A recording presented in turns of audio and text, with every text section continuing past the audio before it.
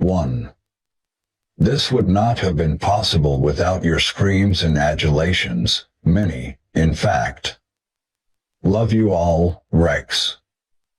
2. I remember back in '87 when Pantera and King's X did a double in-store together in Dallas. Both our bands pretty much kept to ourselves, but all I remember was that Dime was in the corner shredding through a very loud amp practically the whole time, with a bunch of wide-open metalheads going nuts. He was simply fucking amazing. Fast forward 2 years. Pantera played the Backstage Club in Houston, a real cool club that everyone played, and me and my buds Galactic Cowboys went to check them out. Well, I wish everyone could have been there to see them that night doing power metal. It was the tightest, most brutal metal I had ever heard in my entire life. Phil, Vinnie, and Dime were mesmerizing, but me being a bass player, I completely focused on Rex.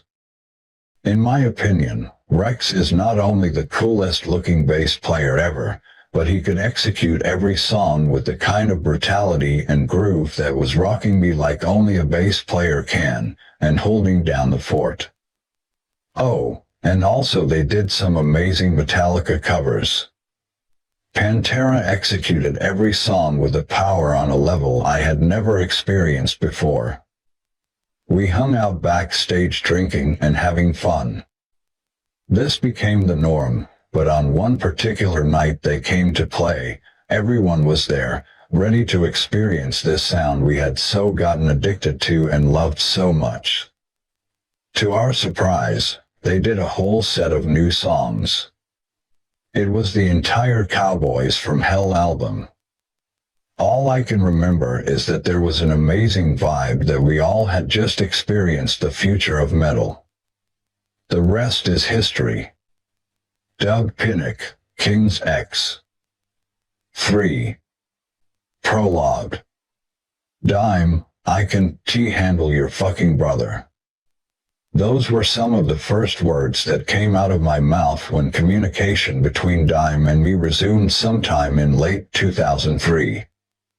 Any previous contact we'd had been strained for sure, and this was hardly a friendly greeting, I know, but I was tired of all of Vinnie's bullshit, tired of trying to coordinate tours around his titty-bar escapades, and I definitely didn't like the fact that Dime's brother was drawing all kinds of negative attention on the rest of the band with his childish actions.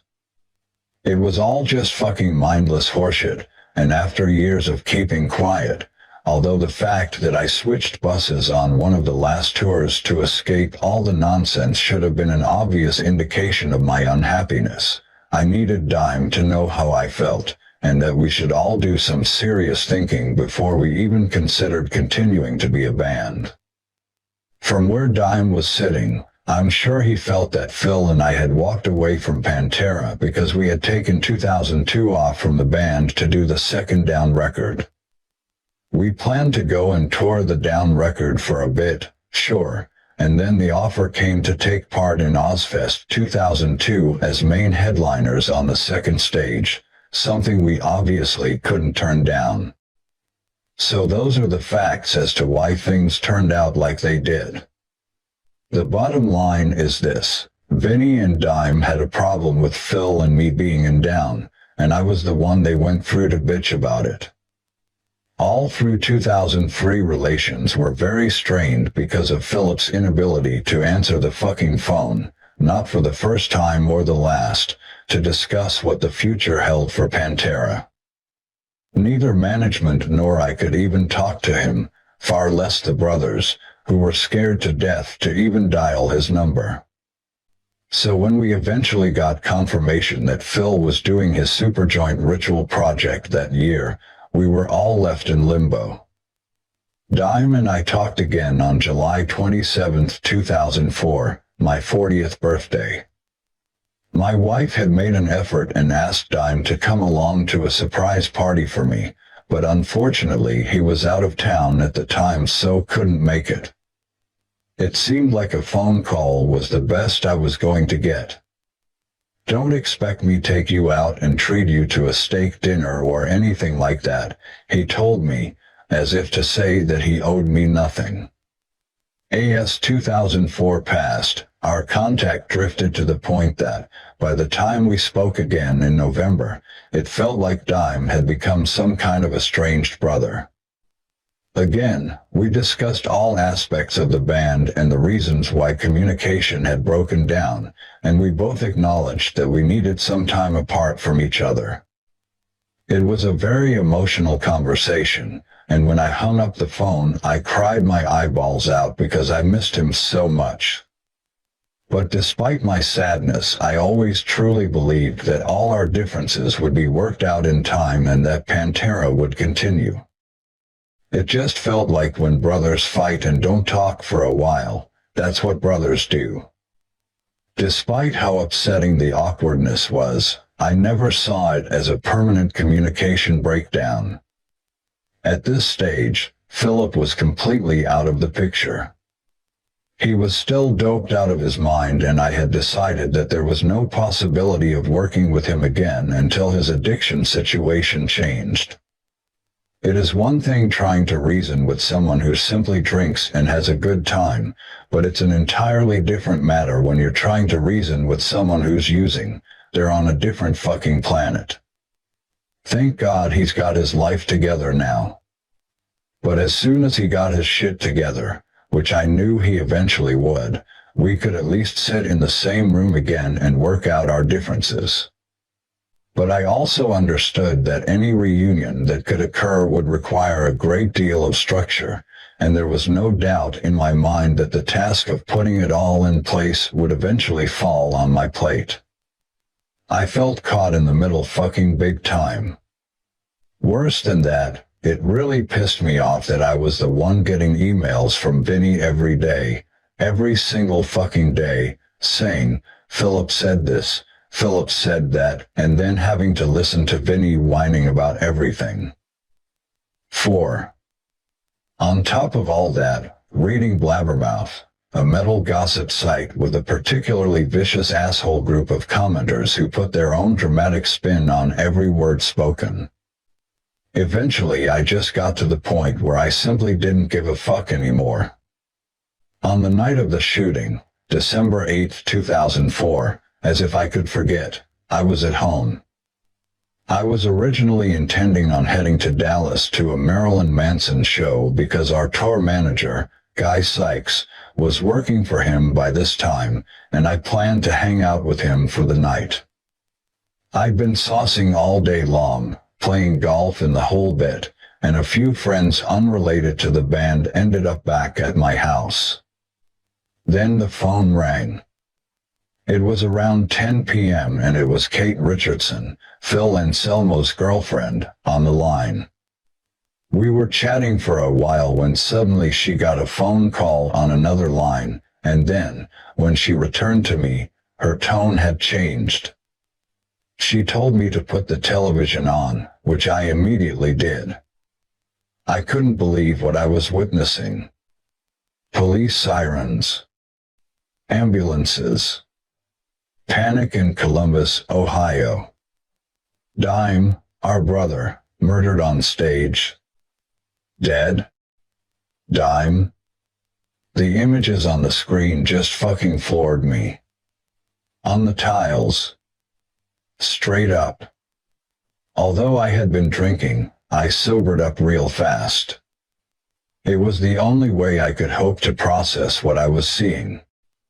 By now the news was all over CNN and every other news channel.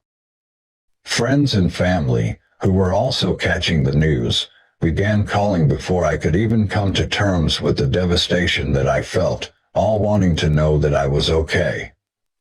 Guy Sykes left the Manson show in town and immediately made a beeline for my house.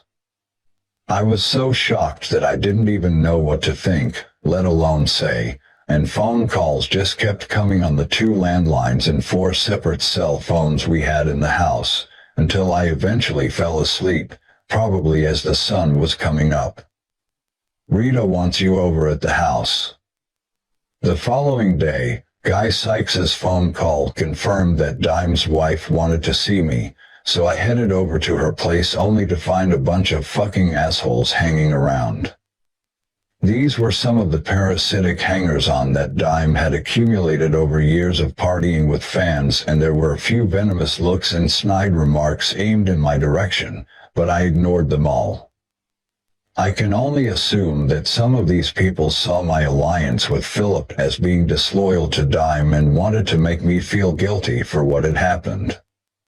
Because these assholes had been following the whole thing in the press, it felt like there was already tension in the air, as if there had been an imaginary line drawn in the sand as to who was taking what side.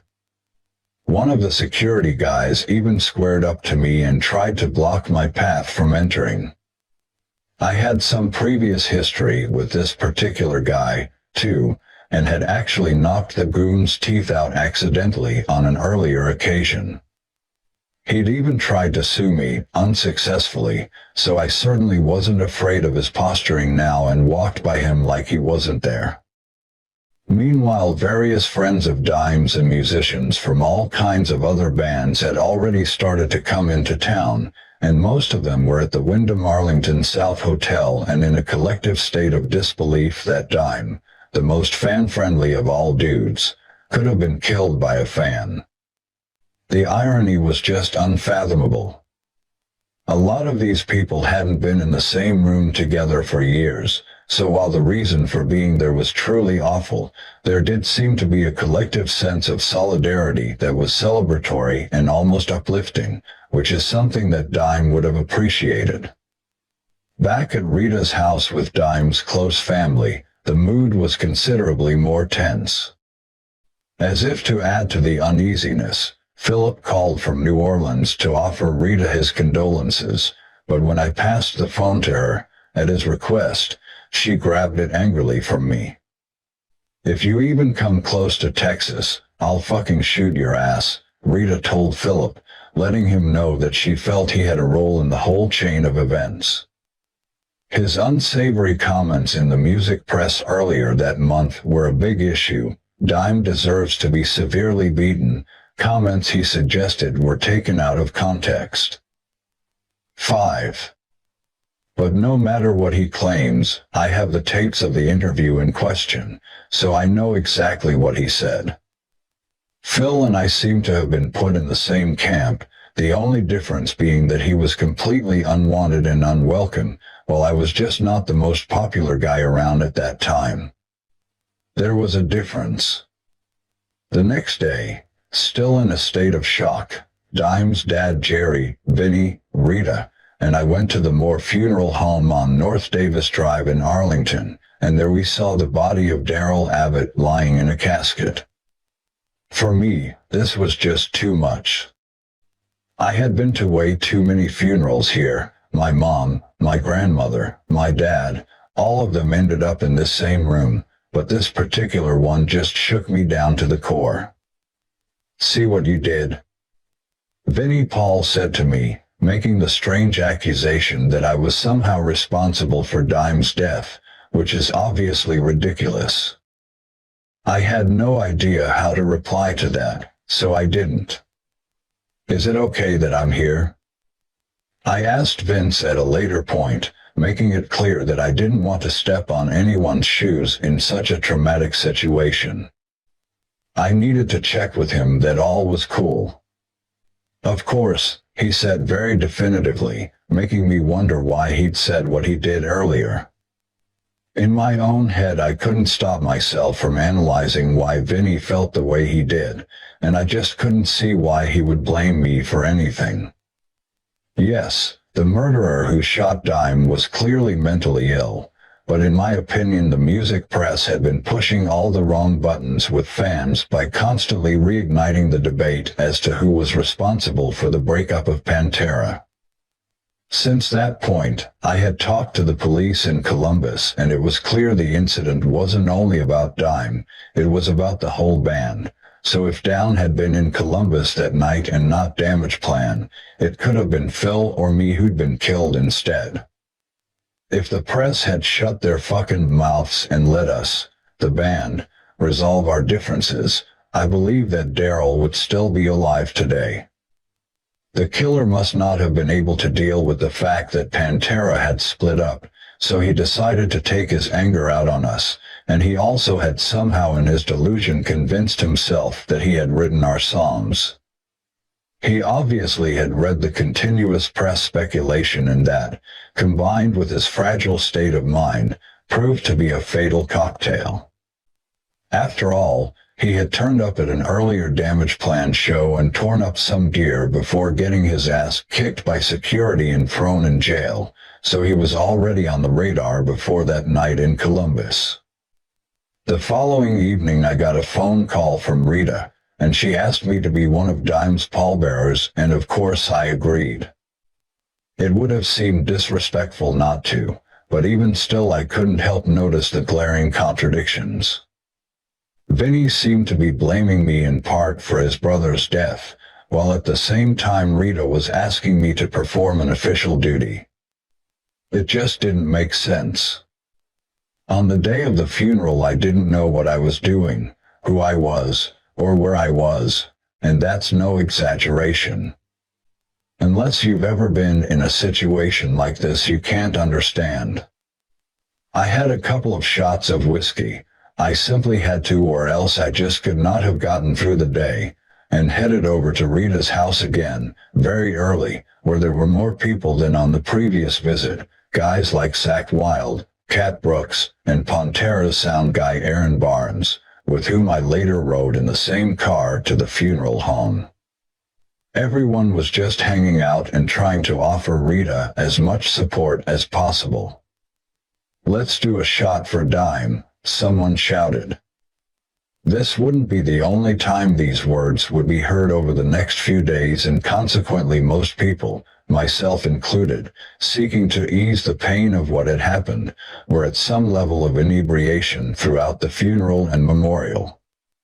There were a huge number of Dime's musician friends there, and Eddie Van Halen and Zakk Wylde were asked to make speeches. I was sitting in the second row beside Eddie, who was just totally out of line, really disrespectful actually. I told Eddie on numerous occasions to shut the fuck up, but there was no point. 6. Zakk was always one of Dime's best friends, as well as being, like Dime, a great guitar player, but on this occasion he was in the bizarre situation of having to keep Eddie Van Halen, who was coked out of his head and acting like a complete idiot, in line. "Fucking shut up," Zakk told Eddie after he had rambled on for a while he was giving his eulogy, something about his ex-wife if I remember it right, but that didn't stop him, he just kept going. It was really disrespectful. Despite the somber nature of the day, there was a danger of it becoming the Eddie and Zakk show, but thankfully it all calmed down. I was one of the last to go through and see Dime's body, my second time, and on this occasion I simply kissed him on the forehead. He was just so cold. Right then I emotionally checked out. Of course I was physically there, but mentally I was gone. I was just a shell and couldn't feel anything. After the ceremony I went outside and lit a cigarette. I was shaking like a leaf. I wanted to get out of there and had a limousine waiting to do just that, but all I really wanted was my wife Belinda, who had come separately, to drive me home. "Put me in the Hummer and just take me home," I told her. And when I got there, I fell into a coma-like sleep. I didn't show up at the burial even though I was supposed to be a pallbearer. I just couldn't face it. I'm not even sure if anyone ever said anything about me not being there, but I wouldn't have cared if they had. Dime was the last person I wanted to put in the ground. I couldn't bear the thought of doing that to my best friend. I woke at 7 that evening to find my house full of people. I was persuaded to get up, get dressed, and of course have a shot or two for Dime.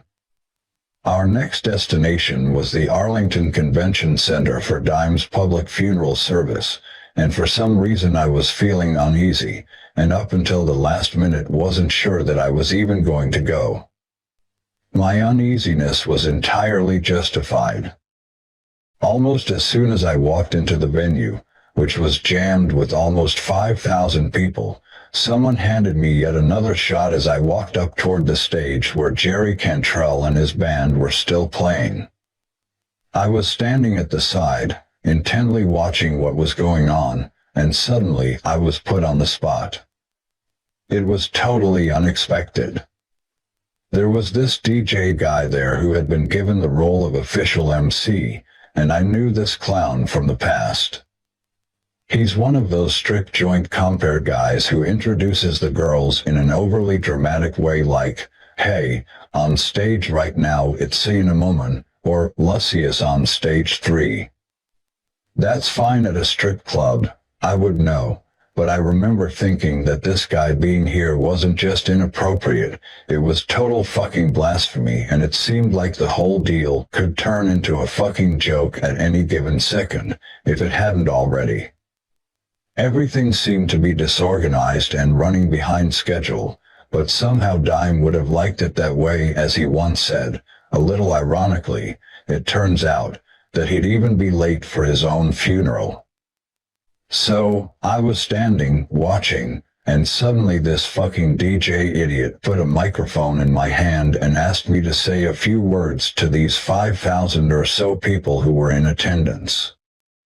Like I said, I didn't know I was going to be asked to say anything, and I certainly didn't have a speech planned, so when I was up there I was desperately trying to find the words, any words, and in the end, all I could muster was, "He loved you all. We'll miss him badly." While this was happening, I was aware that this DJ idiot was pressurizing me all the time.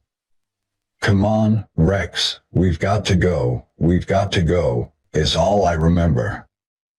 Go where? Who the fuck knows, but after he said it, there were boos from the audience, and in my numb state I wondered whether they were booing him or me. It was a really weird situation. In retrospect, I think he was just trying to rush me off stage so they could get Vinnie up there. All I was trying to do was hold myself together that evening, and I wasn't doing that very well. The whole place was a huge clusterfuck of security that night, with all kinds of barricades in place to keep certain people in certain designated areas. 7. In my dazed headspace, I decided I wanted to go down front of house, and on the way down the stairs I literally fell into the arms of Snake Sabo and Terry Date, who somehow managed to prop me up. They chaperoned me to the area I wanted to be in and put me in a seat between our manager Kim Zide and Charlie Benanti. By then I was an emotional wreck, and all Charlie could do was hold me like a baby. One person obviously absent that day was Philip, although by this time he had flown into town, despite Rita's earlier warning, and was staying in a hotel, so I was phoning back and forth with him all day. I even went to see him for a while and kept him informed as to what was happening. I'm sure there was a part of him that wanted to be there, or at least be close to what was going on, but at the same time I'm certain he wanted to respect the family's wishes. Either way, it was a tough position for him, and one that would offer no closure whatsoever. The concept of him showing up unannounced would not have been well received given Rita's total insistence that he stay away. So, frustrated by being excluded from all the events surrounding Dime's death, and cheated out of any closure on the death of one of his best friends and musical soulmates, Philip later wrote Vinnie a letter, but my suspicion is that it may not have been read or certainly not acknowledged in any way. It was suggested that Vinnie never even got it, but I'd bet that he did. The days following the funeral were no less stressful. Every day my wife and me were harassed by reporters at our door. They even went through our trash and threw it all over the yard, trying to get any kind of comment from me about what had happened. I simply didn't want to get involved in any of that discussion because what else was there to say? So I just had my wife say to them, "He's not talking to anyone, so you might as well fucking leave." I went to the cemetery a few days later, alone. I wanted to say my own goodbyes to Darrell, but the public wouldn't even allow me this privacy with my friend, as I was continually harassed for comments and even autographs, all while I tried to spend a little private time at Dime's graveside. I remember this as one of the worst days of my life. From that day on, I went into the why loop, and I'm still asking the question. Maybe I always will be. I live with a constant combination of anger at the fucker who did this to my dear friend, and complete shock that the existence of the band with whom I'd spent my entire adult life has been ended by a series of events that were far beyond anyone's control. What you need to remember is that only 4 guys ever really knew what went on in Pantera, and one of us isn't around anymore to tell his side of the story. Chapter 1. Heads up. If you put your head up above the fence often enough, eventually some fucker is going to throw a rock at you, but when they stop throwing rocks, that's when you've really got a problem, because you're obviously not important anymore.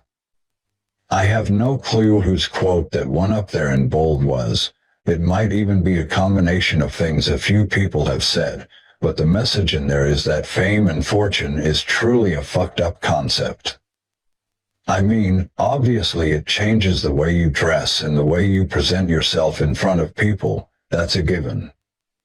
But I found myself treating people differently, and not because of their personality or how they were to me. That didn't matter at all. No, the reason was because I was in a higher tax bracket. Fuck, I'd sit there and say stupid shit like, "Dude, I've got more money than God." That must have sounded so arrogant, and I'm embarrassed I ever said things like that.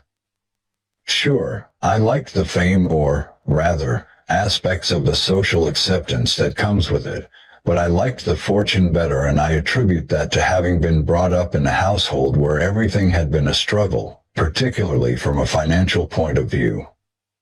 My conclusion, and I'm far from the first to say so, is that everything changes when money gets involved.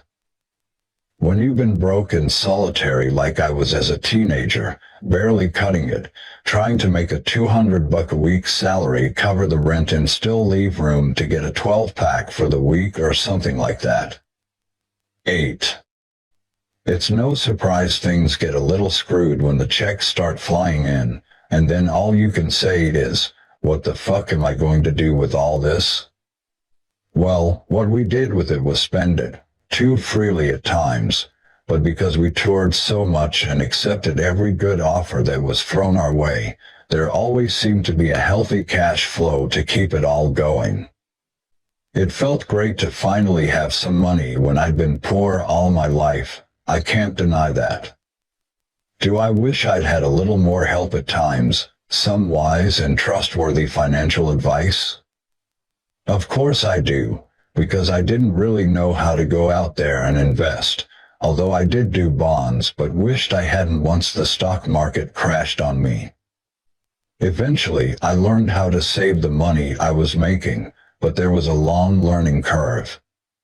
What complicates things is that you've got money coming from so many different places: record royalties, tour money, merchandising, equipment endorsement deals, the list goes on, and all you can do is to trust somebody, in my case the company who was part of our business partnership, to pay all the bills and take care of all the taxes, so I really didn't have to worry about anything. I could just call them and say, "I need some money here, I need some money there," or whatever, or I could call and say, "Just cut a check for this to so-and-so," and they'd do it so I didn't have to. That left me to take care of the business I knew how to control, playing the music. To have large amounts of cash at my disposal not only felt great, but it also balanced out all the sacrifices I'd made to get in this position, being on the road, being away from my family, and all the other difficulties that come from that kind of life. Gradually though, and it doesn't matter a shit how much money you once had, you realize that not only do you not have more money than God, but you actually don't have nearly as much as you thought you did. Then you panic and all you want to do is just live. I had gotten into the habit of living well, in a large house with every available comfort, and it was great for my kids to live in the type of environment where they can get anything they want, within reason. Being able to provide that meant a lot to me because it was the polar opposite to what it was like for me growing up. Remember, we were musicians, not accountants, and learning to look after your cash is something only learned after a lot of trial and error. Meanwhile, the other guys, Darrell and Vinnie most of all, were out spending $1,000 a night and then wondering where all the money went. I remember one day when Dime turned up at my front door out of the blue. I guess you could say I was like a father figure to him, and he looked to me as some kind of source of wisdom. At least I think he did. Dude, I'm not sure, but think I might be broke. Even the way he said it sounded idiotic. Of course I said, you might be broke. What does that even mean? What the fuck are you talking about, dude?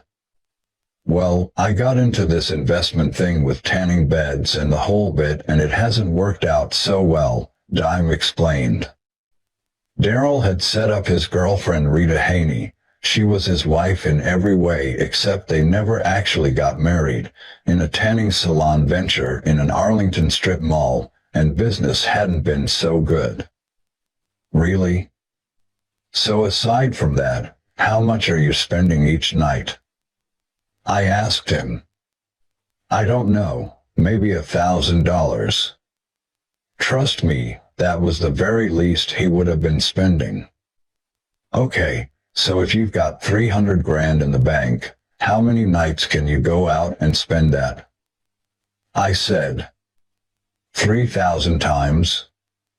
Think again, buddy. Try 300 times. No wonder you're fucking broke. You need to work on your math, I told him.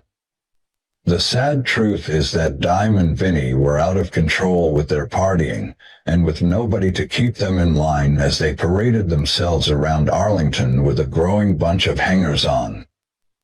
Cash would always run dry fast. As fame took hold, we couldn't walk down the street without getting recognized by fans. I reverted to the quiet, unassuming approach that underpins my personality and started looking for little fucking dive-watering holes to hang out and drink in without being harassed. 9. Somewhere close to the house so that I could get totally fucked up and get home quickly afterwards. Flying under the radar, you could say. Even in interviews, a process I didn't really enjoy anyway, I just kept to myself. I'd show up of course, but then I'd just sit there behind a pair of dark shades and not do a whole lot of anything. I wanted to try to keep my personal life separate from the band, which was impossible, and I also knew the other 3 guys would have plenty to say. I was always the quiet guy that nobody knew much about. I just liked to fucking jam, and that's the plain truth. If I'd wanted attention I would have had, like Vinnie, 5 bodyguards following me around.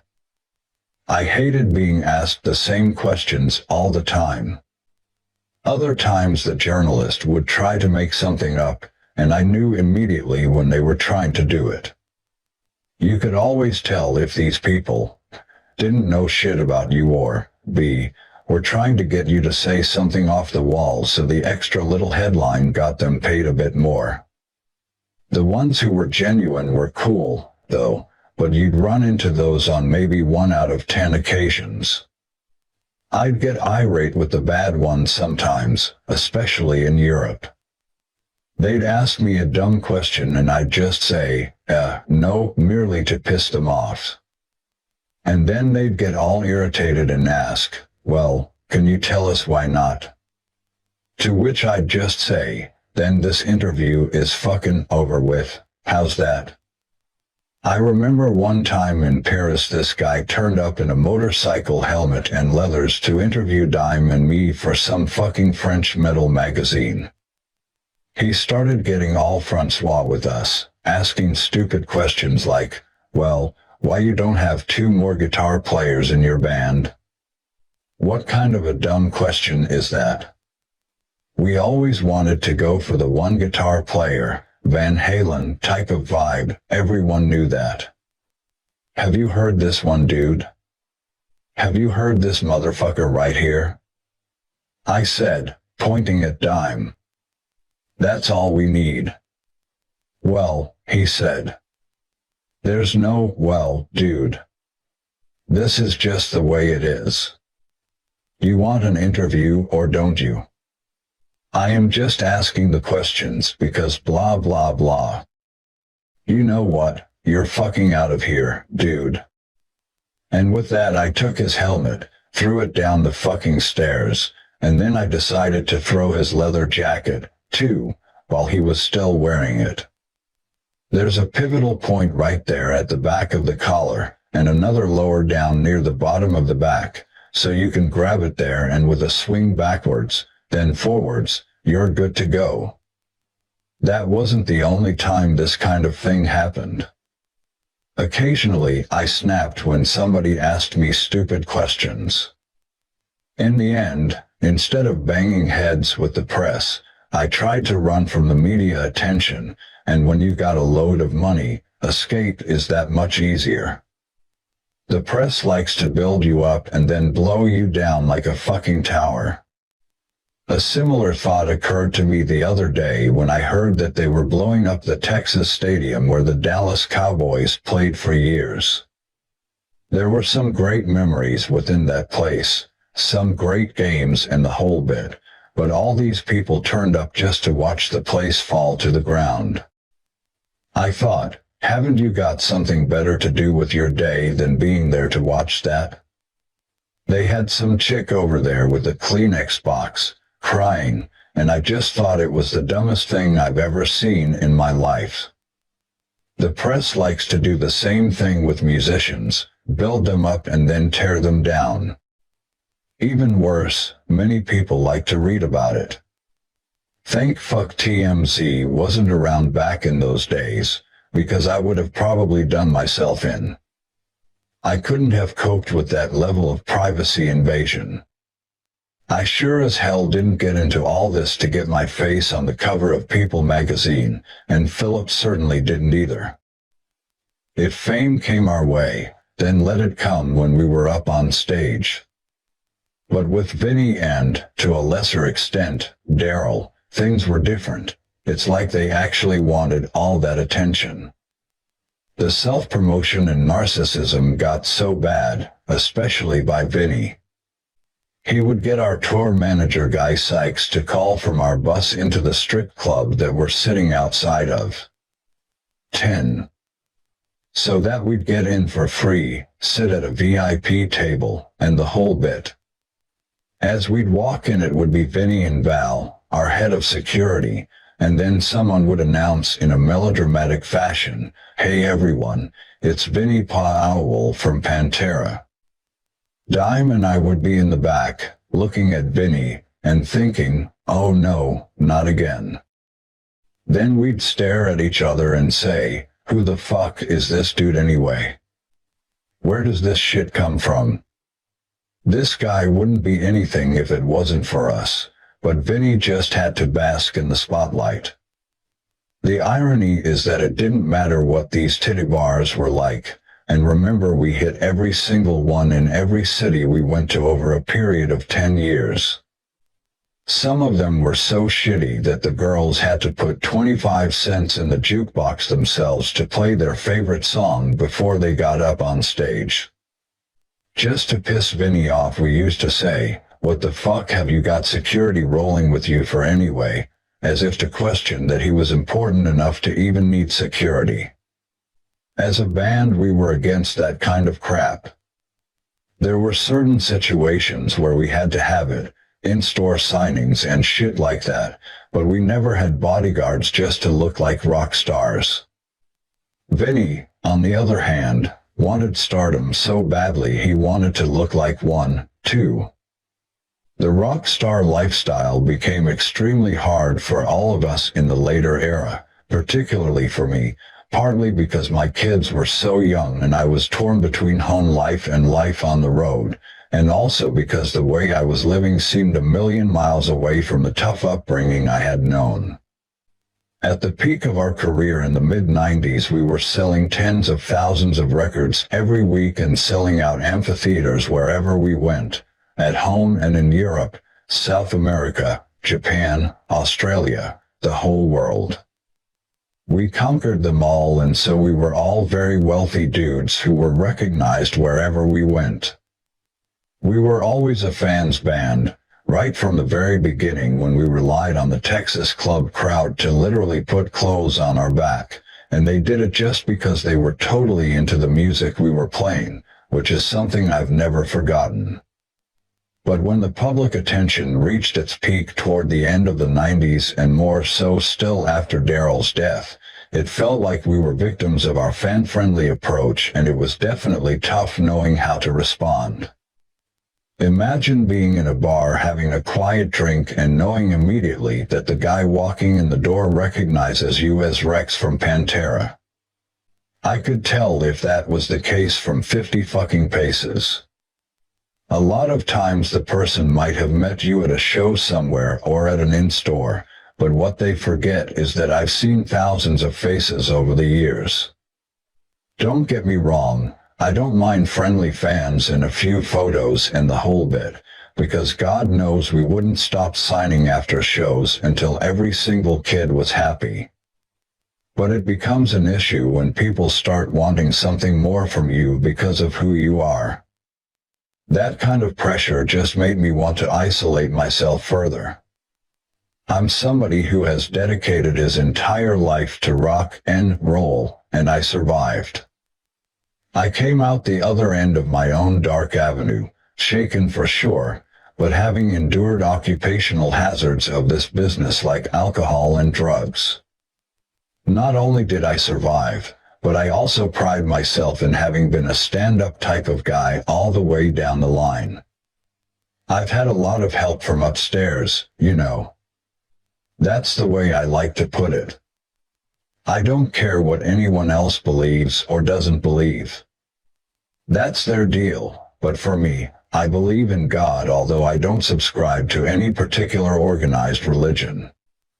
I like to simplify it and say that I know the 10 Commandments, what to do and what not to, but I also believe that something higher and much greater than me has helped me get through the more traumatic side of a life in rock and roll.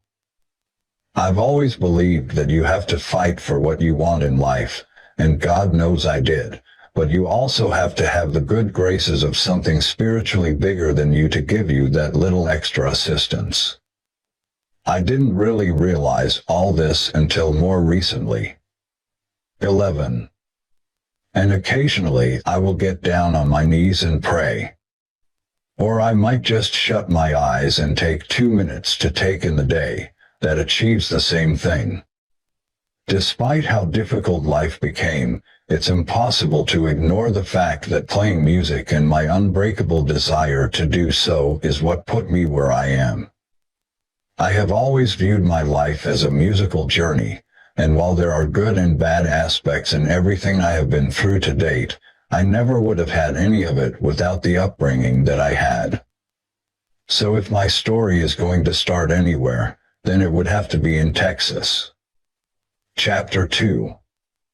Daddy Bill.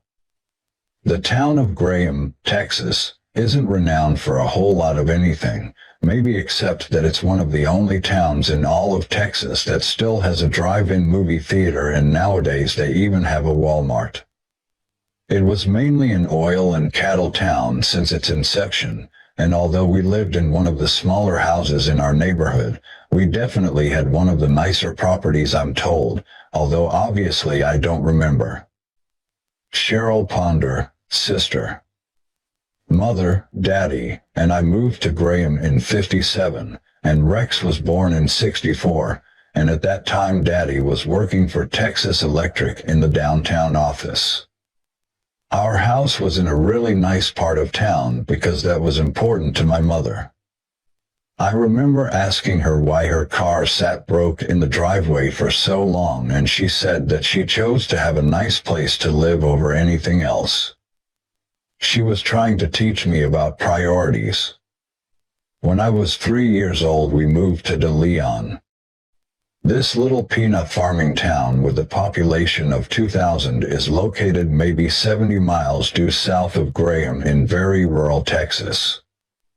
My dad, Daddy Bill, as he was known, worked for Texas Electric, and the move was a promotion for him, and he now was responsible for the electrical grids of 3 towns in northern Texas. My mother never really worked, and by this point my older sister Cheryl had gotten married and had moved out of the family home to live with her husband Buddy in the Dallas area, leaving me, Mom, and Dad in our house. It was a regular, 3-bedroom place, not too big but big enough, with a huge yard that was home to countless dogs over my childhood years. It was definitely rural Texas, you couldn't deny that. I remember walking to the end of the street and suddenly there were no more houses. Civilization stopped and was replaced by wild patches of watermelon as far as the eye could see. One constant feature in the Brown household was music, and part of the varied soundtrack to my young life was my mother's vinyl repertoire, which included a whole bunch of swing bands, Tommy Dorsey mainly, and other acts like the Andrews Sisters and Louis Armstrong. My mother would pipe this stuff every day through this annoying intercom we had throughout the house, even to wake me up for school. That really began to piss me off.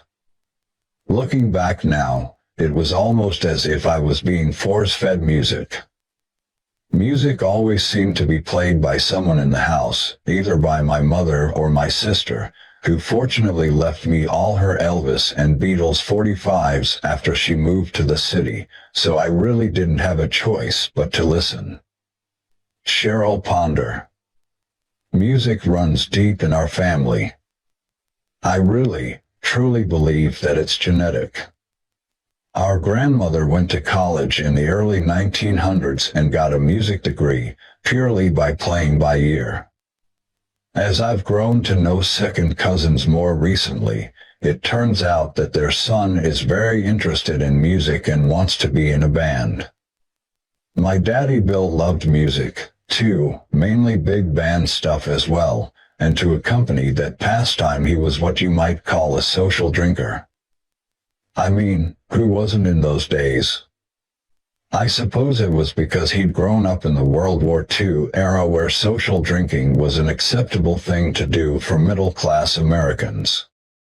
Basically, it seemed like when they came back from the war everyone got fucking drunk and nobody really thought anything of it.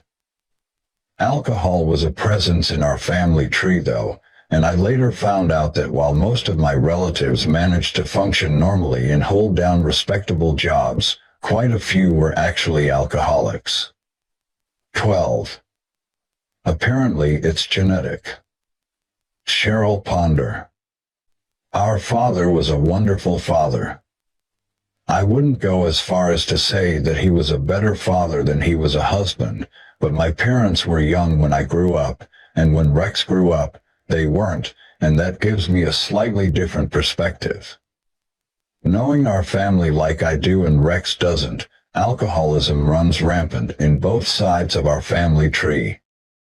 Mother drank socially, and both her brothers were alcoholics in later years, and that trait goes all the way back as far as our great-great-grandfather, who was also an alcoholic. My parents were also proud Presbyterians, and our family attended church regularly throughout my childhood, but because De Leon was such a small place, The only church denomination that was available was Methodist, so we just went there every Sunday anyway. But while my parents were religious in that they believed in good morals and living correctly, they definitely didn't take it to the fire and brimstone level from a young age. From the time I could walk and talk, in fact, I was a ham. Anyone who was in a bad mood just needed to take one glance at my face and they'd have no choice but to laugh or at the very least smile. My sister tells me that whenever she used to visit for the weekend, when she pulled up in the driveway, I'd always be standing there dressed up as something different, a cowboy, Superman, Batman, or frankly anything besides myself. I must have been born with a built-in need to perform. One of our dogs was called Reddy Kilowatt. Not exactly a normal dog name, I know, but he was named after the mascot used for electricity generation in the United States, and there's a picture of me with him somewhere where I'm dressed up as the Lone Ranger. And I did these things because I always wanted to be noticed. Fortunately, my dad's parents encouraged me to express myself. They lived just a half hour away in Ranger, Texas, and my grandparents, while very, very strict people, were also extremely influential on my early life and encouraged me to try anything I wanted to do. After all, I was the last of 26 grandchildren on both sides of the family, so it seemed that because they knew they'd probably never get another chance to be grandparents, I got special treatment. Dad was diagnosed with cancer of the sinus cavity in 1971, and we had a maid to help my mom after Dad got sick, and she was called, brace yourself, Nigger Georgia. That's the name I always heard being called in the house. Sounds terrible, doesn't it? No wonder I've had problems with that word ever since. I grew to resent it because I didn't feel that it was proper. I didn't realize this as a kid though. It wasn't until much later in life that I came to know what that word truly meant, but that's just what my mother said. She made it sound like a term of endearment. Nigger Georgia this, Nigger Georgia that. Nowadays I will never use the words nigger or faggot, nor will I allow them to be used in my house. In my eyes, they are the foulest words imaginable. I'm not trying to say that my mother was a racist. She definitely wasn't, but there were just very few black families out in the peanut farming areas at that time, and to talk like that was just how the South was back in the 60s and early 70s. Even at school you could see it. Some of the water fountains were clearly marked, colored only, which seems unbelievable in modern times, although I wouldn't be surprised if they are still there in some of the really back-ass places. Because my dad was ill, it was easier for my mother to help him if I wasn't around all the time, so I was always being shuffled off to spend time with other people, especially my maternal grandmother, who lived in downtown Fort Worth. Well, she was quite a woman, let me tell you. Back in the day, she and her brother Jack lived in Thurber, Texas, right on the county line, one of the only places you could get liquor back in the 30s and 40s post-Prohibition days. That was where all the juke joints were back in the day, in hard-living towns like Strawn, Mingus, and Thurber. My grandmother used to play the piano down at the front in the silent movies that were shown in these tough little towns in the Texas countryside. She used to tell me stories about when 13.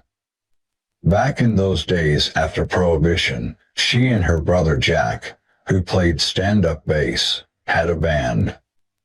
When they were up on stage performing, everybody in the audience got so drunk that, when they didn't like a song, they'd just throw a fucking beer bottle at the musicians in protest. So the only way to stop being hit on the head by a bunch of beer bottles was to hang chicken wire around the stage area, like some kind of crude barricade. I'm sure some missiles still got through though. These places were rough, and you can probably still find dives like this in some outlying parts of the state. She lived in this huge Victorian home with another elderly lady. I can still remember the place like I was there last week. Isn't it weird how places stick in your head from when you're a kid, but you can't remember seemingly more important things for shit? The place she lived in was divided into a bunch of apartments, and her place was on the second floor. My grandmother was an amazing person in many ways, but her complete immersion in music influenced the young me most. She was certainly one of the primary reasons that I became interested in playing it.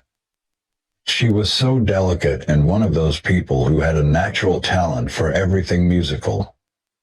As a 5-year-old, I used to sit on her knee while she played piano, absorbing every sight and sound in complete fascination.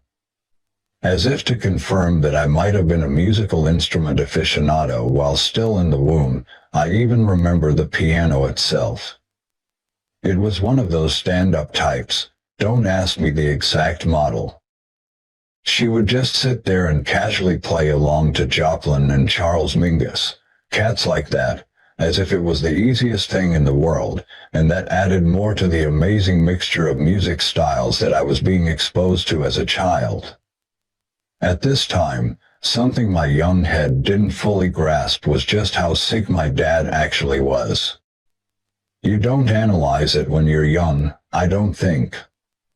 In fact, I suspect all of us, Dad included, were in denial about just how bad things were, and I think all of us felt that if we didn't talk about it, it somehow wasn't there. But it was there. And because Dad was worried that he'd lose his job if his employers found out how sick he was, and that he might not be able to fulfill his daily duties, his ill health was never really discussed, and especially not outside the four walls of the Brown household. So as a young kid, I'd happily go off to school while Mom would drive him to the city for treatment, and I guess I just thought that he was in the hospital getting better when actually he was dying, his body systematically eaten up by cancer. Back in the 70s, there wasn't the technology available to catch cancer early enough to stop it spreading like wildfire. They just dealt with it when they found it, often too late. And when they did find it, all they had at their disposal was chemo or radiation, so Dad had to stay in the hospital in the city, getting dosed with one or the other. I remember going to visit him, and because of how sick it made him feel, the only food he could taste and enjoy was fried catfish washed down with Budweiser, so we would always sneak some in there for him. Sounds like a weird combination, I know, but it was all he seemed to want. Cheryl Ponder. Daddy was diagnosed in April of 1971 and had extensive and immediate radiation for 6 weeks, which didn't seem to slow it down much. Because it was cancer of the nasal pharynx, it seemed to be hard to contain. Then in the summer of the same year, he had another biopsy and it was still spreading. Although I was young and he was sick for most of the time I knew him, my dad and I did have a close bond. When you consider that my sister is 17 years my senior, it's easy to see why, too. Because Cheryl and I had basically grown up in 2 separate generations of our parents' lives. And he just adored me, even though I suspect I was one of those mistakes after they went to the country club and got drunk one night. I have dim memories of us sitting on the couch in the afternoons watching golf together. He loved having me for company, even though I clearly knew very little about golf. 14. Something about the game must have permeated my psyche though, and the Colonial Tournament sticks out in my mind particularly, probably because it was played locally in Fort Worth, and he stressed that very fact to me at the time. I know that he would have been really proud to know that his son would get invited to play in it in later life. Even while he was very sick, he would still drink Budweiser like it was going out of fucking style. So at the age of 5, I probably tasted my first beer, and as shocking as that might sound, that's just how my dad was. He'd just slide me a sip of his beer when my mom wasn't watching and I'd drink it. I can't imagine that I liked it, but at least I was giving my body plenty of years head start to develop a taste for it. For the record, I couldn't imagine feeding my 5-year-old a fucking beer nowadays, but back in the day that's just how things were. Cheryl Ponder. Mother had no idea how to become a widow or a single parent at the age of 47, so along the way she'd made a lot of psychological mistakes, which she couldn't redo. She knew it, but she couldn't go back and redo. I would call every other day to see how Daddy was, and if Mother saw one little glimmer of what she thought was, oh, he's going to get better, then we all thought he was going to get well, and Rex got caught in the middle of all that. Back in the 70s, I'm not sure if many people knew much about psychology, or at least how to tell a young child that his dad is dying. Predictably, due to my dad's poor health, most of the parenting and disciplining was left to my mother, although she had a few health issues of her own. She'd had polio as a child, and while there were no lingering effects that could be clearly identified, when Dad got really sick she didn't cope well at all, and it triggered a central nervous reaction that impaired the use of her limbs. What that meant was that in order to take care of Dad while her mobility decreased, I got farmed out to stay with other people more and more, sometimes to people that I hardly knew. Apart from grandparents' houses on both sides of the family, one of my other favorite places to go was my uncle's beach house place at Surfside, south of Galveston, because when I was there, I was basically there on my own, free to roam the sand dunes that stretched out for 400 yards and free to get in the ocean and try to learn to surf, mostly unsuccessfully, I might add. Strangely, even at this young age, I seemed to like fending for myself, scrapping to survive, and this was a trait I'd carry throughout my life. Whether it was because I had no choice or because I was a naturally independent type, who knows?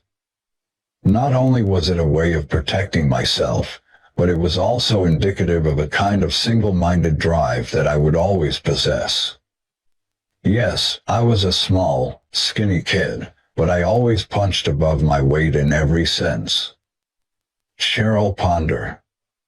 Rex was always full of it. He had a great little personality, but he did pretty much exactly whatever he wanted, wherever he was. He thought he was independent from a very young age. My dad passed away in January of 1972, almost exactly a year after his own father had passed, and I get the impression from what I've been told that it was a long and painful death. He was only 47 years old. Young by anybody's standards. I was oblivious. This is where it gets sticky for me. I'm not the kind to open up too much emotionally, and my dad's passing is something I have never discussed with anyone, not even my mother or sister. I must have completely shut it out immediately because at that age I had no hope of coming to terms with what death actually meant, although I'm surprised about how much I actually remember about the events themselves. On the day he died, I was playing outside in the yard at the doctor's house. The biggest mansion in town, as if it was any other day, and my mother came out to tell me that Daddy had passed.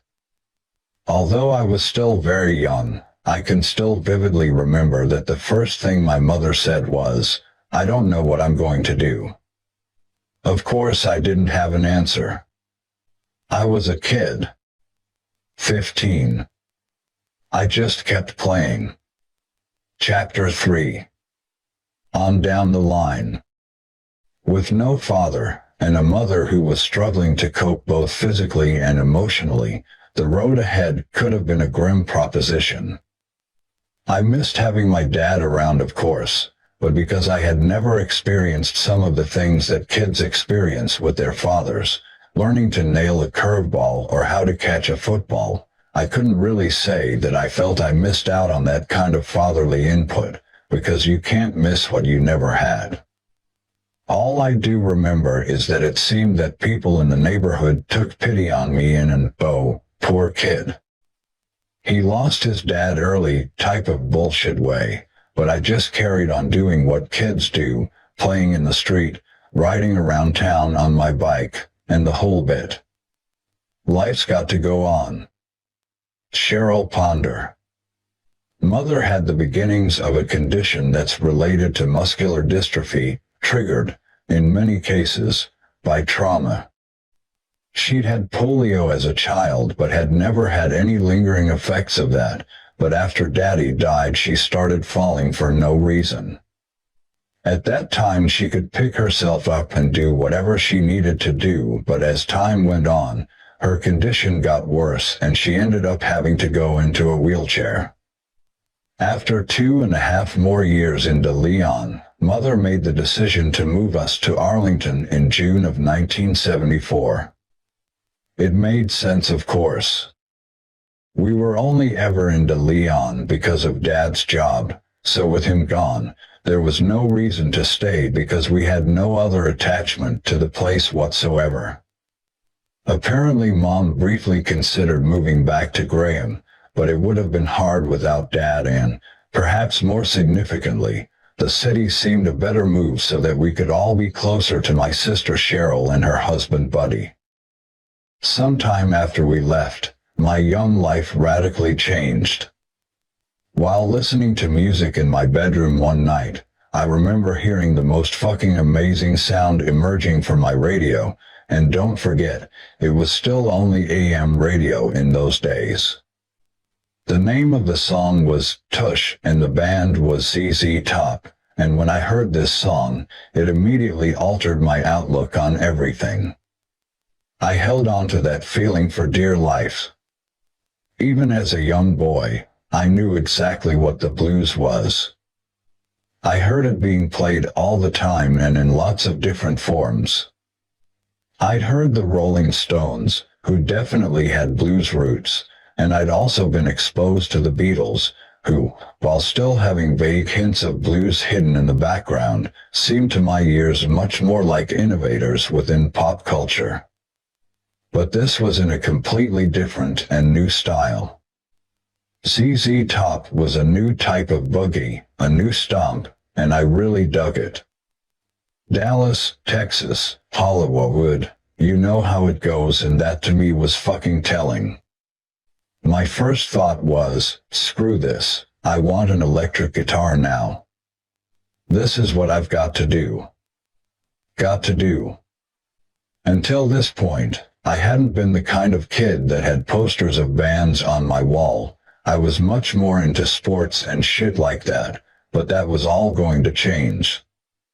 I was probably only 8 years old at the time. So, after we moved to the city and when I showed up for my first day at my new school, I was faced with total culture shock. Hell, I was used to having 8 kids in my class, maybe 10, and now all of a sudden I'm in a 5th grade classroom with 50 kids, split over 3 partitions. It took a while to adjust, and as a result of feeling lost in the crowd, I started acting like the class clown to get attention while hopefully making some new friends. Cheryl Ponder. The main reason for Mother and Rex moving into the city was to be near my husband and I. I wanted to help Mother with Rex, and the opportunities were better for Rex in Arlington. Even at this age, I would take anyone on. I was a scrappy little dude for sure.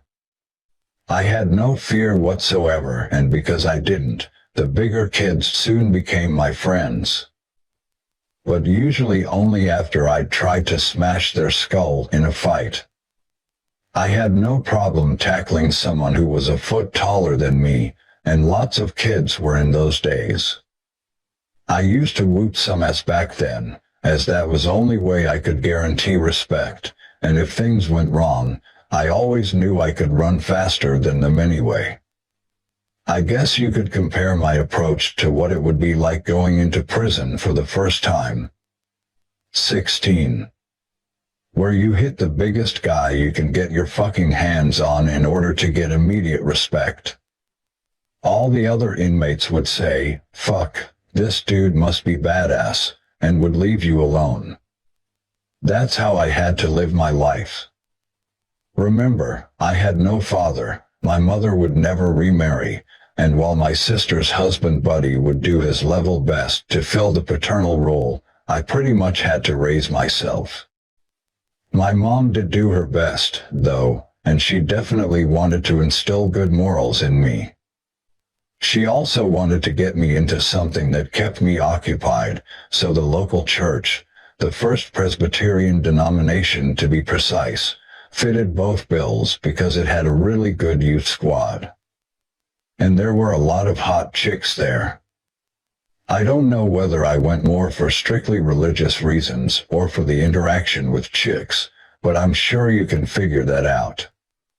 Either way, I sang in the church choir and had a lot of other activities going on that were connected to the church.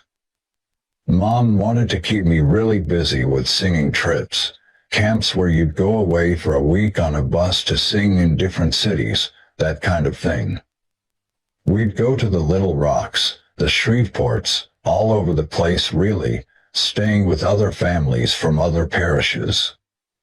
Then we'd do our little bit during their Sunday service, and usually I was singing lead in something, I was that good. The choir director's name was Michael Kemp, and when I look back on it, he really helped bring out my talent by making me feel comfortable singing in front of an audience and the whole bit. He wasn't a father figure as such, but he was definitely a mentor, and he saw the talent and probably already knew that I was going to be some kind of a musician. This church was cliquey though. Not only was the size of its congregation large, it was also organized religion to the extreme. While I probably didn't see the writing on the wall at the time, in terms of what organized religion actually was, I was aware that it seemed to be all about who's got the most money, who's got the best shoes or the biggest house, and all that. Maybe when you're going through your formative years you don't really pay too much attention to the wider issues of a subject like organized religion. Other things seem much more important. There are enough school studies that you're trying to deal with, so a class subject such as religious study was just one more on a long list I had to take. Cheryl Ponder. The church had a very active youth group. In 1975, the church hired a new music director called Michael Kemp, and he and his wife had just gotten their degrees in music and moved to Arlington. He was just so talented, and he put together a church choir with the kids, and our daughters Charlotte and Rex joined, and immediately Michael took to Rex because he could see the talent that he had. The kids went on all kinds of trips, and Mike became increasingly proud of Rex, gave him more and more responsibility.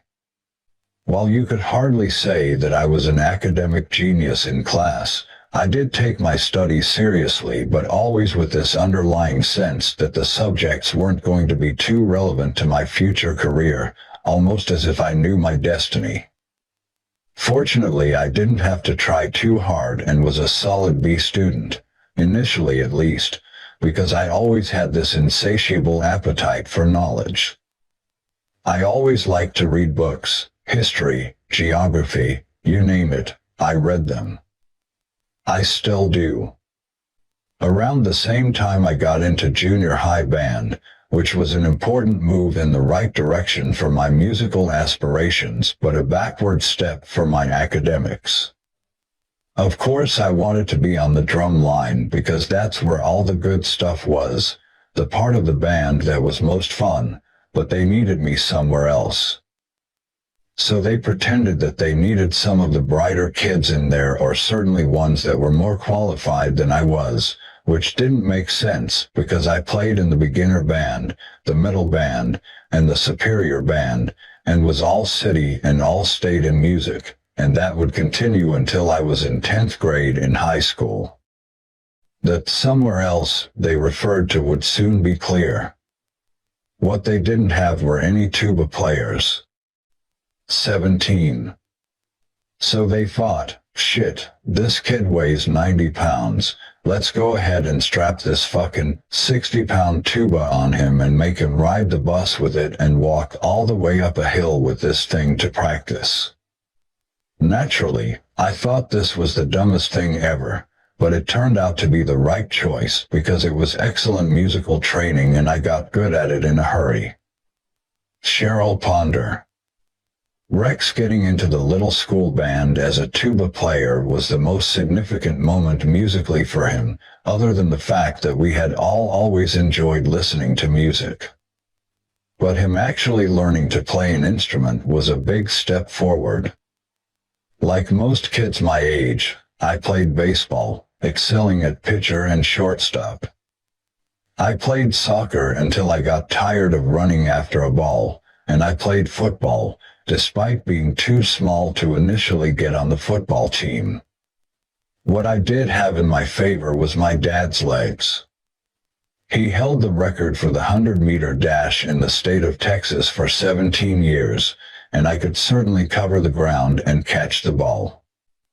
Eventually somebody pulled some string somewhere and got me on the team, but the coach, who was a total dick, just made me be a towel boy or a water boy.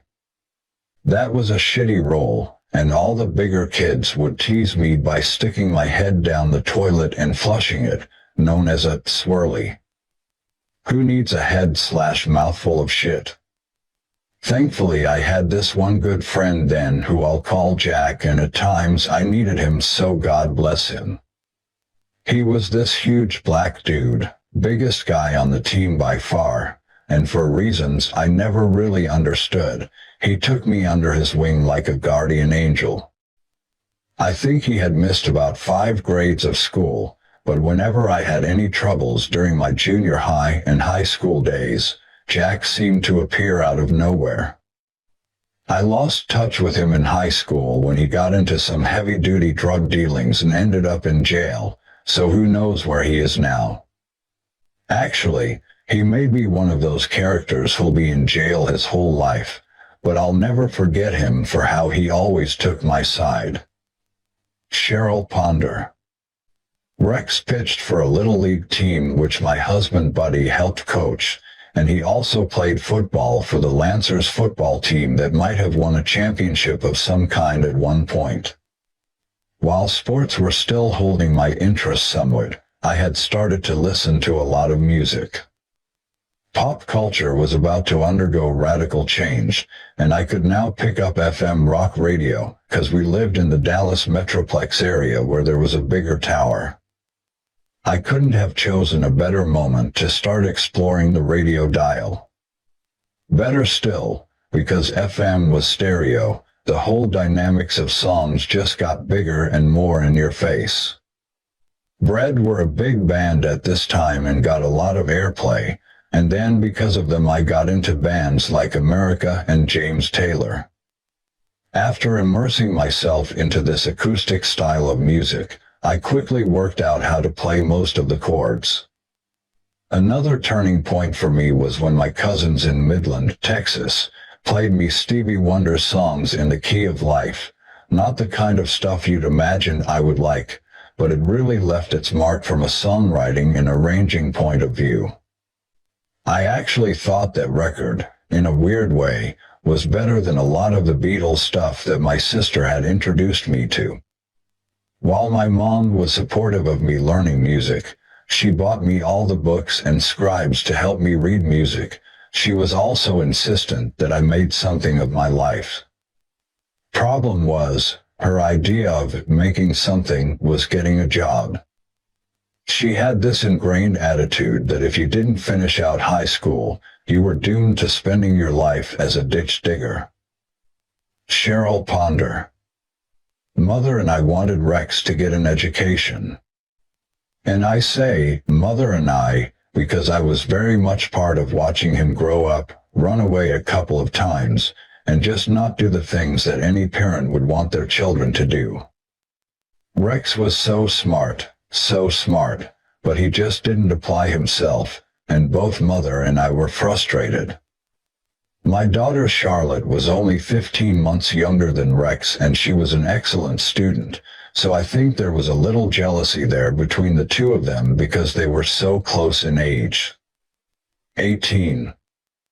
We just wanted him to at least get his high school diploma, and then he could go on and do what his music was going to do.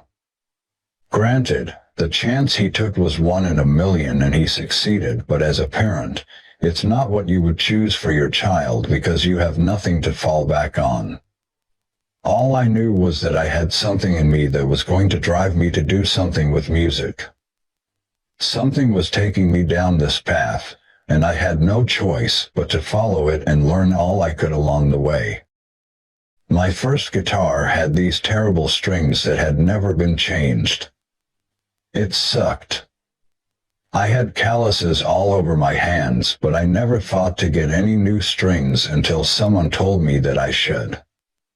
Unperturbed by substandard gear, I started taking lessons at the YMCA because it was cheap, $10 a month or something. I'd go in there and play whatever the teacher had for the day. He gave me a John Denver book of songs to take home, and when everyone came to our house for the holidays, I'd play all these songs and sing them, too, which is kind of embarrassing to think about now. As a resource, the YMCA was effective because they had all the books and the chords readily available, but it seemed like with the guitar you had to change chords with every beat or measure. So I decided to pick up something entirely new, the bass guitar, even though I could already play piano, drums, and guitar pretty well, and my ability to read music was already off the map. Chapter 4. Rex, Drugs, and Rock and Roll. By the time 9th grade rolled around, my first class of the day was jazz band.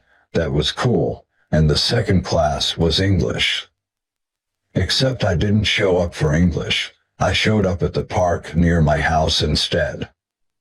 They didn't do shit about truancy in those days, so I'd just take off, burn one, and throw a fucking frisbee around. Now, a frisbee was a key part of my teenage apparatus. And here's why. You learn how to roll a joint on the frisbee, get all the seeds out of it, and get rid of all the crap. Some frisbees had a little recess where you could hide something inside, so you'd light the joint, put it in the frisbee, and throw it to your buddy. He'd then smoke the joint and throw it back, and all of this is happening while everyone else was taking English class. This was my education. If I decided to go back for the third class of the day, it was algebra, a class I shared with Vinnie Paul Abbott. I'd known of him because we'd both been in all-city bands and stuff like that, he in the drum line, so I'd been aware of vaguely who he was, not least because it seemed he'd had a full beard and mustache since he was about 11 years old. He was one hairy dude. He also had these huge, double canine teeth, and I'd go out to lunch with him from time to time, but at that point I thought of him as an acquaintance rather than a good friend. Though I guess we were friends in some ways, music taste being the main common bond, in other ways we weren't. There was, however, a significant advantage to this almost friendship. Vinnie's dad Jerry had the only proper recording studio in town that I knew of and was its sound engineer. He also wrote a bunch of country songs that he was always trying to sell. I think he'd done some songs for ABC Records back in the day. Through him and Vinnie, I got to meet his brother Darrell, who at that point couldn't play the guitar to save his life. Darrell was a couple of years younger, and he was just a scrawny little skateboard punk in those days. By now I was listening to pretty much anything that was current, absorbing it all. Vinnie sat in front of me in algebra class and we soon got into talking about bands and players. Usually while the teacher was talking, too. His big thing in those days was Neil Peart, Rush's drummer and lyricist, and if you didn't like what Vinnie liked, it was his way or the highway. He'd say bullshit stuff to me like, dude, Neil Peart, he blows John Bonham away. I still followed ZZ Top, of course, and then all of a sudden here comes bands like Bad Company, and when I got into them, my naturally inquisitive nature brought me back to understand Black Sabbath and Zeppelin. 19. And where that all came from because that stuff was more progressive. To me, the first Zeppelin record sounded more like Jeff Beck's Truth album, and Jeff was always one of my favorite guitar players. So, being a huge Zeppelin fan by then already I'd say, are you out of your fucking mind? And then the teacher would interrupt our vital debate and bust our asses for talking in class. Brown, Abbott. Pay attention. Incidentally, the reason I have no ass at all nowadays is because I was paddled every fucking day.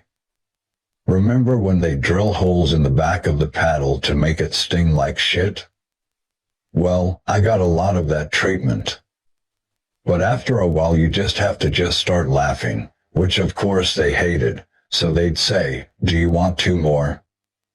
Go ahead, I have no ass anyway. And you're probably gonna break my pelvis, so it doesn't really matter, I'd reply, so my ass was never the same after that. Soon, Led Zeppelin's Physical Graffiti record led me down a new and chemical path. I had this friend who used to get balls of opium, and we'd sit with a hot knife over a stove with hash and opium listening to that record non-stop while catching this killer buzz. This would be my first real experience with drugs, and when I did it I took a whole lot of them. There were no half measures. Then I took acid and that was just wild, and I knew I'd found a whole new me. We did blue dot or paper and I got hallucinations that I couldn't get from smoking pot, and they would last for 8 to 12 fucking hours. Better still, all the music we were listening to seemed to be enhanced by the drugs, songs like Floyd's, Comfortably Numb, already a tricky song, but while high on drugs it took me to another planet. This stuff and my sister's Beatles albums were the perfect soundtracks to my acid trips. The evolution of rock music interested me almost as much as listening to it or playing an instrument. It might sound strange, but it was almost as if I knew that I was going to be part of the rock scene one day, so it made sense for me to want to understand how and why I would arrive at that final destination. To me it all started with the Delta Blues, with someone like Robert Johnson. From there you can trace it through to Howlin' Wolf, Chicago Blues, and I know that Step skips a lot of time and a lot of great blues players who were out there, but that's the general progression as I heard it. So you could say that the origin of rock and roll comes from the Mississippi Delta all the way through Chuck Berry to English bands like the Beatles, the Stones, and Zeppelin to where we are now. But it began in America, in the South. I say all this for good reason apart from offering my view of the development of rock music. It always irritated me in later years when people referred to Pantera's sound as being Southern, as if that was something unusual. And musically speaking, the only thing Southern about us was the fact that we happened to be from Dallas. As I've illustrated, all rock music originated from the Southern states, so I always felt that Pantera's sound was misidentified.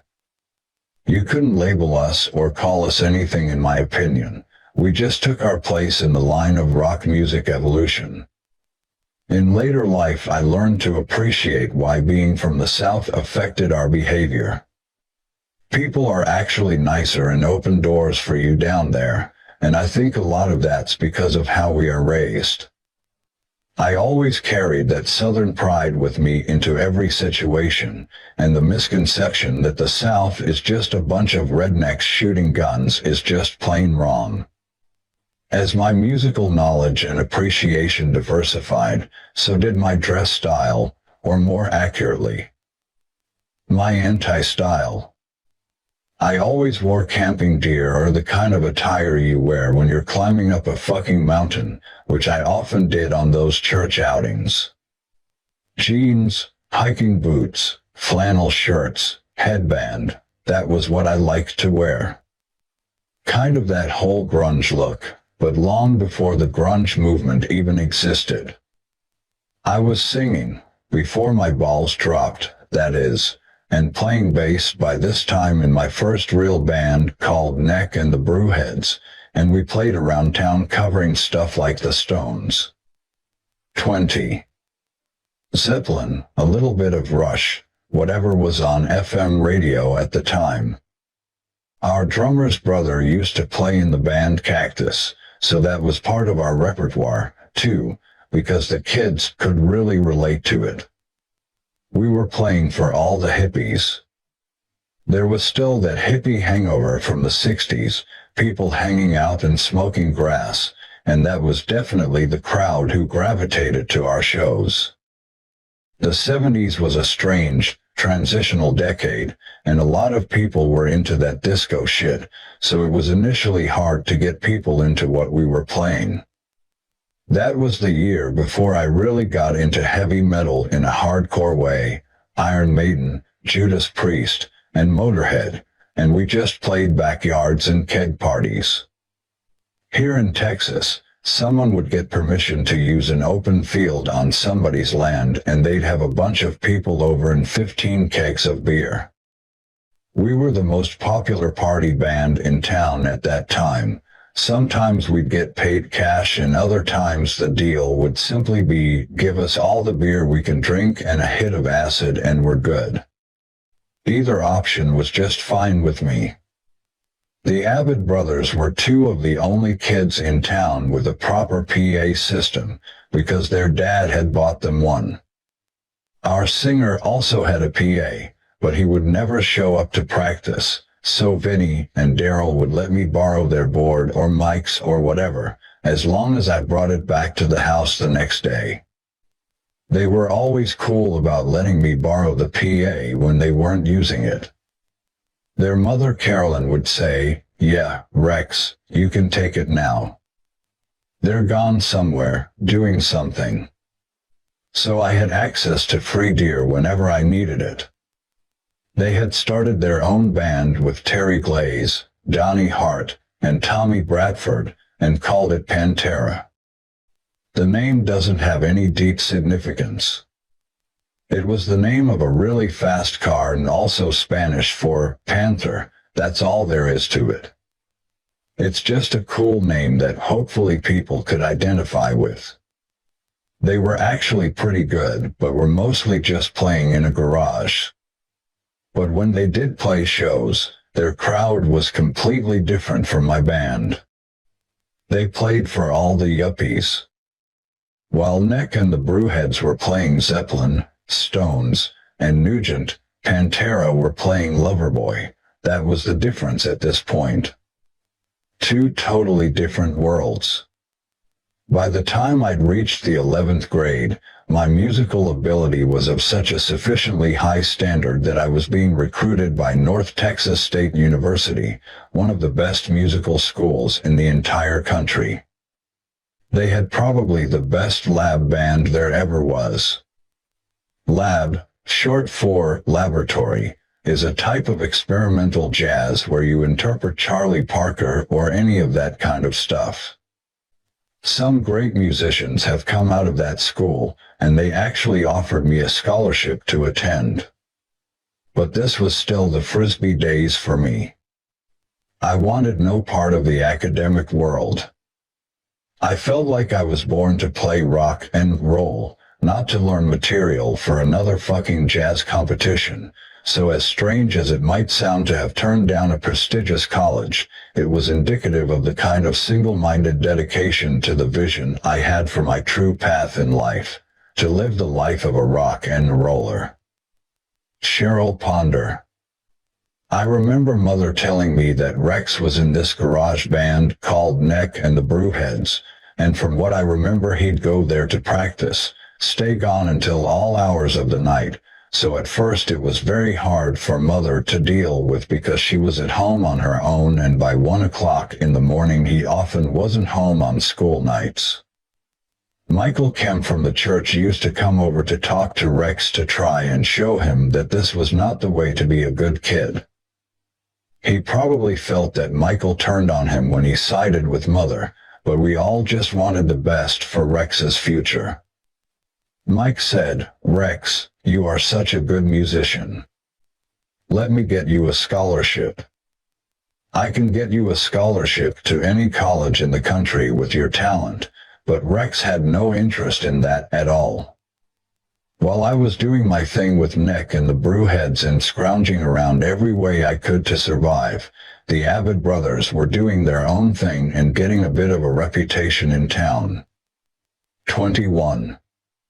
Little Dime was still only just learning the guitar. He could hardly even play fucking bar chords, but he steadily progressed until one summer in the early 80s, somebody gave him Ozzy Osbourne's Blizzard of Oz and Diary of a Madman.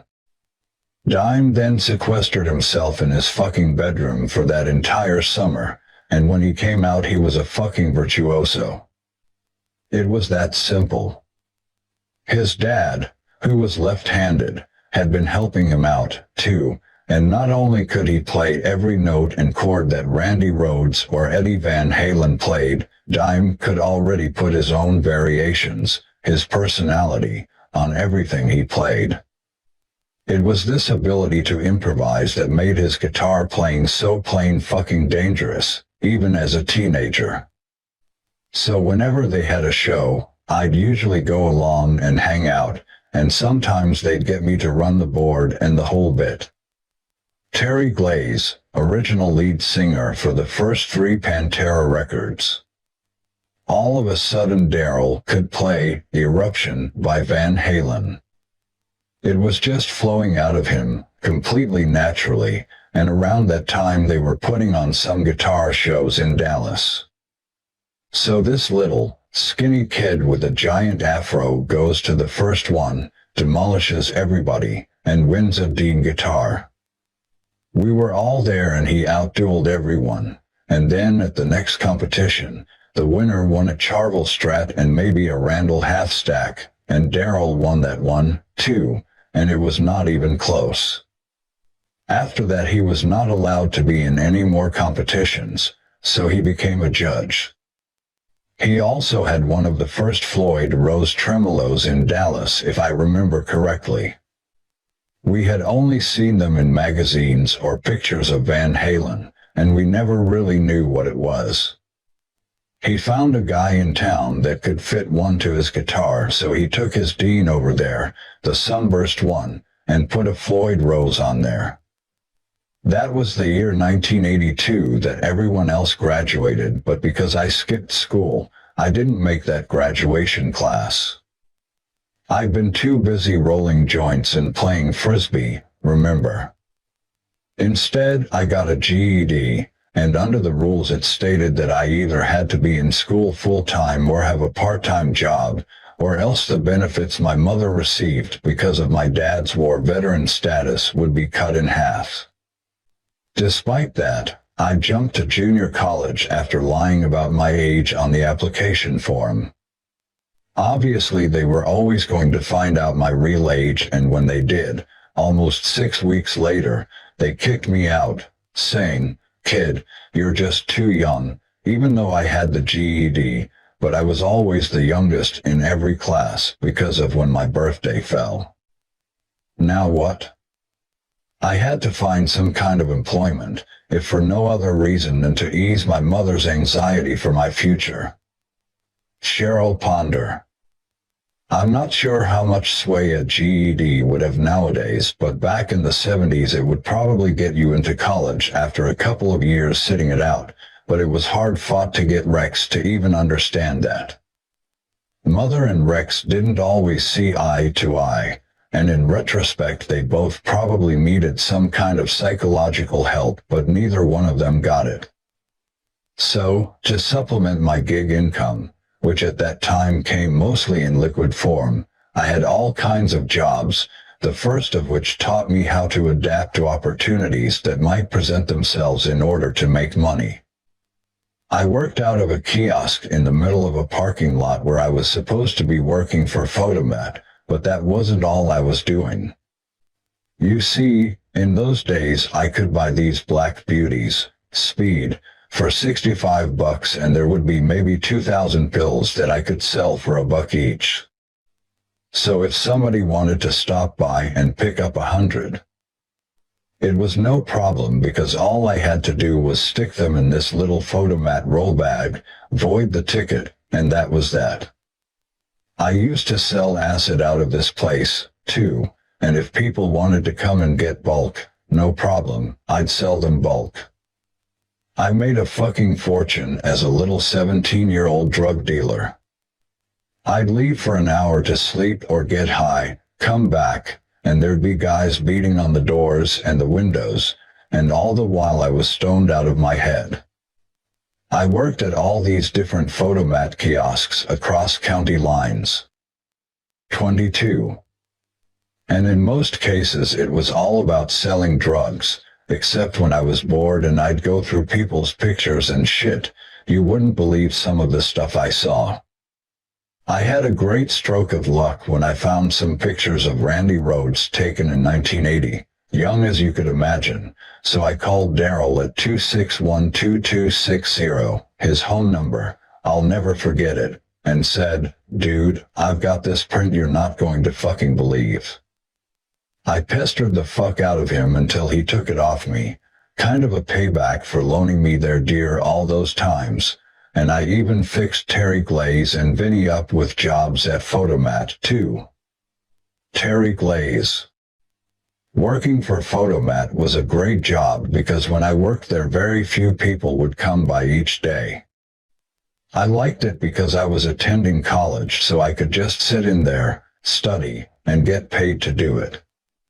In addition to selling all this kind of shit out of the kiosk, I'm also routinely swindling money off Photomat by voiding tickets and pocketing the cash. I was a fucking hoodlum, and in my mind it was all about survival. It's no surprise that I had some crazy-ass customers coming to these kiosks, but they had to be low-key or I wouldn't sell to them anymore. If I found out they were on the street talking, they were fucked, and I'd charge them double. When that ended, my mom got me a job placement at Texas Electric where my dad used to work. They had me doing the mail runs in a truck around the Fort Worth area, after which I'd go home, sleep for 2 or 3 hours, and then we'd play the clubs until 3 in the morning. This went on for 6 months or so until I finally said, I can't do this shit anymore, and tried to find something else. Chapter 5. 12 o'clock high. Darrell Abbott's on the phone. He wants to talk to you, my mom shouted from the garage door one night after I'd just gotten back from playing with my band Neck and the Brewheads. What does he want? I asked her. I don't know. He just wants to talk to you, she told me. It was 11 o'clock and my bass was still in the back seat of my car. I picked up the phone, and he asked me if I wanted to come to the studio and play some bass on some stuff. I was already baked, had already smoked about 3 joints and had drunk a quart or 2 of beer, but I got straight back in my car and went to the studio. My mom probably shouted after me, "It's 11:30 at night, you should be in bed." She could never get me to stay home at night. But, of course, I was already gone, so I wouldn't have heard her anyway. When I got there, they wanted me to play on 3 songs that would ultimately end up on the Metal Magic album, and they were actively trying to get rid of their original bass player, a guy called Tommy Bradford, because he'd said he wanted to go in a different musical direction. So I just played naturally, did what I did, and we recorded these songs. I think that some of those originals actually ended up on the first record. In my mind, Pantera made sense as a long-term deal because as good as we were, Neck and the Brewheads was really just a party band and all the boys were fixing to go to college anyway. But with the brothers, I knew they were serious. We all had the same goal in mind and wanted to be the best that we could. Terry Glaze. Vinnie and I had known each other from high school, and Vinnie was by far the best drummer in the area. Me and my buddy Tommy Bradford, who played bass, wanted to put together a band and we desperately wanted Vinnie in it, but he said, "If you want me, you need to take my little brother Darrell also." He couldn't play too well at that time. But pretty soon he'd turn into a monster. We knew who Rex was, of course, because being such a small place, we'd heard that he played around town with his band. So when Tommy wanted to leave the band to do his own thing, we asked Rex to come down and do some overdubs on some tracks that would end up on the first record. Before Rex joined, we were basically a 5-piece because we had a guy called Donnie Hart singing. It was clear from the first session that I was their guy, or at least to me it was. They asked me to join properly on June 7th.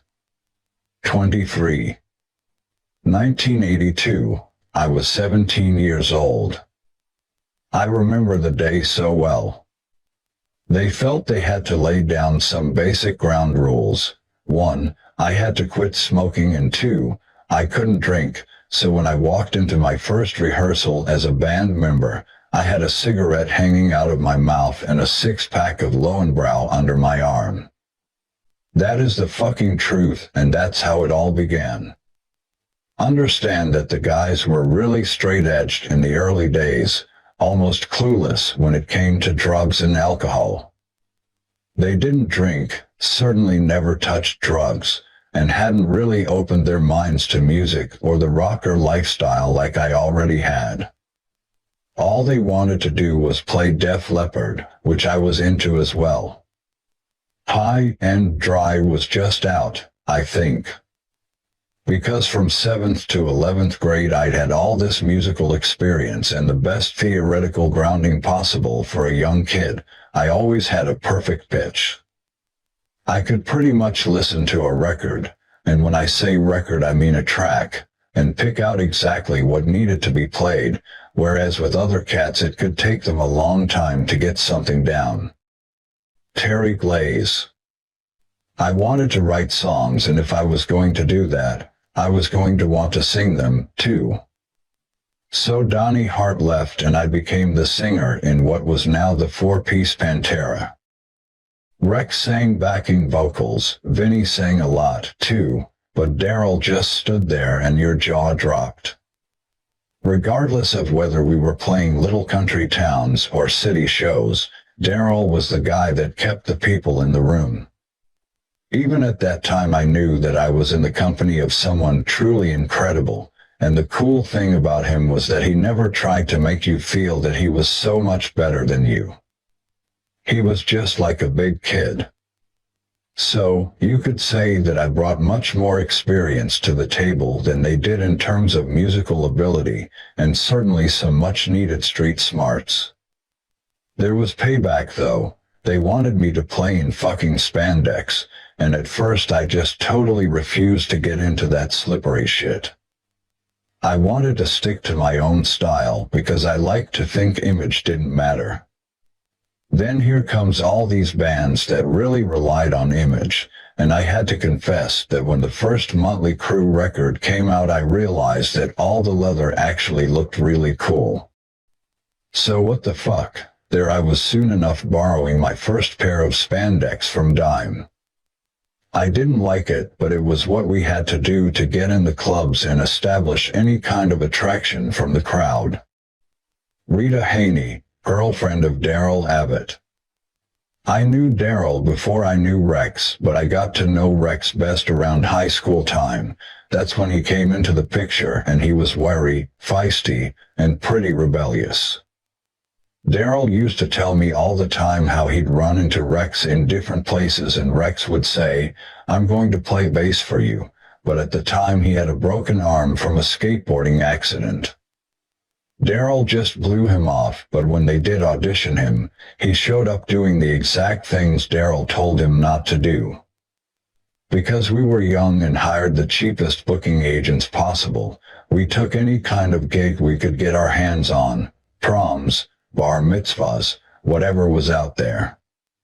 Initially we only played around Dallas, but soon we'd be traveling up to 6 hours away to parts of Oklahoma and Louisiana to do more shows, and because we weren't old enough to get into clubs, Jerry Abbott, aka the old man, would need to come out and A, get us in, and B, try, in vain, to keep us on the straight and narrow. Jerry would make Dime and me share our room, and that was a mistake because this is when I finally got Dime to check out drinking.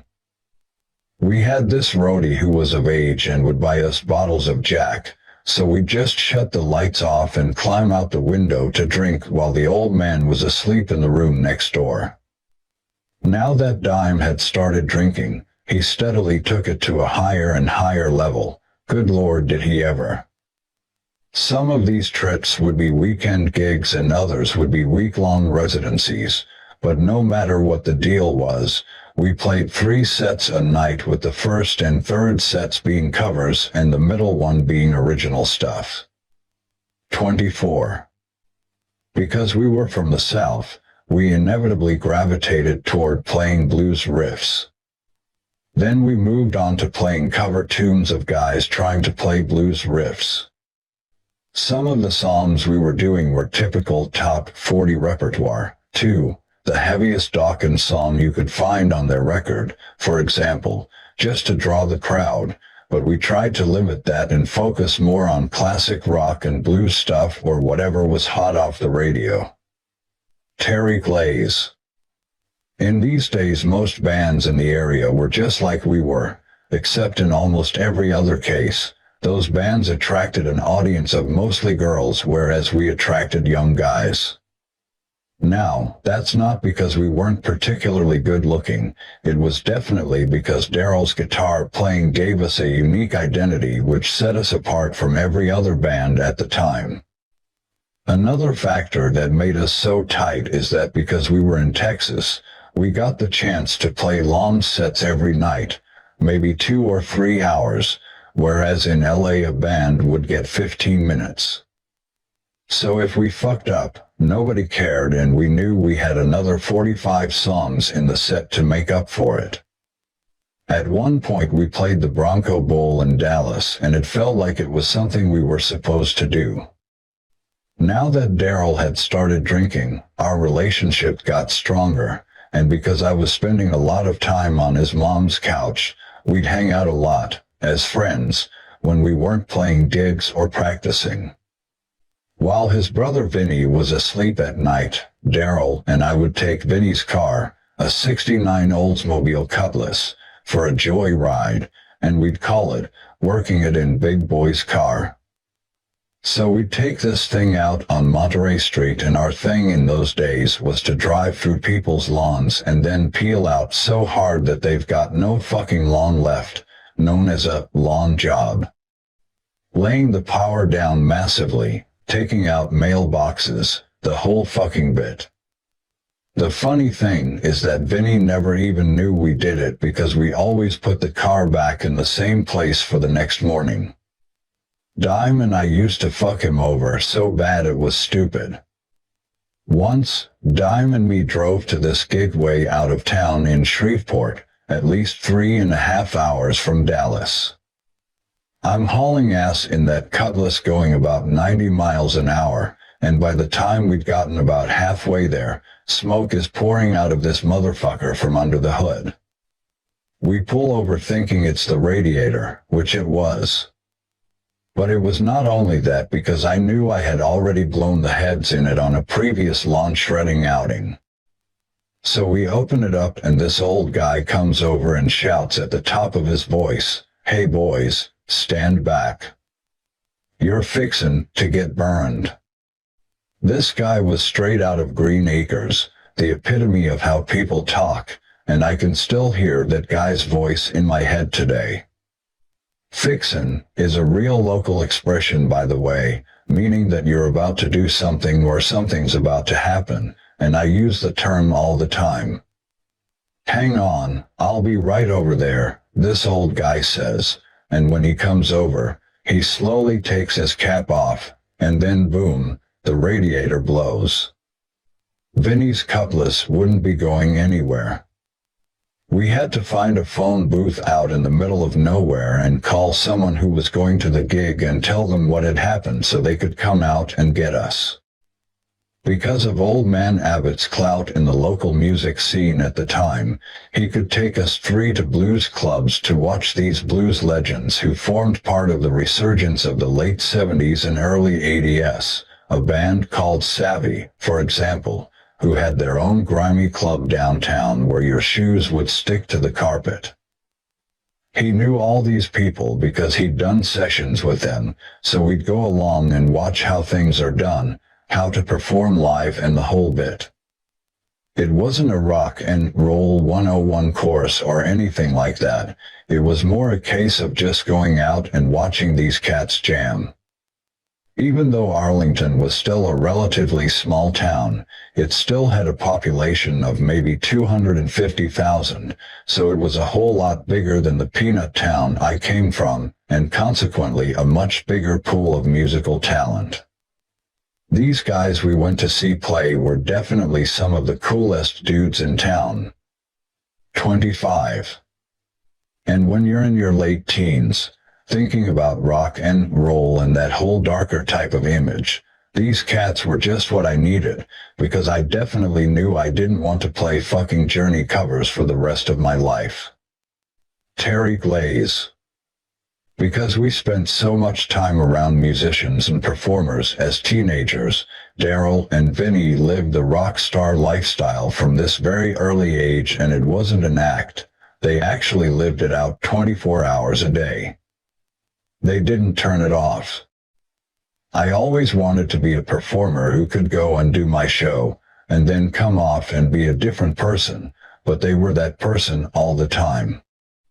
Kind of like the persona of a wrestler, you could say. During the process of all the playing gigs and hanging out in local clubs, we continued to have pretty much free reign in the studio if the old man wasn't booked, so we used that time to get the material down for these early records, which we sold from the trunks of cars or between sets of our live shows.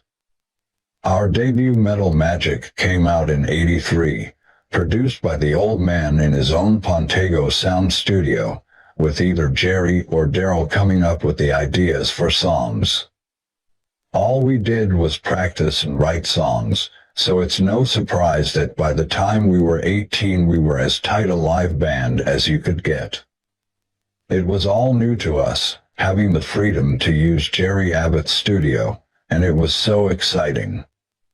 Someone would say, "The studio is free next Thursday, let's go."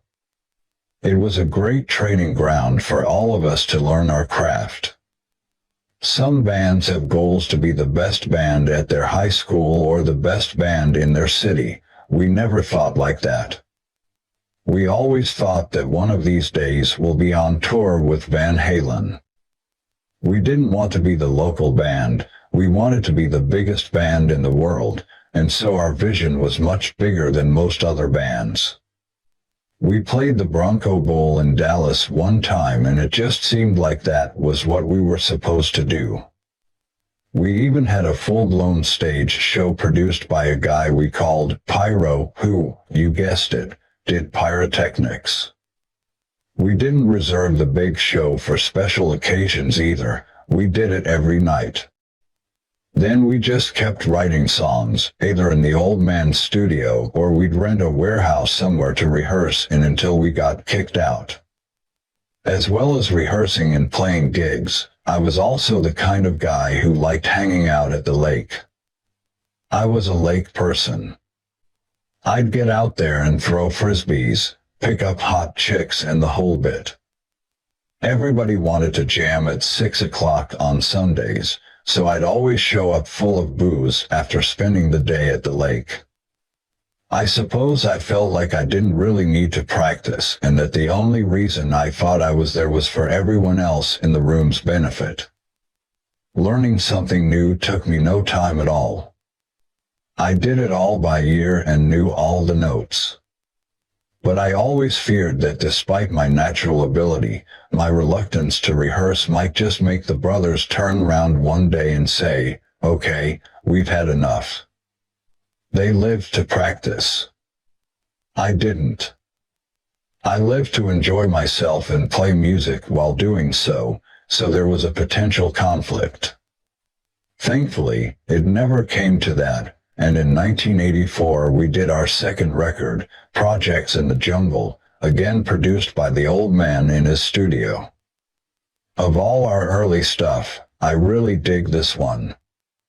We were evolving as musicians and Projects was exploring the direction where we wanted to go and also provided a big, upward learning curve. It was mostly all our own compositions, but occasionally the old man would bring a song in for us.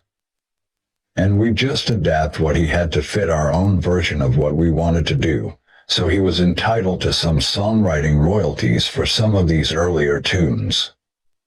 I mention this only because royalties would be an issue later on down the line. Although I didn't initially make the connection, my newfound business know-how helped. I was also doing everything I could to learn about the business side of the music industry in order to minimize the chances of getting screwed over in the future. Because even I knew that getting fucked, usually by your manager, came with the territory of being a musician. So whenever I had spare time sitting in the studio, I read Billboard magazine and any interesting music industry related book I could get my hands on.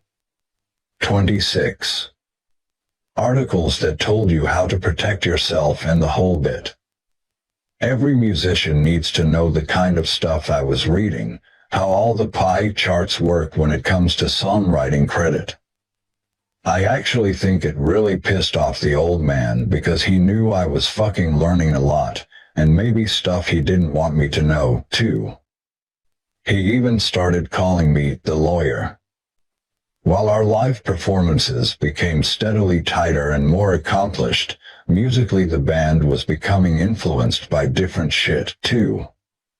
Even though our material still had a loose, pop sensibility to it, the riffs were steadily getting harder and heavier. Listening to Metallica back in '83 and '84, Ride the Lightning changed everything, and so began a whole new step in the evolution of heavy metal.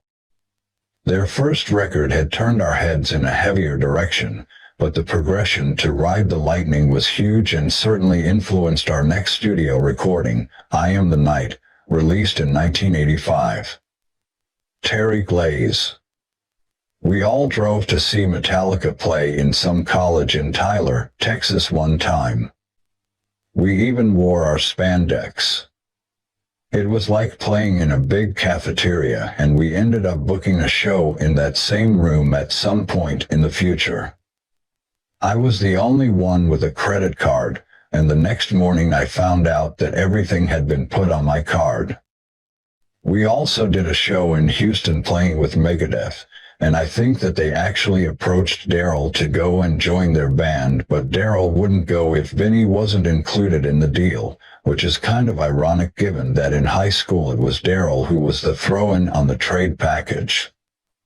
Sure, we were getting into heavier music, but we still knew that the only way to get gigs locally was still to dress up, hair sticking up near the ceiling and the whole fucking bit, and appease the club crowd, because these were the people that were allowing us to survive.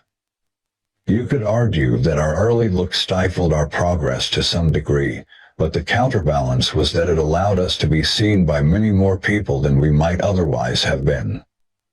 Definitely a good trade-off in retrospect, and we always put on the best show we possibly could.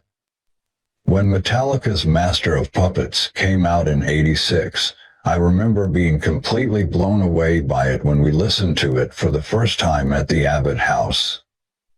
They had a pretty nice turntable in there, and goddammit, we played that record over and over again while I just sat on the couch in awe.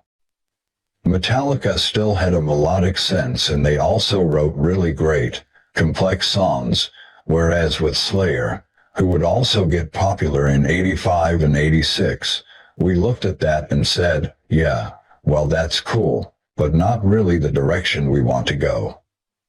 Terry Glaze. We were all listening to Van Halen, Def Leppard, and stuff like that, but Darrell and Rex were the ones that discovered Metallica, and they started going in that direction. I kind of followed, but I felt with that kind of music, the guitar was the hook and the vocals were secondary. I liked songs that you could wash your car to where the vocals were the hook, but the band direction was going away from that to a place where the song was driven primarily by guitar hooks. I thought the strongest songs we did were where Darrell and I combined. He might take one of my songs and make the guitar parts better, but generally our sound got progressively heavier as a wider range of bands influenced us. We saw Metallica when they supported Raven in '83 or '84, but never got a chance to meet them. Rita Haney, a chick who was always hanging around Dime, did know them, so then in '85, when they came back through town with WASP and Armored Saint, we got to hang out with them. I remember being completely in awe of them and their music because they were doing exactly what we hoped we could do. That experience really had a big impact on me and Dime in particular. Even at that time, Hetfield was the kind of guy who you just let talk, very, very serious, and you got the sense that there was something grilling upstairs, but you were never sure what it was. But he and Lars let Dime and I jam with them at Savvy's on a few songs from their first record, 27. And from that point the friendship was set. Let's just say that jamming on some Metallica tracks with these guys made me think that we, too, could reach that kind of level and break out of the Texas scene into something way bigger. They were our idols, and remember, they were nowhere near the band they would become when they really blew up. But even at this stage, they had a streetwise attitude to being on the road that we really admired, and the various levels of debauchery that it involved. They had a chick in every town that they nicknamed the Ednas, someone they were fucking on every trip, and because we knew an Edna in our town, that was our standing joke with them from that point on. We also ran into Mark Ferrari of Kiel at a show somewhere, and when he heard our demo tape he went on this mission to help promote us with a view to getting us signed. That's how we got the word around. It really stuck with him, and whenever he had a break from tour he'd take a 2-week sabbatical to help us out. His enthusiasm really put a foot in the door for us whenever we went out to LA, because he knew all these guys like Tommy Thayer and the guys from Black and Blue. Ferrari would make sure he handed out plenty of our cassettes so that our music was heard by as many people as possible. Distribution was the issue with the early records. Yes, we had an importer trying to get the word out there, but because the records were produced independently, they were expensive for the fans to get a hold of, but despite that we still managed to move around 25,000 copies of I Am the Night. Me, A Blind Date, and Rita Haney were all fixin' to go up to San Francisco to try to hang out with the Metallica boys. So we rented a car and set off. Dime, who was still pretty brand new when it came to being away from home, ended up chickening out, leaving me and the two girls to go up to San Francisco without him. We never made contact with the Metallica guys, but we hung out a few days, took a bunch of drugs, and I puked all over every inch of Golden Gate State Park. I still have the photographs to prove it. We also got to see a record dealer called Import Exchange, who handled the import and export of our records up until that point. They already handled other metal artists like Metallica and Anthrax, but the purpose of going in person to see them was simply to say, "Here I am, what have you done for me lately?" Otherwise it's hard to know whether they're actually doing anything for you or not. Luckily it seemed that they had actually done something because we were starting to see a little bit of cash from record sales coming in. When we got back, we needed to make a decision on who was going to be the band's singer going forward. Terry Glaze was a pretty good songwriter, had that high voice and the hooks, but that wasn't the direction we were going in. He was also trying to finish his college and we were kind of tired of him trying to be fucking Dave Lee Roth, so we needed a replacement. Dime did this thing with Terry where he'd leave a boot in his guitar case as if to say, "I gave him the boot," but Terry never did work out what it meant. Terry Glaze.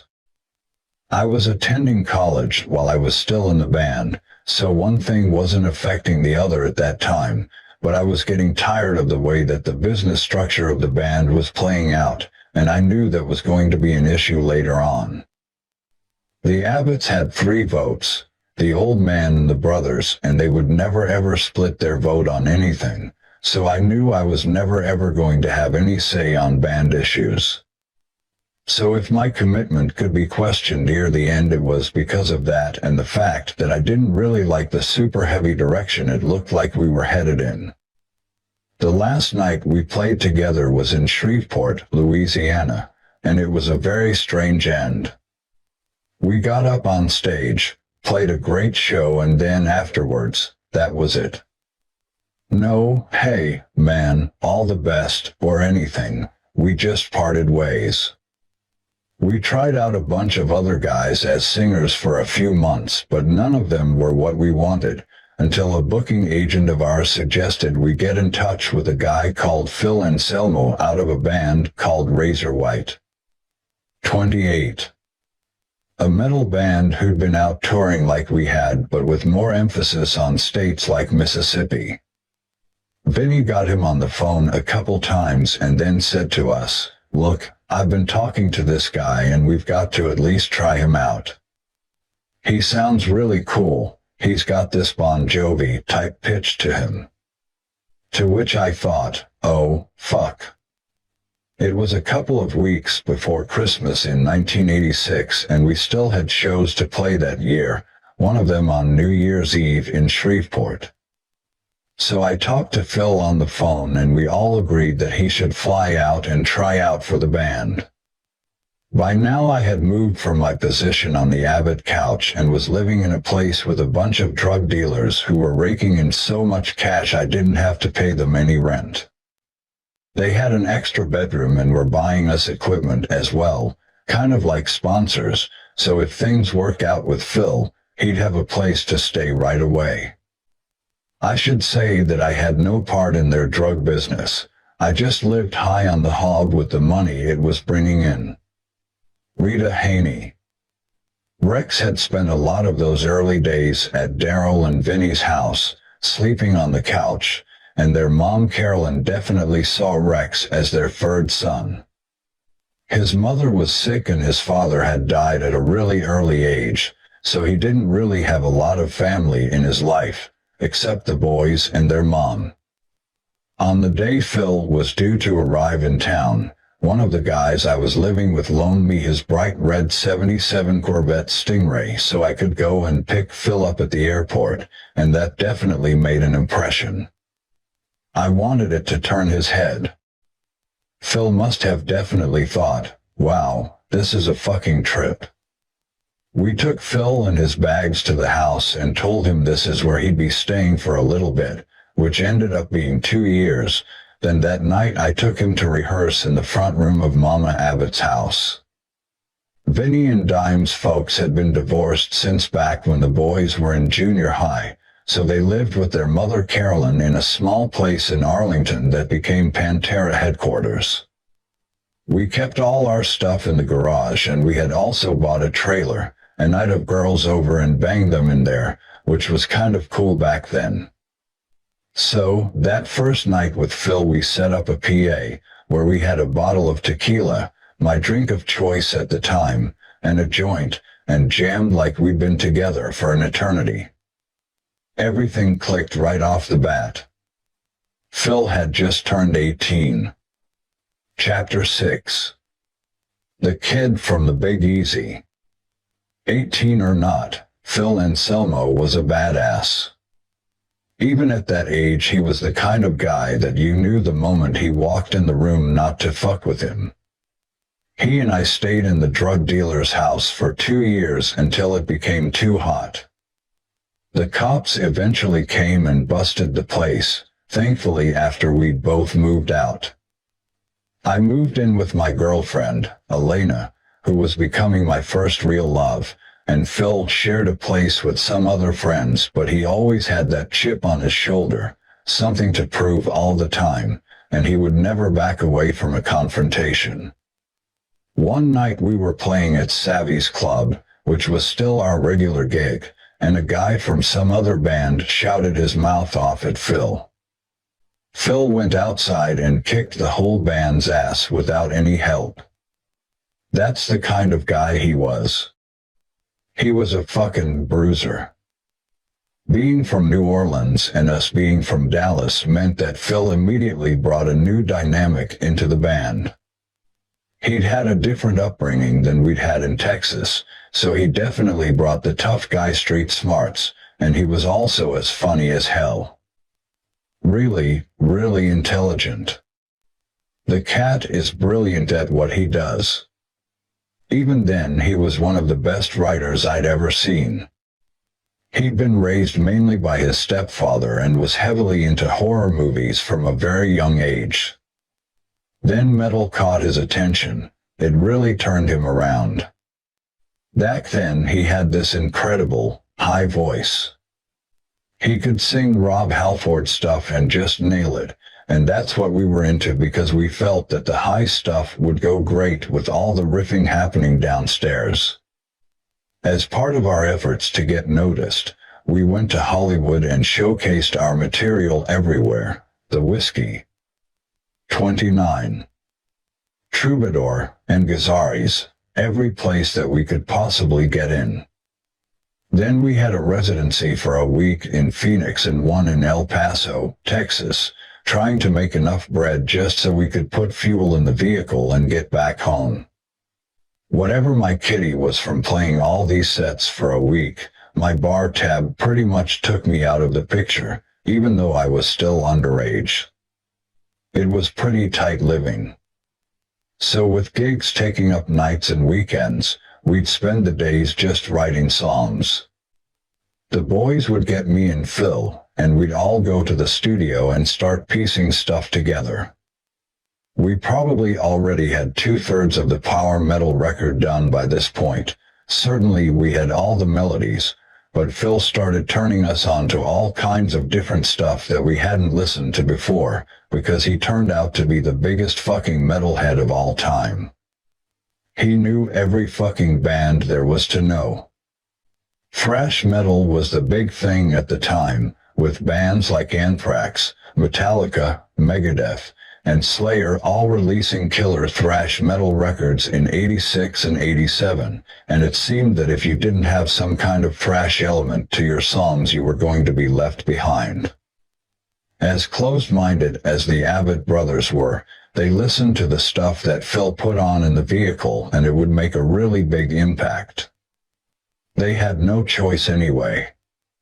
When we were driving, Phil was always in the front seat being the DJ, and so bands like Voivod, Venom, Soundgarden, and a lot of Merciful Fate, that kind of stuff, appeared on our radar and definitely influenced how we viewed our own sound, even if it only registered on a subliminal level. None of it was mainstream and nobody at any of the places we normally played would have known any of these band songs, but Phil's more hardcore background was inadvertently steering us onto a much more extreme path. Logically, with most of power metal already done, we decided to scratch the existing vocals and let Phil do what he did. As a result, and in contrast to what everyone likes to say, power metal is much heavier than anything we'd done before. By this time we had bought a Ryder truck, had more gear, and also had a full-blown road crew working for us, so Vince and I used to take the old man's car, a decrepit Pontiac Grand Prix, to gigs. Vince couldn't drive to save his life and he always wanted to tow his boat behind the car when we went on the road, so that we could stop somewhere and go fishing. He would just run over shit and that boat would come off the back all the time, and we'd have to say to him, "Vince, look how the boat's sitting now." And it would be sitting sideways or backwards or something. "Oh shit, well goddamn, then I better roll it over." That's how Vinnie talks. "Yeah, that would be nice, if you want to keep the boat and save it," I'd say. We then had to tie the boat down on the trailer so that it wouldn't come off while Vinnie was driving. We used that boat to do a lot of fishing and caught a shitload of bass. I remember we got lost once out in some body of water and Vinnie kept trying to direct us. "Take a right. Take a right here," he'd shout. "Vince, you have no fucking idea where we are. It's dark." And there were these big stumps that stood up 2 feet out of the water. Which of course we hit and the boat almost turned over many times.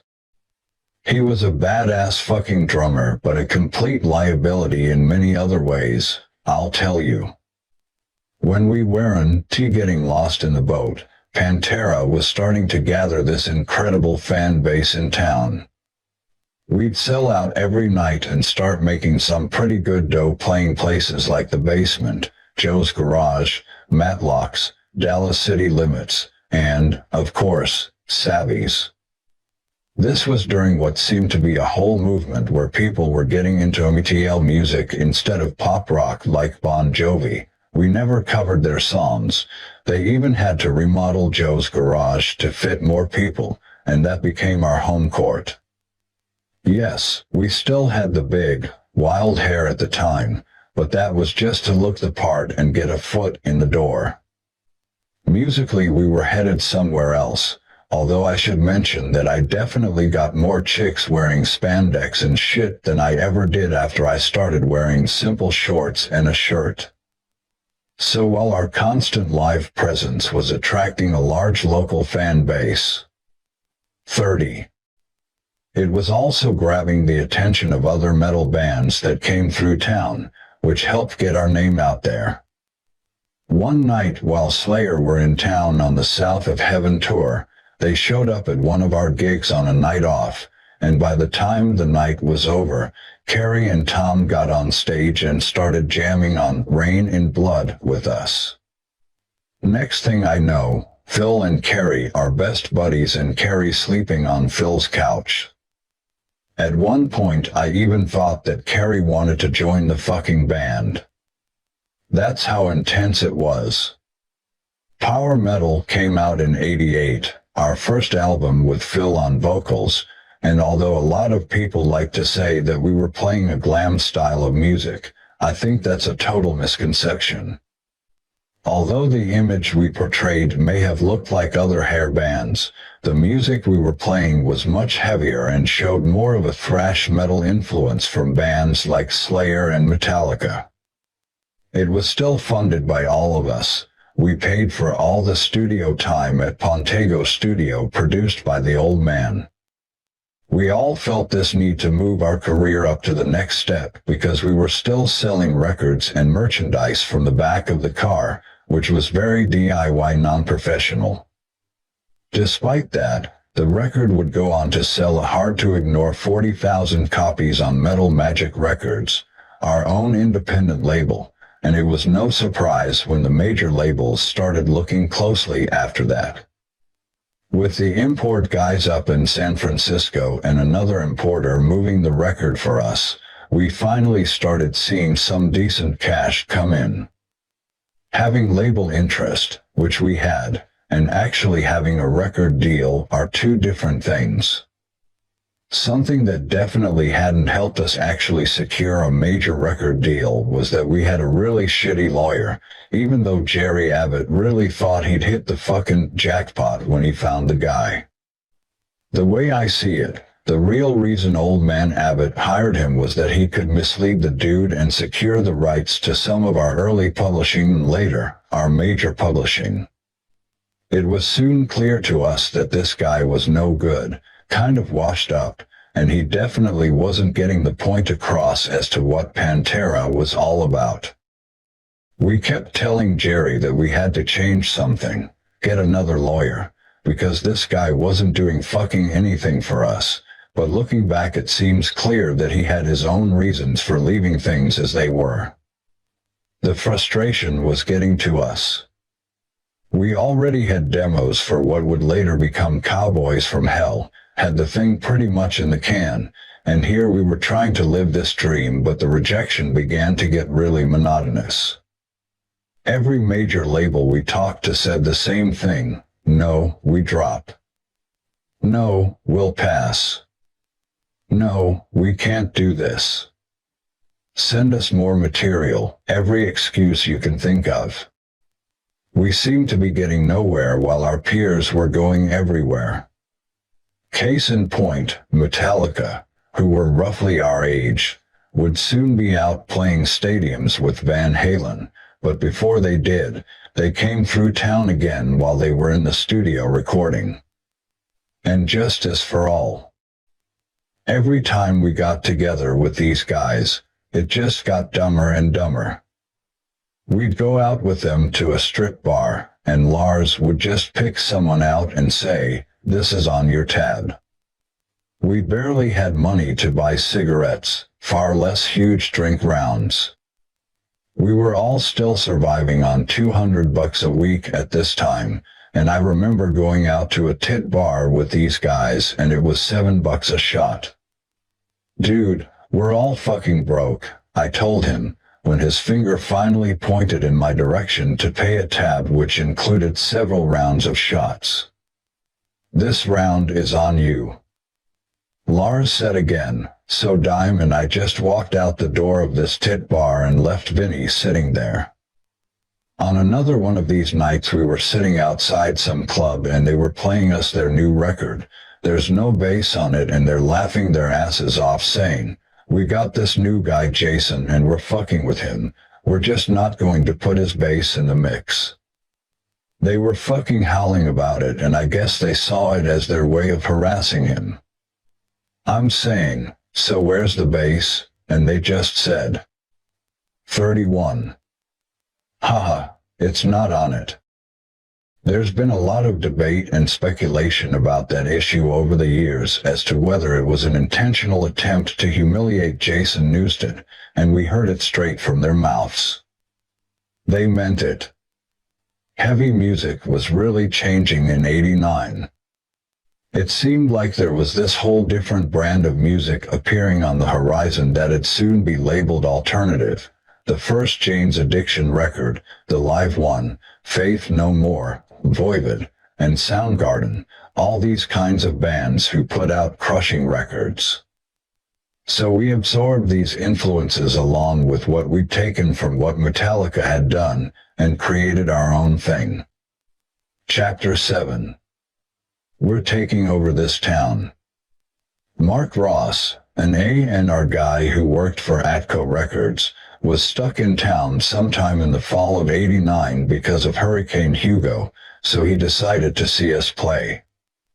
His boss, Derek Schulman, had already shown an interest in signing us, but he needed to know what we were all about live, so this seemed like a good opportunity to send one of his employees to see Pantera firsthand, and he certainly picked an unusual night. We were playing a private birthday party in some strip mall in Dallas, certainly not our regular scene, and by the time we started playing, we'd all taken ecstasy.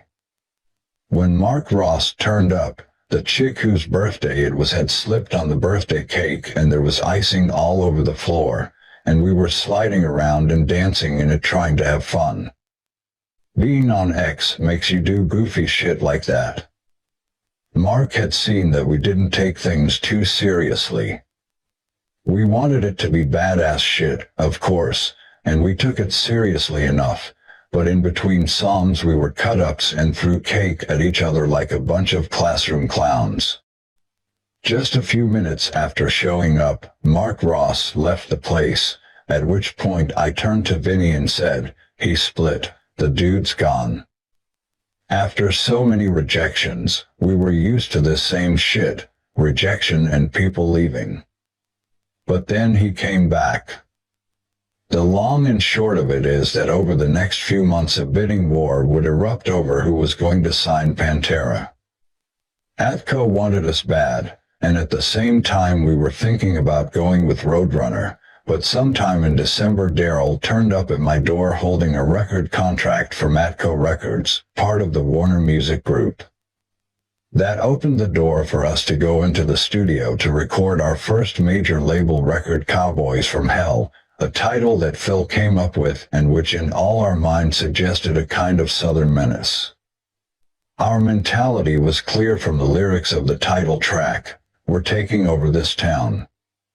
We felt like saying, "Here we are. Fuck you, and we're going to destroy you, so if you don't like it, fucking leave." This was the kind of attitude we cultivated to survive. We were all, as individuals in a group, very single-minded and strong-willed about what we wanted to do and where we wanted to go. Cheryl Ponder. Mother was so proud of Rex when they signed a contract, and of course she was so pleased that it was finally going to work out. But it wasn't without a lot of sleeping on other people's couches, particularly when he hadn't been getting along with her. She was relieved that his decision to pursue music had finally paid off. But understand this beyond a doubt, neither Jerry Abbott nor the idiot lawyer got us that record deal, but the lawyer certainly collected his fee, you can guarantee that. It was our hard work, dedication, and word of mouth that got us the break we deserved. Despite this, Jerry Abbott made sure he would collect ridiculous royalties on the back of our hard work. So I was really pissed that despite having signed our first major label deal, we were still getting shortchanged.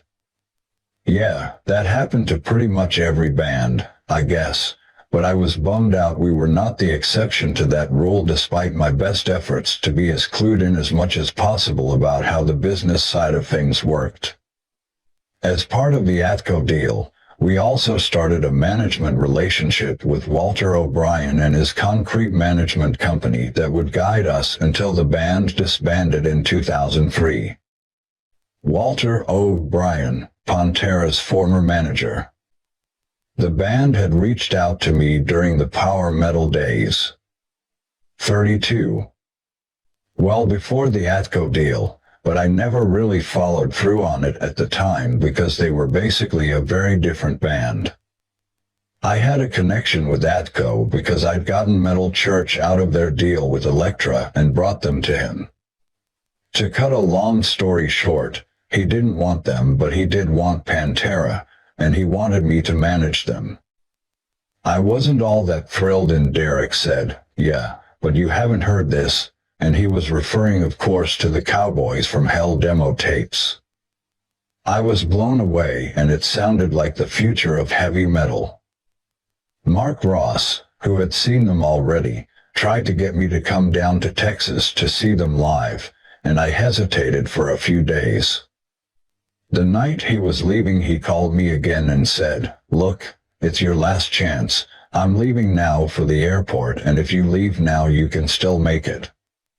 If you don't like them, I'll pick up your airfare and your hotel bill." I said, "You know what, I don't have anything else to do, and if you're that serious, what the hell?" So I went down there and met him and the band beforehand at a place called Dallas City Limits, and the band was funny. The first thing Rex said was, "We want you to come on stage to do a cover of Green Manalishi." He was totally kidding, of course, but when I saw this band come out on stage and explode, I'd never seen anything like it. Rex and Dime were like alternating jumping as high as they could. Phil was climbing up the drum kit and flying in the air, and by the second or third song I was literally on my knees at the side of the stage saying, "Please let me manage you." I wouldn't say we did a handshake deal, but as far as I was concerned it was just a matter of paperwork. I was in. If they didn't want me, that was another story. Other than the fact that we were still using his studio, the old man was now frozen out of the deal. He was no longer our manager, nor was he our producer, as Terry Date had been approached to look after the production after Phil and I had really gotten into what he did with Soundgarden's Louder Than Love record. But Terry wasn't our first choice or even our second. Prong had just put out a record called Beg to Differ, produced by Mark Dodson, and we all really loved the tone of it, but we couldn't get a hold of Mark for some reason. Then we thought about Max Norman, who did the Aussie records, so he came down. Max was crazier than a fucking loon, drinking all the time, and he had this lazy eye so you never knew who or what the fuck he was looking at. Walter O'Brien. Max was going to produce this record, but his manager Ron Lafitte, who was a good friend of mine, kept dragging his feet and everyone wanted to get going into the studio right away. Here's the thing, I knew that Max was holding out to produce a much bigger band than Pantera, but Max's manager didn't know I knew that. While all the delays with Max were going on, I told the Pantera guys about Terry Date because I managed him also. So I suggested Terry go down for the weekend to see how it goes with the condition that if Max got back to me, Terry would have to step down. I did hear from Max's manager 3 days after he was meant to call me, but by that time we'd agreed that Terry was the guy, and in retrospect I don't think Max and Pantera would have been a good match. They'd have been trading blows within minutes, and I love Max. When Terry Date came down he fit in perfectly. He was hungry, kind of middle class like us, really knew his shit, smoked weed, and didn't really drink that much, which was good because we needed someone to be in control and, more important, keep us in control. We used to say, "Terry, produce me a beer." It was his job to make sure there was just enough beer in the studio. Terry Date. I really have no idea about who in the band requested me, but I got involved because my ex-manager, who I'd left 6 months earlier, called me up and said he had a demo tape from this band from Texas that he really wanted me to listen to, which was Cowboys from Hell. I listened, really loved it, and flew down to meet them in Dallas. To my recollection they knew pretty much everything by then, and when I came in they were very organized except for maybe a couple of songs. 33. Rex, Vinnie, and Dime would work out the stuff first of all, and then Phil would come in and make sure it fit into his world. That's how they worked. I never felt limited by one guitar player and one bass player either. In fact, when it's that guitar player and that bass player, it's actually a luxury. Pontego Sound is located in a little subdivision section of town just outside of Arlington, and when you walk in the door there are parquet floors everywhere. There's a drum room on one side of the building and a huge main room, so we started by putting nothing but 8 by 10 plywood sections on the main room floor. We wanted to get it as bright and lively as we possibly could, but we felt that the room was kind of dead. It had to be right because, for a record that needed to clearly demonstrate our aggressive intentions, we desperately wanted that attack kind of feel. This was long before the days of Pro Tools or anything like that, so our approach was to play everything live on the floor, often without Phil's vocals. So, if you wanted to play with a bass cabinet, which I mostly did, you still had to baffle stuff off with a 4x4 piece of wood or fiberglass, both of which serve to reflect the sound. Nowadays you wouldn't have to do that, of course. Technology can get around that. You can just plug into a pod, basically a preamp, that modulates the sound and then sends the signal wherever you want it to go. We'd all play on the floor while Vinnie was getting his drum track done, and just about every first take he did was the best. But because he was such a perfectionist, he usually ended up with 20 different drum tracks that he would endlessly analyze and say, well, I like how that part felt better there, let's put that in there. Then he wouldn't like that, so they'd have to chop it back and forth while Dime and I would just be sitting there going, dude, this is fucking taking forever. Vinnie's drum tracks are what took most of our time in the studio. Plus, with a multi-reel recording system like we had, you actually had to physically cut tape with a razor blade, and know exactly where you cut it, then connect other pieces of tape together so that you can run it back and forth. It was a nightmare unless you happened to get it right on, and because Vinnie and Dime wanted to be so precise and technical, it would get to the point where we ran out of fucking razor blades and tape. Because Vinnie had spent so much time in the studio with his old man as a kid, he was very technical-minded and already had a pretty good ear for what the sound was going to be like for the drums and guitar at least. But he didn't know shit about bass, and, back in the day, bass sounds weren't really very noticeable anyway, particularly on heavy metal records. Because of our setup, with only one guitar player with a huge sound like Darrell had, bass was an important feature of the makeup, albeit a real dipped sound, when the voltage output dips at high volume causing the sound to be compressed, that really added to the kick drum. Bass was still sonically there, but it was always so hard to fit in with Darrell's guitar. He always played with a little solid-state amp behind him and his signal path was fucking ridiculous.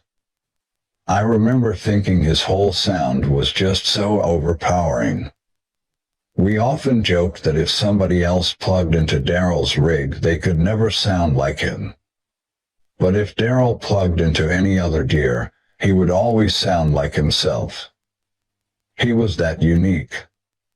His brother's drums were overpowering, too, but for different reasons. Vinnie liked a lot of reverb because that was another sonic trend he had learned from his old man. There was an echo chamber underneath the drum platform and it was this huge spring that he loved the sound of, but sometimes I felt that it bordered on overshadowing the fucking song. Dime always wanted me to play every riff pretty much as he did, sort of mirror it an octave lower, but as a trained jazz bass player, I wanted to incorporate more of an, okay, if you're going to play way up high, we need someone on the bottom who's going to syncopate with what you're doing upstairs, type of thing. 34. That was a major thought in the back of my mind. I didn't want to always play what I played, but I was conscious of the fact that it's easy, as a bass player, to step all over the melody. I just wanted a balance. So while we all had a sense of what we wanted our individual parts to sound like, Terry Date's job was to put it all together in a way that didn't sound like 4 individual people, but like a tight-as-fuck band. With most iconic records there's always a moment that ignites the process, and ours was when Dime came up with the signature riff for the track, Cowboys from Hell, completely out of the blue. Of course at first we said, what the fuck is this? But as we gave it time and lived with it while driving around in the car for a couple of days, we realized it had this groove to it that suddenly gave us our own sound, something that we weren't even conscious of trying to do. We just wanted to write the best songs we could and sequence them in such a way that would make a killer record, but this type of groove took us by surprise. Technically, Cowboy's title track is one of those box riffs, because you're playing inside of a box. What I mean is that it's basically a blues scale, something we'd all probably picked up on from watching all these blues players in the clubs with the old man. Sure, Darrell could play all the other scales he wanted, scales you've never even fucking heard of, too, but if you really listen to what his essence was, you're hearing a lot of blues, just at a faster tempo. Terry Date was very smart because whenever anyone was in the room, he'd have tape rolling. So even if we were just sitting there fucking with a riff and not doing anything formal, he would always be recording so that we could go back at a later date and listen to what we had. Back then we couldn't afford to roll 2-inch tape, or at least not like someone like Tom Petty, who does it from the moment he walks in the studio, but we'd always have something rolling, even if it was just a basic cassette, so we could go back and say, let's try this part, or let's change that part, as we built new tracks. Cemetery Gates was written while Dime and I sat in the office playing on acoustic guitars, mine being some big, orange Kramer acoustic bass that someone had bought me. He had the major riff already worked out, but the intro part was all me and him, and I ended up playing acoustic guitar and piano in the finished song, which added a little texture. We pretty much just jammed through all the songs to get a feel for them and make sure the formula was right. The bridge was here and the chorus was there and the whole bit. Then we'd get down to the lead section and say, okay, Jesus Christ, what the fuck are we going to do here? Do we change chords? But we could always work it out. Primal Concrete Sledge was one of the few songs that we didn't have written and demoed before we got in the studio. It came off a drum pattern that Vinnie had, and then the riff was built around it. Then we'd go section by section until it was all done. Rough, punching everything on tape like some kind of Frankenstein's monster. Then we made a copy and drove around listening to it for a day or two, and that was the way that we decided if we were happy with what we'd come up with. Getting the lyrics down for the record worked out pretty easily, too. We'd just give Phil the riff and he'd listen to the song and pretty much come back the next day with something. He'd ask for a few words or notes every once in a while, but the rest of it he did himself because, in that sense, he's a genius. He was always writing. There was always a notepad and pen in his hands, and when he wasn't doing anything else, he was writing ideas for songs and always took it, and everything else happening, very seriously. I remember one night while we were making Cowboys when Phil came into the studio crying like a baby. His buddy Mike Tyson had gone down in Tokyo. Basically, it looked like Tyson had gone over there, did a bunch of blow, didn't train, and got his ass kicked. Well, for Phil it was like the world had ended. Fuck you all. Fuck every one of you motherfuckers, I think he said. Dude. 35. It's a fucking boxing match, I told him. Then I just sat there and laughed at how something so trivial matters so much to someone. Walter O'Brien. I was in and out of the studio while they did the record, but only to listen and be excited about it and not to tell my band how to make a record. If I knew how to do that, I'd be making records myself. I trusted them and I trusted Terry, so I would just go in every couple of weeks just to make sure it was headed in the right direction. If I had problems, I'd let them know, but I never really had any problems. Because we'd been organized and had everything demoed well in advance, Cowboys from Hell was probably done in a couple of months. We were already starting to go up to New York to showcase the band at places like Lemoore and the Cotton Club before the record was even mixed at the Carriage House in Connecticut. Going to our first real big mix was a trip, too, seeing how that all went down. At the end of the day we were all just bawling like kids saying, "Wow, what an awesome record." And so at last Cowboys was ready to go, and so were we. Our image was new, and so was the music. So while I would always acknowledge the pre-Cowboys material as being an important part of my personal musical development, we, as a band, did make a conscious decision to distance ourselves from those first 4 records. We definitely wouldn't have been as insanely tight as we'd gotten without those tough formative years, nor would we have been as bombastic as live performers. We knew that, but when Cowboys came out we all decided, look, that was our past, let's let it be. Chapter 8. Early Tours and Anecdotes. Presumably to start immediately recouping their investment, Atco Records wanted us out touring the record as quickly as possible, so even before the record came out in July 1990 we were out on the road in April, initially with Suicidal Tendencies and Exodus. Now that we had a foot in the door, it was time to start working.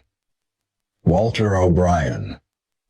I brought the band to a booking agent named John Dittmar, and I knew he'd be the guy to organize this, and between us we used our contacts to get the band exposure. Normally metal bands would go out for 8 weeks and then we're done, but I said, no, this band has got to work every day of the week for at least a year, because that's how you break a band. You've got to play small places first and work your way up, not because you're small, but because you want the fans to have that intimate connection, the kind that lasts a lifetime. So we tried to open for a bigger act, but then we'd always go back and headline a smaller place, and we rotated that, and we certainly weren't going to pull the plug after 8 weeks. Instead, they played 264 dates touring Cowboys from hell in the US alone. We rode in something that could only be described as a fucking bucket of bolts. This thing was like a mobile home, and it never stopped moving, day after day, night after night. Except for the 18 or so times that the fucking thing broke down along the way. For a lot of the time we didn't even have working headlights, so one of us had to hold the wires together when we saw a vehicle coming in the opposite direction so that we'd be visible. Forget beds, all you had to rest in was a chair that would lean back only just far enough to allow you to sleep on it. But you didn't sleep. It was cramped, there was too much noise, and it was 100 degrees. The only time it wasn't 100 degrees was when it was 1,000 degrees. While Phil had upped his game significantly as a vocalist on the record, he was still trying to find himself as a frontman, a true performer, so Suicidal Tendencies were great road mates for us. Mike Muir was a fucking huge influence on him, and I'm sure Phil would acknowledge that. Mike has this demeanor on stage that makes you not want to fuck with him, and Phil definitely wanted that same vibe. He saw the respect that Mike got because of it, so that's where a lot of his tough guy frontman shtick comes from for sure. Despite the brutal lack of comforts, this was one of the best tours we ever did as far as exposure was concerned. 36. And we were also able to keep things much more simple than they would become when we became a much bigger band. Sound check. Forget it. Writing down a set list each night? Fuck that. We just got up there and fucking ripped. In lots of ways it was a culture shock because it took us to cities that we'd never visited before, most we'd never even heard of, and that forced us to grow up real quick. None of us had ever really left the roost before, and we had survived on short, touring trips around the Southwest, places no more than a few hours from home, before returning to the familiarity of Texas. This time it was different. We were fucking miles from home, but we were so psyched to be out there that it just didn't matter. Fuck you all was our approach. These motherfuckers were going to know that Pantera had been in their town, and we showed up in more than half of the 50 states and Canada while we were out on that first big tour. While we were in Toronto, sometime before Christmas 1990, playing at a place called the Diamond Club, we caught the attention of Rob Halford, who saw us being interviewed, Dime wearing a British Steel t-shirt, on the TV in his hotel room. His band Judas Priest was also in town. I think he then contacted Darrell, came to the club, and next thing he's up playing Metal Gods and Grinder with us on stage, songs we used to play when we were doing covers in the Texas clubs. Soon after that, an offer came to go to Europe with Judas Priest on that leg of their Painkiller tour, and by this time we thought we were pretty good at touring. It was 3 months of us and Annihilator sharing a bus, and at that time nobody in Europe really knew who the fuck we were. But we didn't care. We were invincible and we would make them know who we were, right? We were 18 swinging dicks on one bus, and it just wasn't fun. A couple of them got their asses kicked a few times, but we got along all right, mainly. Playing with Priest presented more problems than you would think because when you're opening for a band like them, crowds get antsy to see the main act. They throw bottles of piss and whatever, and sometimes they don't give a shit about the support band, on principle. That wasn't the case with Pantera, though. More people got us than didn't. That's how Pantera were. We raged so hard and sounded so good, they had to like us. We were also so damn lucky, but were too young and gung-ho to even realize. Here we were, a bunch of dumbass kids out of Texas playing places in Europe like the KB Holland in Copenhagen, where real bands had played before us, Zeppelin, the Beatles, you know, the really big league, man, about which I'd read in books like Hammer of the Gods and shit like that.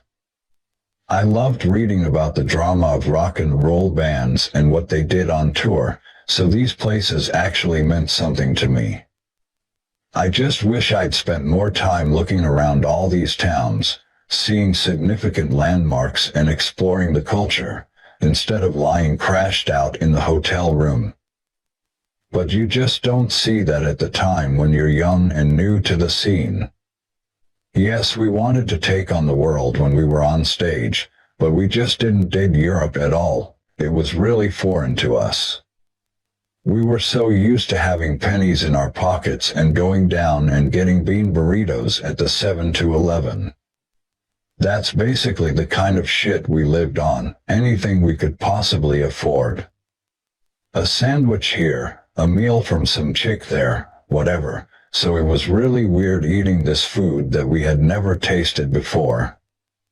Here, they only gave us so many loaves of bread and so many pieces of cheese and meat. If you weren't up early, tough shit. Dime and I used to roll out of bed at 3 p.m. and everything would be fucking gone, so we ended up just drinking beer instead. Of course Dime and Vinnie just wanted their mom's franks and beans or their spaghetti cooked just like she normally cooked it, but you just don't get that over in Europe. Phil and I were a little more open-minded, but it still took a lot of adjustment. You can only eat chicken fucking cutlets so many times in Germany after all. It tastes like the same piece of shit that you had the day before. 37. And it's the blandest tasting food that you can ever eat. The same applies to England. I love shepherd's pie and fish and chips, but is that all there is to fucking eat over there? Maybe I missed the other stuff or went to the wrong places, but there definitely seemed to be a lack of variety. Although some aspects of the Priest tour were on a big scale because we were out with one of the biggest metal bands on the planet, don't think for a second that we were throwing money around. We hardly had any.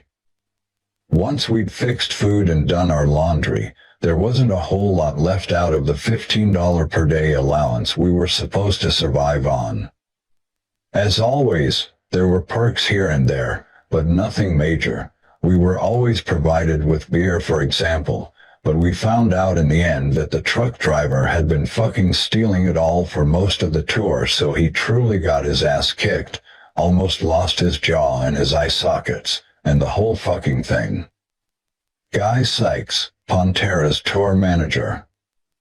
The band invested their first advance check from Winterland, a huge merchandise company that had floated us $25,000 on this tour, and this was back in the days when merch companies actually wrote advance checks, but they hated Europe. First of all, there wasn't a lot of money. Secondly, the crews of older school bands didn't treat opening acts with much respect. So here we were, a bunch of guys who drank like we drank, and combine that with the fact that we were sharing a tour bus, then you can see how it was uncomfortable. In fact, we only got 2 hotel rooms the whole 3-month tour. The tour started in Copenhagen in the end of January 1991, so it was bitter cold in Europe pre the Euro. Different currency, different clubs, different everything, so, from that aspect they didn't enjoy it. Despite the fact they were a huge band that we totally looked up to, the Judas Priest guys were good to us, and there's a reason for that. Not only did we respect them as our seniors, but we also were huge fans and had survived playing their stuff in the clubs, so to us it was like a dream come true to be out touring with them. Me and Phil played ping pong with K, Downing and Glenn Tipton every night, and they would fucking kill us. Those guys were good. It was weird playing ping pong with your idols, but we soon realized that they were just regular guys, and totally full of shit. We didn't see a whole lot of Rob Halford, though. He was pretty reclusive. But because Scott Travis was the only American in the band, we hung out with him a lot. Guy Sykes. Judas Priest was one of several bands that Pantera toured with that they genuinely looked up to, so from that point of view the boys were like kids in a candy store. Pantera got along with everyone, simply because they'd spent so much of their early career entertaining the bar crowd, so they were always in a party mood. During the 3-month touring schedule, there were a few days in between where we had the chance to spend some downtime together, which was something we had never done before. Vinnie and I got into playing a lot of golf, and whenever we had some time, we'd find a nice golf course and go play. That became our escape in future years, and as we earned more money, the stakes for these golf games with Vinnie and some of the crew just kept getting higher. I have no idea who came up with this idea, but we decided to take a skiing trip on a day off, because Priest were on a night off or something that night, as I recall, and headed to the Swiss Alps. Now, I had been a good skier since I was 10 or 11 years old, so I had no problem whatsoever with the whole deal, but none of the other guys had even been on skis before, and they had no fucking clue what they were doing. Guy Sykes and I were the only 2 who could ski, and it was going to be a tough task to educate these guys how to just stay upright, far less anything else. The first sign that the trip had been ill-advised was when our sound guy Aaron Barnes, we called him Johnny Ace, could hardly put his skis on, and when he did he hit a tree before he even got to the ski lift. Holy shit. 38. Was this the level of uselessness that I was going to have to deal with? Yep. And it would get a lot worse. I'm still amazed nobody died. Somehow I got allocated the shitty job. My responsibility was to teach Dime and Philip to ski, which left Sykes to help Vinnie out. Without getting too technical, I wanted to try to explain how important the outside and inside edges of the skis were for stopping. Dime seemed to get the idea almost straight away because he used to ride skateboards and he had the feel and balance. A couple of rounds of coaching Dime the snowplow and he's ready to go skiing for the day, so I could forget about him. Phil, on the other hand, did not learn so well. In fact, it was worse than that. I've never seen the guy so petrified in my life. It wasn't like the slopes we were going down were steep either. These were fucking bunny hills, and here's Philip H. Anselmo, one of the most confident, intimidating singers in metal even at that time, shaking like a leaf with fear. In this situation he wasn't such a tough guy after all. Dime's brother's approach was different still. He was a fucking menace to society. His fat form dressed in a ridiculous parka jacket, I'd catch sight of Vinnie out of the corner of my eye, and he'd almost always be plowing through gates, trees, families, leaving all kinds of destruction in his wake. It was like a cartoon and he had no idea how to stop. Vinnie Paul on skis was a man out of control, and more worryingly still, he seemed to have acquired a taste for this kind of action. "Turn, you fucking idiot." I would yell at him as he headed straight toward and flattened yet another innocent family without so much as an apology.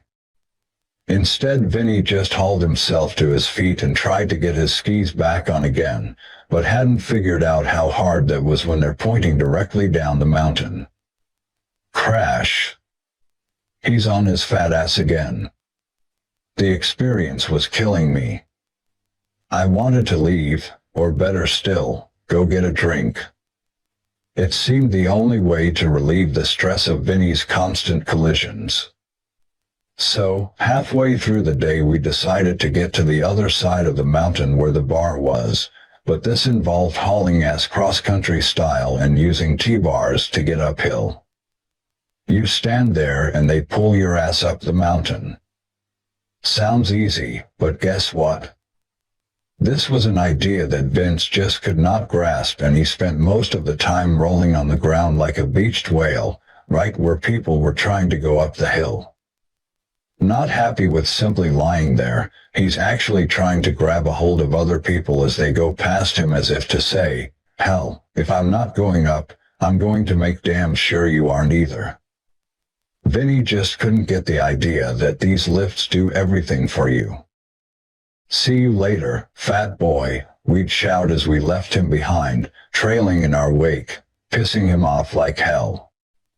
Finally we get to the top and get a beer, and Fat Boy eventually joins us for the last run of the day, for which Vinnie had clearly held back his piece de resistance. After drinking a few beers and shots, I ski down, which was the first proper ski run I'd had all day due to having to look after these guys, and suddenly I see Vinnie speeding down toward another group of people.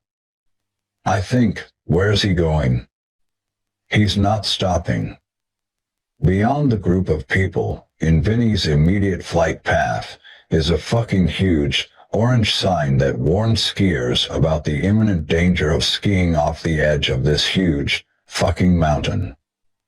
He's like a giant Texan snowball, and he's gathering alarming speed. As always, something got in the way, and after crushing another family, this fat fuck slams into a hospitality tent full of people. They weren't amused. Vinnie didn't care. "Fuck you, Rex, skiing is bullshit. I won't be doing this again, no Jack," Philip said as he carried his skis down the hill, swearing that he would never be back. He was white as a sheet. He didn't know how to stop and didn't know how to slow down, so it turned out that Mr. Unscarred, as he called himself, was the biggest pussy on the hill, and he would never, ever put on a pair of skis after that. 39.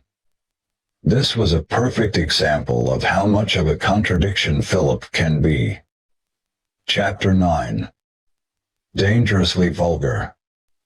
Touring cowboys lasted almost 2 years, although because it was all so new to us, it seemed like no time at all.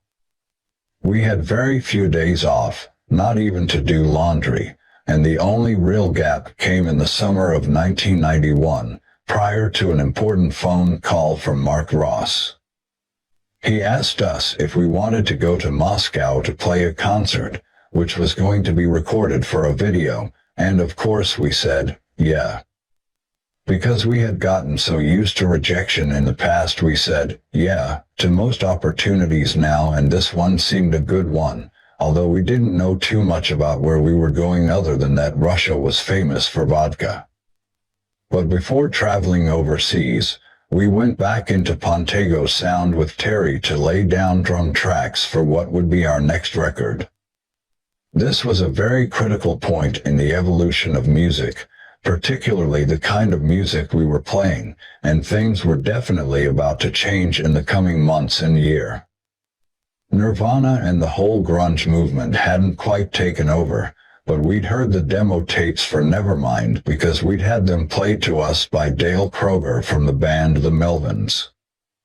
We all thought Nirvana were fucking great, and we also loved Soundgarden. Then, on the other hand, you had Metallica, who came out with something overtly commercial like Enter Sandman, and while it didn't completely change heavy metal, it certainly gave us a little opportunity to seize hold of an opportune moment in time when we most needed it.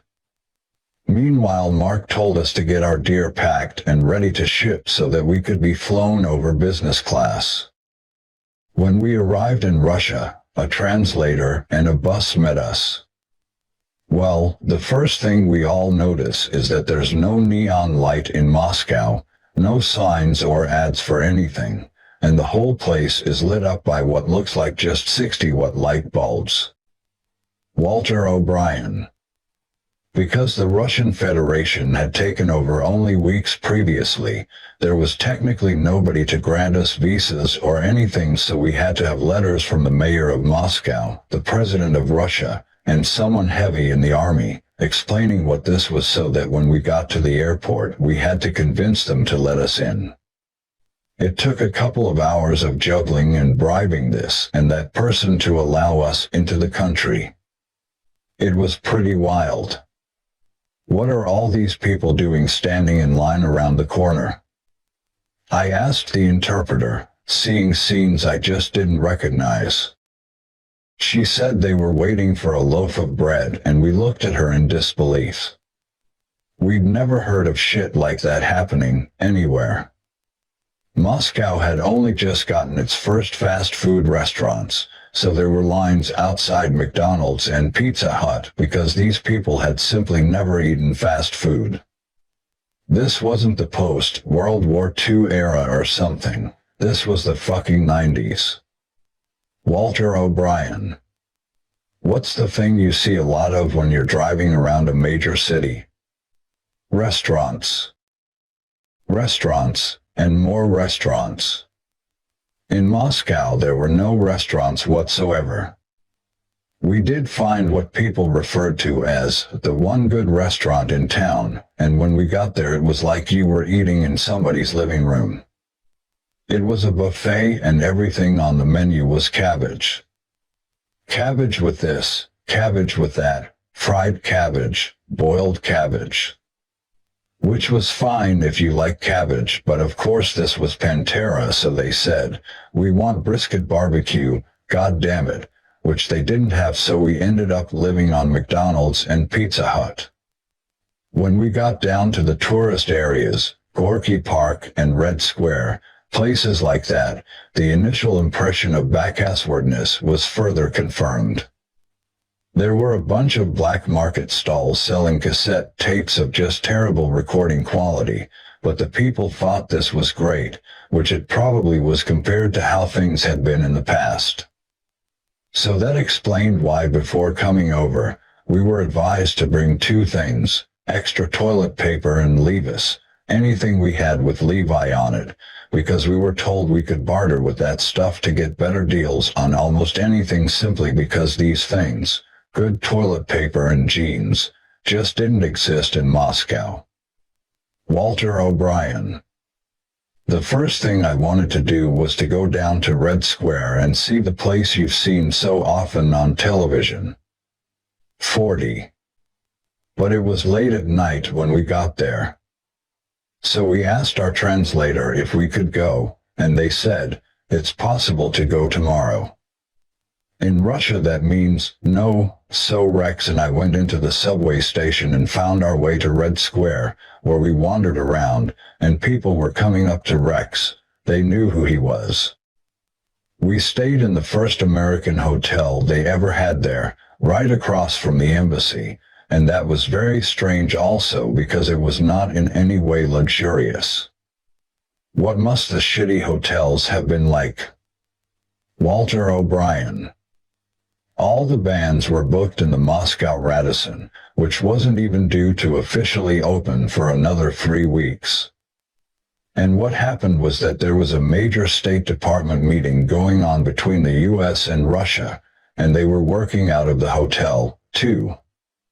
We went into a ballroom upstairs and it was set up with 100 tables with a black phone and a red telephone on each one. The red phones were secure lines back to America. One time I was coming out of the elevator and Wolf Blitzer from CNN was walking out. There was a restaurant in the hotel which everyone recommended we ate at, and it said on the board, special today, meat and vegetables, so Rex asked, what kind of meat is it? So the guy behind the counter shrugged his shoulders and said, it's meat. Rex said, but what kind? Beef? Pork? Veal? What is it? And the guy again just said, it's meat. The next day they let us sleep in before they took us out to Tushino Airfield, which was the site for the concert. As we arrived, they were just starting to set the stage up and kids were already starting to camp amid a sea of old war planes, turret guns, and what looked like fucking space satellites, all of which were just laying out in a huge field. It was one of the most surreal sights I've ever seen. Equally surreal probably, for the million or so fans that were reportedly there, was the lineup for the gig, A-list heavy metal and rock deities in fact. There was AC/DC, Metallica, Us, and the Black Crowes, and all I can remember is this big fucking sea of people at this huge airfield and flags from every fucking country you could think of. Shows like this by Western musicians were previously unheard of in the Soviet Union. As it turns out, the new Russian Federation took over the country a couple of months after we left, so there was definitely the sense that for the audience we were a glimpse of the exciting future rather than the repressive past. But even so, the backstage facilities were definitely from a bygone era. The dressing rooms were like fucking tents, just terrible, with only one little light bulb for light. There were no refreshments whatsoever, maybe just a basic case of water, so fortunately we'd brought over our own liquids, but none of that really mattered because the show itself was fucking unbelievable and one of the best pieces of publicity that could ever come our way. 2. Like I said, we had already started thinking about and laying down drums on the new tracks before we went to Russia, but the whole experience breathed new life into the process when we got back. This record was going to lay the hammer down hard and be the heaviest statement of intent we could possibly come up with. When we returned from the Moscow gig, Metallica's new record, the so-called Black Album, was all over the radio. We thought it sucked, of course. I mean, we thought it was just terrible. We didn't get the commercial sound of it at all, and this made us even more determined to make our new record even heavier than anything we'd attempted before. It would be entitled Vulgar Display of Power. Our power. At this point in our trajectory, Despite the relative success of Cowboys from Hell, we still considered ourselves to be fairly small scale, and we were in a way, certainly in comparison to what we'd later become. From a critical acclaim standpoint, things had definitely changed, but our lives hadn't altered radically, so we were still very hungry for fame and cash. We were still doing our own little headline shows while also supporting the bigger bands, but nothing huge was happening to boost our profile as fast as we wanted. We wanted to explode. Despite being signed to a big label. 41. We still felt like we needed to silence a few doubters with whatever we released next. What helped a lot was that when Metallica dropped this big commercial record of theirs, they unwittingly gave us this big, fucking gaping hole in the market to fill. While we definitely did have firm ideas for how we wanted the record to sound, Metallica's record confirmed to us that we were the band to take over the void they just left behind. So when we actually walked into the studio to write them, the songs were just jumping out of us. It all seemed just so easy and natural. Consequently, the vulgar material was very well rehearsed even before our producer Terry came down to record them, and like Cowboys previously, we already had the demos down really well. We had a couple of bits and pieces left over from Cowboys, and they became the tracks Regular People, for sure, and parts of Hollow maybe, but the rest of the tracks were completely fresh material. Piss was another track that I partly wrote at the time, but because the rest of the record was so strong, it just didn't make the cut. We ended up using part of it on Use My Third Arm, which would later appear on Far Beyond Driven, but in 2011, Piss was released as it was originally conceived on the 20th anniversary edition of Vulgar Display of Power, and I'm very proud of my role in it. It's hard to remember which track we started with, but once we got going it was just non-stop, with ideas flowing from us, and we increasingly realized that, with our grassroots, heavy sound, we really were the band to fill the slot that Metallica had just vacated. We believed we had the right profile to occupy that position of theirs, and it was our perseverance and sheer desire to make increasingly heavy music that allowed us to do that. It was all on our terms and nobody else's. It wasn't on Metallica's terms or anything like that, and there also wasn't a whole lot of competition at this particular point in the 90s, but I can't think of many bands in our genre that, instead of going out of our way to appeal to an audience, made an audience gravitate toward us. That's an important distinction to make, I think, because it's such a rare thing in this world of following trends and fashions. A New Level and Fucking Hostile were key songs in the process, and the fact they were so easy to do meant that we didn't ever want that creative flow to stop. It didn't seem like working either. This was just living life while at the same time doing what we wanted to do, under no pressure whatsoever other than what came from our own unstoppable inner drive. Sometimes we'd sit in the studio until 4 in the morning, just coming up with different ideas while at the same time working on improving our overall performance level, which as a result of almost 2 years of live shows, was already as tight as a motherfucker. As well as being more honed collectively, things had evolved for the band on individual levels, too.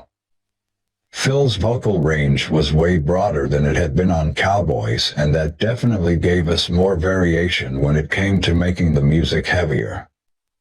He still had the ability to hit the high notes for sure, but because he was a little bit older, he was also developing a tougher voice that complemented what the rest of us were doing. Every song started with a riff of Darrell's, or something that Vinnie had, a drum beat or rhythm pattern, or an idea from me or Phil. In some cases the idea process could just be something as simple as us going outside, smoking one, and seeing what happened when we got back in. usually something did happen.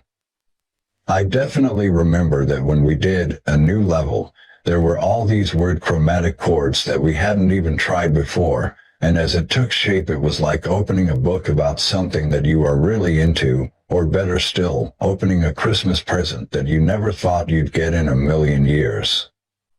Every single track we recorded had that certain something about it in a way that only the most vital albums can boast, and we all knew how good this fucking record was. There would be times when we were in the studio, like when Bach was coming together. 42. And we'd be jamming on it with insane tightness. We'd look at each other in amazement and say, "Oh my God, how the fuck did we do that?" It might sound like a cliché, but there really was magic at work with what we were doing on Vulgar, and we never again played and got along as well as we did at this time. Dime and I deeply understood each other as far as the chording, changes, and rhythm were concerned, and that in itself was a fucking amazing feeling, to be totally locked in with your musical partner. Of course, Dime always knew exactly what he wanted to hear. He had that down to a T. But sometimes I'd hear something from a bass player's perspective and would go in and put in my 2 cents worth. When he was doing leads, my role was to figure a bass line that fit. On Vulgar, the demand for total sonic perfection was what we were aiming at. We used to sit down together, turn everything off at the board except for all guitar channels and the bass channel, and listen to the tracks with immense concentration, pay attention to every detail. Sometimes I'd test my ability by playing along to the track, and sure enough I was always right on the money. That's how tight we were, and we started calling this process at the microscope, and from that point forward, applied that level of scrutiny to everything we did. Yes, we were heavy and aggressive, but the finer details really mattered. Terry date. For the most part, the process for working on Vulgar was similar to Cowboys, except that Cowboys was a little more advanced when I came on board. With Vulgar, they had just come off a very successful tour and they had riffs figured out. They knew they wanted to get harder and more intense, but the songwriting process was exactly the same. They were great at working in a very small garage studio. If you look at how music is recorded in bedrooms now, well, it wasn't that much different for us back then because they were so comfortable working in Pontego, which, while very nice, is very humble compared to a studio in LA. It's not the equipment in the studio or the walls that matters, it's how comfortable the players are, and they were very, very comfortable. Although all the songs on Vulgar were super heavy, it wasn't heavy for the sake of it, they also had killer hooks. Listen to Fucking Hostile, and you can hear that, despite how fast and heavy it is, it's still just classic, good songwriting. Not everyone shared our excitement. I will always remember the old man, who by this time had no role other than owning the studio space, but still thought of himself as our unofficial manager, coming in and hearing Philip's distorted vocals on Fucking Hostile and saying in his usual super negative way, "Son, boys, y'all can't put that on the record, nobody's going to listen to it." He hated distortion.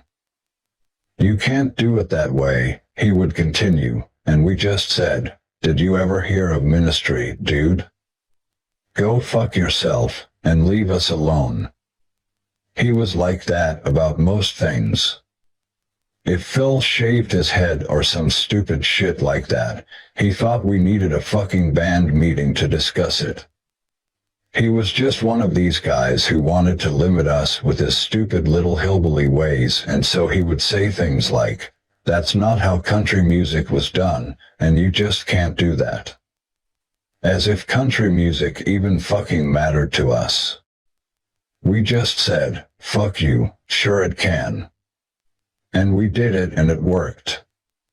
We wanted to change the world with the music we were doing, and that record did that. It definitely changed the game for a lot of fucking people. Before the album was released, we went out on tour with Skid Row in January of 1992, went out there and slaughtered them every night. These guys had a pretty heavy record out, Slave to the Grind, and had just come off the road with Guns N' Roses in Europe, so this was their very first headlining tour, with the craziest stage setup I've ever seen in my life, just stupid with all the ramps and shit. None of that concerned us. We just went out and did our thing night after night, and suddenly Phil had less of a kill the world vision and more of a look, here's an opportunity of a lifetime. 43. We can steal all these motherfucking fans type of mentality. He was very much more congenial on that tour, and we were really having a good time, taking names and shit. We also had the chance to let people hear the master tapes of Vulgar while we were still waiting for the artwork prior to the release date a month or so after the tour began. We were traveling in our first full-blown tour bus and we thought, wow, so this is what we're going to be traveling in? It seemed big time. We got our own bunk, which was a big step up from the motorhomes we'd been out in the past, and there was also a driver so we didn't have to drive anymore, although we sometimes did, just for fun. One time we were going through Canada and it was me and Dime in the front seats. We went through the border control and they said to Dime, "What citizenship are you, sir?" "Regular, sir," Dime said. Dime wasn't the most intelligent of guys, at least in an academic sense, although he did have his different ways of trying to appear that he was. I'd call him Socrates sometimes to piss him off because he'd come up with what he thought was a brilliant idea, but to everyone else it was so fucking stupid. He'd use these big words, and I'd just say, yeah, okay, Socrates, Plato. But what he lacked in pure academia, he more than made up for in street smarts. Guy Sykes. The tour with Skid Row broke Pantera in America, period. End of story. Heavy music in general was moving in different directions. You were either with Nirvana or Soundgarden in that genre, or you were moving harder toward Slayer and Metallica, and Skid Row was trying to move away from their hair band roots. On the Priest tour nobody had known what to expect. They got spit on, had shit thrown at them, and sold 2 or 3 t-shirts a night, but when we got on the Skid Row tour everything clicked. Pantera went out and destroyed Skid Row nightly, and that's what launched them to the next level. When we played the new Vulgar material on the road it just blew everybody's fucking mind. Nobody said, "Oh well, that's nice," or something equally non-committal. Jaws were dropping, and though we didn't need that confirmation, we knew we were on to something huge. Walter O'Brien. Darrell had given us this really, really bad 8th generation picture of a guy getting his face punched, all distorted like a bad photocopy. The label went and got a model with somebody punching him at a photo shoot and got the whole thing done up really nice, while also copying the spirit of what Dime had brought. Well, he got furious because he wanted to use the bad photocopy as the cover. We tried to explain to him that it couldn't be done. He actually wanted to use the original picture he had for the album cover. Of course we were right about Vulgar, and the record debuted at number 44 on the album charts. Which was completely amazing, and from that point on all of our friends and peers in other bands were coming out and trying to equal or better what we had done. The competition was on. Jerry Cantrell was a good friend by this time, and it soon became a competition between me and him to be the first to have a certified gold album. Alice in Chains were always just that one step ahead of us though, and they had hit the fucking jackpot with Facelift already, and would do even better with their next record later in '92. I was like, fuck, here we are sitting on 300,000 sales, and that's not bad, but Jerry had a gold record and I was pissed. While Vulgar wouldn't be our best-selling record in unit sales, it was our most significant because of the era in which it arrived. Heavy metal was changing because of the whole grunge thing, so most metal bands either had to change their sound to fit the trend or risk being forced back underground and return to the club scene. Pantera was the exception in that we actually thrived in these seemingly barren times for metal, and while playing heavier music than most people had ever heard before. Despite our high profile and all the possibilities that were out there for us, fame and fortune would still be slow to arrive. Vulgar definitely got us on the ladder to stardom and to playing larger venues. 44. So to return the favor that senior bands had shown us on our way up, we took out emerging bands with us on our headline tour, guys like Sepultura and Fear Factory who were trying to get their own thing going. Yeah, we now had the clout to sell out amphitheater-sized places, but we always respected where we came from, and that was always one of Pantera's best qualities. As far as our buddies in Metallica were concerned, well, we hardly ever saw them after this point. On the rare occasions we did, Lars would turn up backstage with fucking dudes like John McEnroe. It was crazy shit. They seemed to be going down their own weird path anyway, and by the time they released Load in 1996, and had cut their hair and were wearing makeup, Pantera were headlining fucking arenas all over the world, never hanging out with the so-called cool people. I don't think our music was ever accessible enough to attract that kind of celebrity crowd, and I never had any big, famous people in my phone book. Unlike Metallica, we didn't have the hit records on the radio that were the likely draw for celebrity hangers-on. But we did always have loyal, die-hard fans, sweaty teenage kids, that could sell out arenas every fucking night of the week. On the other hand, all the musicians would come to our shows because they knew it was likely to be a huge party. If there was a Pantera show in their town, they knew they had to come out, show up, and by God it was going to be full on.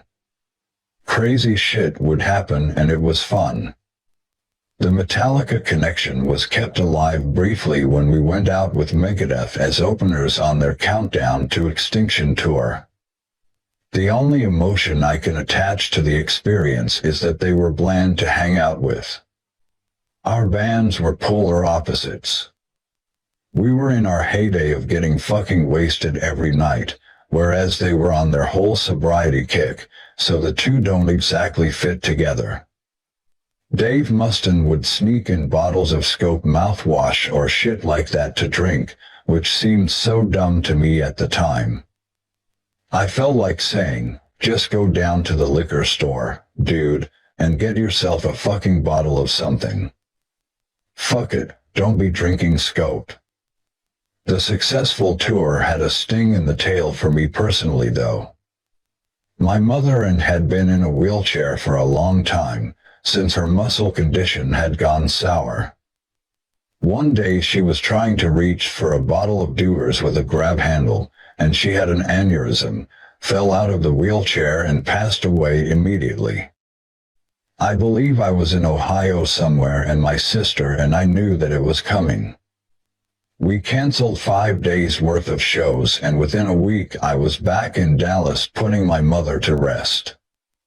R.I.P. Mom. I had lost both my parents by the age of 29. But for me with my mom's passing there was a sense of relief. Her body had just given out. She'd had private care for a year and a half, Medicaid was running out, and it was starting to cost my sister and I a lot of money. I wish she were still here now to see her grandkids, but she's not, and in the end her passing brought mixed emotions. On one hand it was a blessing and she was at peace, but at the same time I had lost my mother.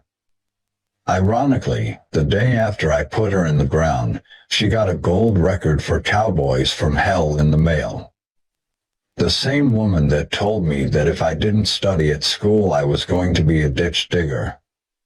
She definitely would have been very proud of her son, though, and in any case, once we got popular she learned to respect that I had in fact made the right decision when I decided to pursue music. Even with a successful tour for Vulgar, visiting places like Japan and having other life-changing experiences, I was still living in an apartment with John the Cat Brooks, our drum tech, in North Arlington, a 20-minute drive from the studio. That was the only part of town that I liked. It was around this time I met my future wife Belinda through mutual friends who set us up. She wasn't into the music scene and didn't actually know who I was, other than I was in a band and had to play gigs. So in order to close the deal, I bought a dachshund and said to her, "We still have to play gigs and someone's got to take care of this dog while I'm gone." 45. So you might as well move in. Which she did. I suckered her in with a wiener dog. So we moved into a high-dollar apartment in a gated community, and it was a real nice place to be. Chapter 10. Controlled Chaos. We were on a break during late spring and the summer of 1993, God knows we had earned one, before we went into the studio to record Far Beyond Driven, which we started sometime in the fall of that year. Things were a little different this time around because the old man had moved his studio up north to Nashville, built a place called Abstract Sound, and the boys just couldn't get enough of giving their old man money, so we all went up there, too. He had moved up there to get some of the country music market that he couldn't get down in Arlington. Also, because he had part of the publishing rights for Cowboys and Vulgar, he was getting paid what we were getting paid. I'll come back to what I did about all this later. Terry date. In the past there were pieces of tracks that everyone would work on and then come together and listen to, but with Far Beyond Driven everyone was there all of the time and there were certain advantages and disadvantages with that. That's the best way of putting it. It was a completely different vibe. So, we'd go up there for 2 weeks, 3 weeks max, and stay at the Holiday Inn in town. This was the beginning of Vinnie Paul's infamous strip club days. Of course at that time we'd all go in there and have a good time. It was a bring your own beer kind of deal, but he really got an unhealthy taste for it, and you'll see how that plays out later.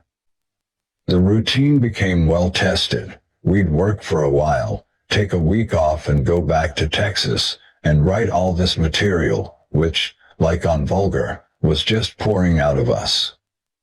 Dime and Phil were both on fire creatively, and the opportunities were increasing because everyone could see how big Pantera were getting.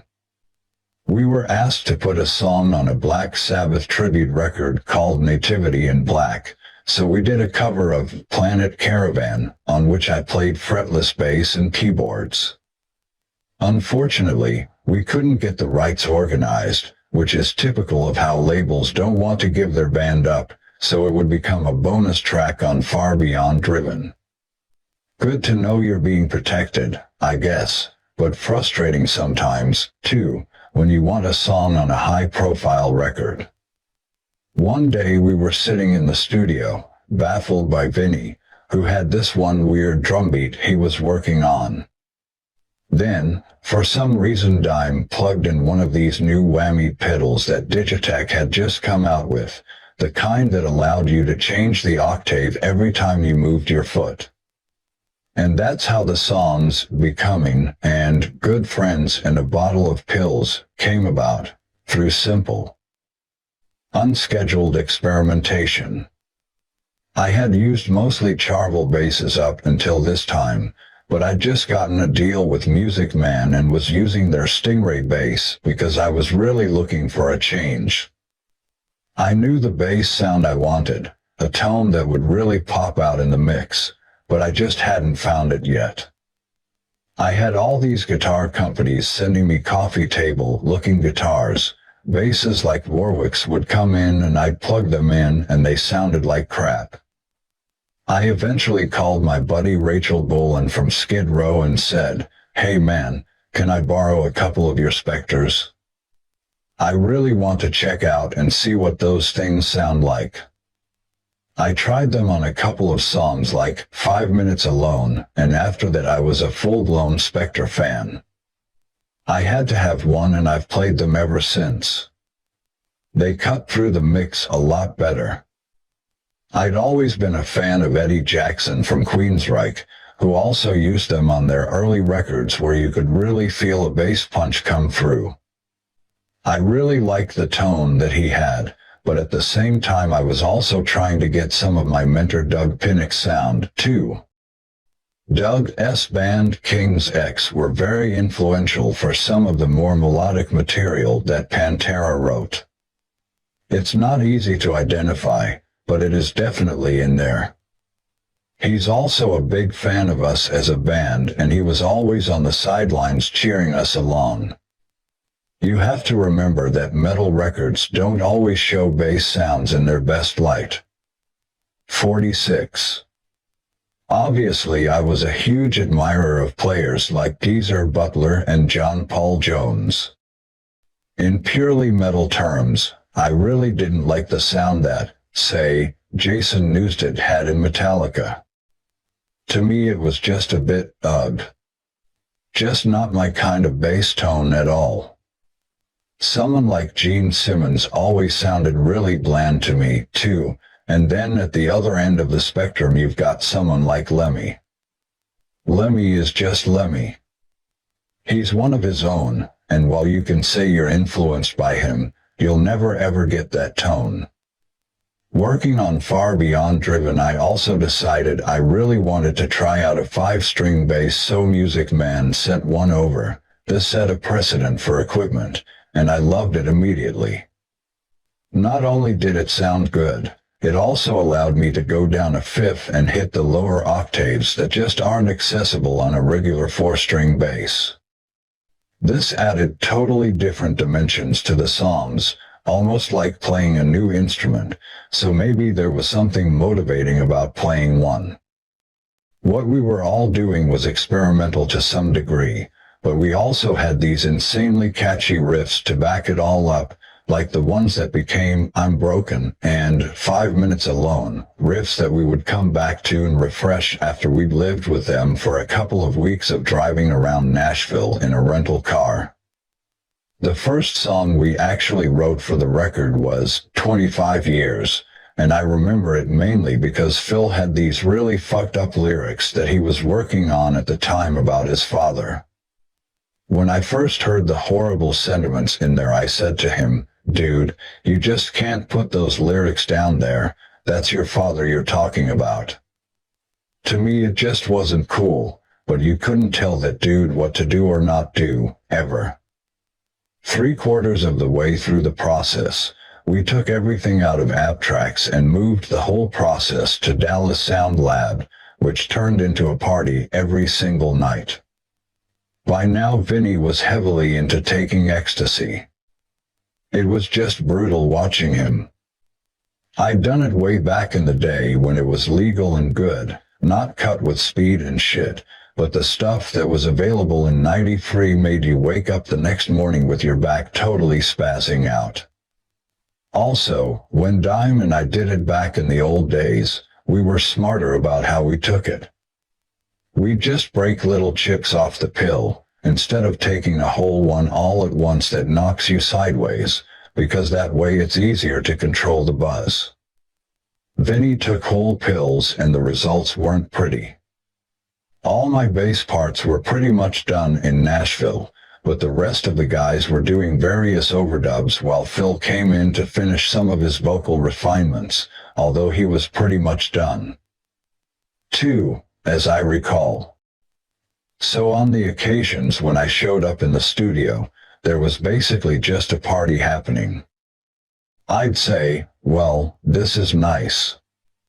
This is a $1,500 per day lockout and you guys are sitting around playing pool and not doing fucking anything. I was irritated that everything was taking so long. Terry date. There were friends around in the studio, I do remember that. I also recall having a hard time getting people focused and into the control room to record because it seemed like there were a lot of distractions. But there were always a lot of people around these guys, and maybe because I keep my head down and focus on the job in hand, I missed a lot of what was going on. A lot of Dime's guitar parts were done at that time for sure, and that was memorable. There was occasional talk of label issues, but I had to eliminate all that kind of stuff and make sure that none of it affected the actual making of the record. I was just there to get from A to point B. Basically, we spent around $750,000 on that record, renegotiated the contracts with East/West record label and the whole bit, and by God we used every single penny of that, a lot of it on a bunch of bullshit, including paying for a bunch of hangers-on to party on our tab. It seemed like everyone came out of the woodwork when we went back to Dallas, and most of them seemed to forget that we had a fucking record to make, and that applied to Vinnie Paul. 47. 2. Progress was slow, and if I was frustrated by the delays, Terry Date was pulling his fucking hair out a lot of the time. We had no A&R guy, but we did have a guy affiliated to the label called Derek Oliver, but he wouldn't even show up. He knew fucking better. The room would have just told him to go fuck himself anyway. The bottom line was that management left us alone because they knew we were putting out hit records, selling 10,000 units a week, so they knew not to fuck with the formula by interfering in the studio. Toward the end of 1993, during the process of finishing Far Beyond Driven, we headed to South America for the first time, and that sure was a fucking trip. We flew all the way down to Buenos Aires, and our first impression was that it was home to the most beautiful women on the planet, although we literally couldn't get out of the hotel to see them because there always seemed to be 500 kids sitting outside, day and night, amid tight security. I wanted to go and see the city, and on days off Vinnie and I would always go and play golf, so we needed security to take us where we needed to go. We deployed a decoy system. We had 2 minibuses. One would go this way and the other would go that way, and everyone would usually follow the first bus, not knowing that we'd taken another route in the second to go and play this little golf course. This place was unique because it had caddies, none of whom spoke English, and we had to walk the course, something we never did at golf courses back home. We'd say, "Give me a 7-iron," and the caddy dude would run over to us with a fucking 2-iron or something. "No, senor." I said a 7-iron, we'd say, "A 2-iron is fucking hard to hit with anyway," but they'd still always try to tell us what to do, those caddies. This was our way of getting away from all the bullshit, and back in those days it was usually me, Vinnie, and Sykes playing golf for fucking tons of money. Phil and Dime weren't really into that kind of thing. While we were on the links, they probably sat and got drunk in a bar, although Phil always liked to work out. Yeah, that was his deal. Dime, on the other hand, had a routine that was all his own. He would basically get up around 5 p.m., get something to eat, and then the party would start rolling all over again, every single day. So by the time we got back from the golf course, he had our shots already waiting. The shows down there were crazy because they totally oversold them. There were no safety regulations, no fire codes, no nothing. We finished one show on that trip and went back to the dressing room for a while, as usual, and then we came back out while the crew was loading up. We saw these people sweeping where the audience had been. There were a growing number of odd piles, 5 feet high all around, so we asked, "What the fuck is that?" There were so many kids there that it turned out these piles were black hair that they'd pulled out of each other's heads during our show. They were packed in there so tight they were just ripping each other's hair out. Crazy shit. Chapter 11. You Fat Bastard. Not long before Far Beyond Driven's release, there was an issue with the cover art because, of course, we couldn't put a picture of some chick with a big steel fucking drill up her ass, you know? That was the original plan.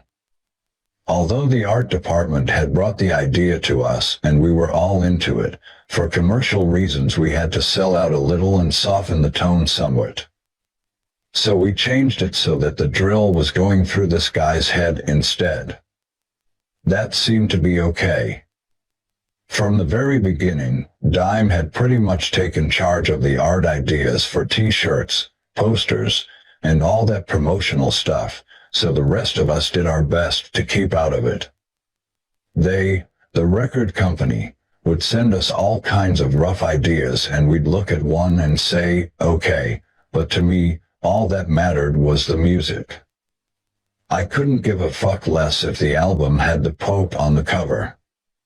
All I thought was that as long as the cover had the band's name in the biggest letters that would fit on there, it didn't really matter what else was there. 48. With the exception of a picture of some chick on a fucking stripper pole, which the brothers probably wanted. That I wasn't having. Walter O'Brien. It wasn't that Dime didn't have good ideas artistically, he did, but he didn't have the technological expertise to execute them. I'm not even sure if the image they wanted was even a chick. But it was a huge drill going up someone's ass. But I had to explain to the band that none of the major chains that were going to sell the record were going to let that picture slide. We could have made this band a lot more money if they had just followed efficiency and hadn't tried to reinvent the wheel every time they did something. I always wanted the band to have full creative control over everything, or at least up until the point that it was going to get an X rating and not come out. Walmart and other big chains said they wouldn't carry the record if it had an explicit sticker on the front, so we made an alternate version, which the band hated. I just said to them, if you want to sell 300,000 copies and have explicit lyrics, that's okay. But you have to be accepting of the consequences that you're cutting your own record sales in half. When Far Beyond Driven eventually was released in March of 1994, it went straight to #1 on the Billboard chart, which was fucking unheard of for a record this heavy and for a band like us who'd hardly had any radio or video airplay. Ironically, MTV's Headbangers Ball documented our promotional signing trip where Warner Brothers gave us a Learjet to hit 12 major cities in only 5 days to sign copies of the record for our fans. Walter O'Brien. Part of our job was to work with stores and record labels on marketing to the Billboard chart, and we knew that all the talk in the business that week was, which record was going to enter at #1? Was it Bonnie Raitt, Ace of Base, or was it the soundtrack for some rap movie? It wasn't even on anybody's radar that Pantera's album could be anywhere near that, so I went into the label and suggested the Learjet idea for doing signings because we knew that the key to blowing up the charts was to sell as many records as possible in that first few days. That's how it works. So when we were watching the numbers come in on the Tuesday following the signings, we said, we might actually pull this off, and then when the numbers came in it was like the Pope had died. I was getting phone calls from everybody saying, Pantera has entered the charts at #1. and we just went crazy. These guys thought they were a platinum act like Van Halen even when they were still playing in the Texas clubs, so they had self-belief. And you need that. But when the fame really arrived with the private jets and the rest, it affected Phil and Rex most. Phil didn't want to get in a private jet and he didn't want to be seen getting into a limo, but after he tasted it for a while, things changed. Guy Sykes. Our in-stores weren't a 30-minute or 1-hour appearance at your local Tower Records. Some of these were 5 and 6 hours, making sure that every single kid was signed. At this point in their career, Pantera was a juggernaut, running on all 4 cylinders in every sense. Touring far beyond Driven was going to be a huge deal, that much was immediately clear. When you have a #1 record, everything changes on every level, and folks who weren't your friends before were going to want to be. We were playing amphitheaters by then, and playing in venues like that is just a numbers game as long as the seats are sold out, which ours always were. The real key is concessions, because that's how you make your money, even on seemingly simple things like car parking. We wanted every single kid that came to our show to also spend $10 on a t-shirt, because when that happens, that's when the really big checks start flying in. Everyone is satisfied. There's no loser in that whole deal. Everything was paid for and the machine just kept building and building to the point where we were simply unstoppable. We felt we were indestructible and we destroyed a whole bunch of shit along the way. 49. We found new ways of fucking shit up just for fun.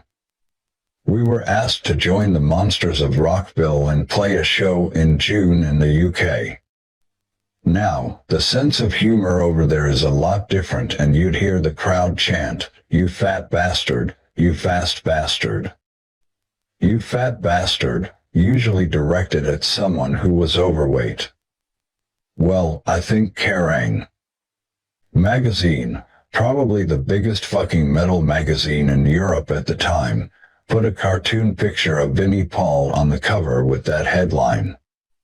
As you'd expect, Vinnie didn't care for it at all and said he didn't want to work with Kerrang! Anymore. I said, look, you have to deal with this. I don't care if your ego is bruised or not, this is their way of saying that they love you. But Vinnie just couldn't take it that way.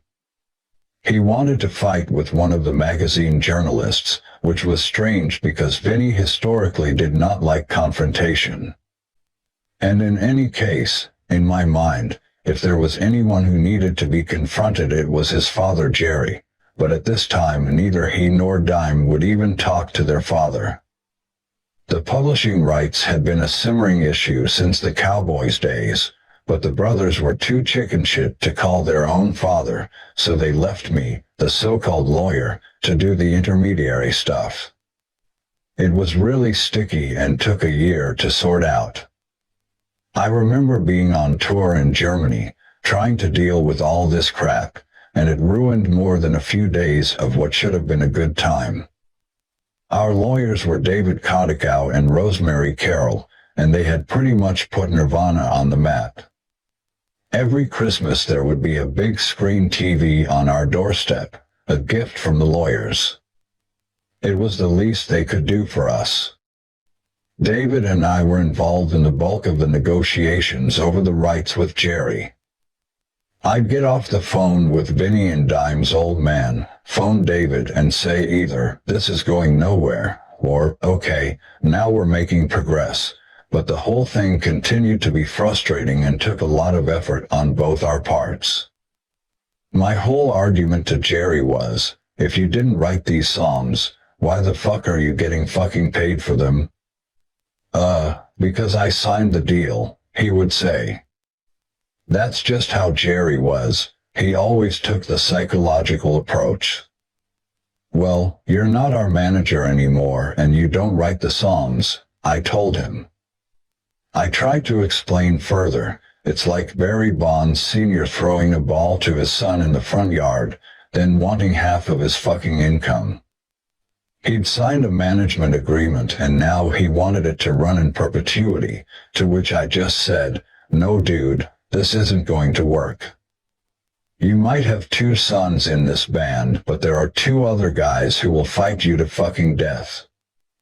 I also felt like saying, you know, your own boys don't even want to talk to you, dude. How does that make you feel? Yes, as I've said, I had some music business knowledge, but because I was the only one who did, I was stuck in the middle of it all because the brothers wouldn't deal with their father, and Phil didn't have a clue about any of this kind of crap. After it was finally settled, the brothers didn't talk to their father for many years. Dime eventually said, I better get in touch with the old man, probably around the time their mother got sick. Walter O'Brien. The money started coming in from Cowboys around '94, so that's what triggered Rex's dealings with the publishing rights. There's always a year or 2 delay before the cash really starts flowing, but when the contract with Jerry Abbott came in, we looked at it and none of the signatures on it were the band's. Their names were there, but the signatures weren't theirs.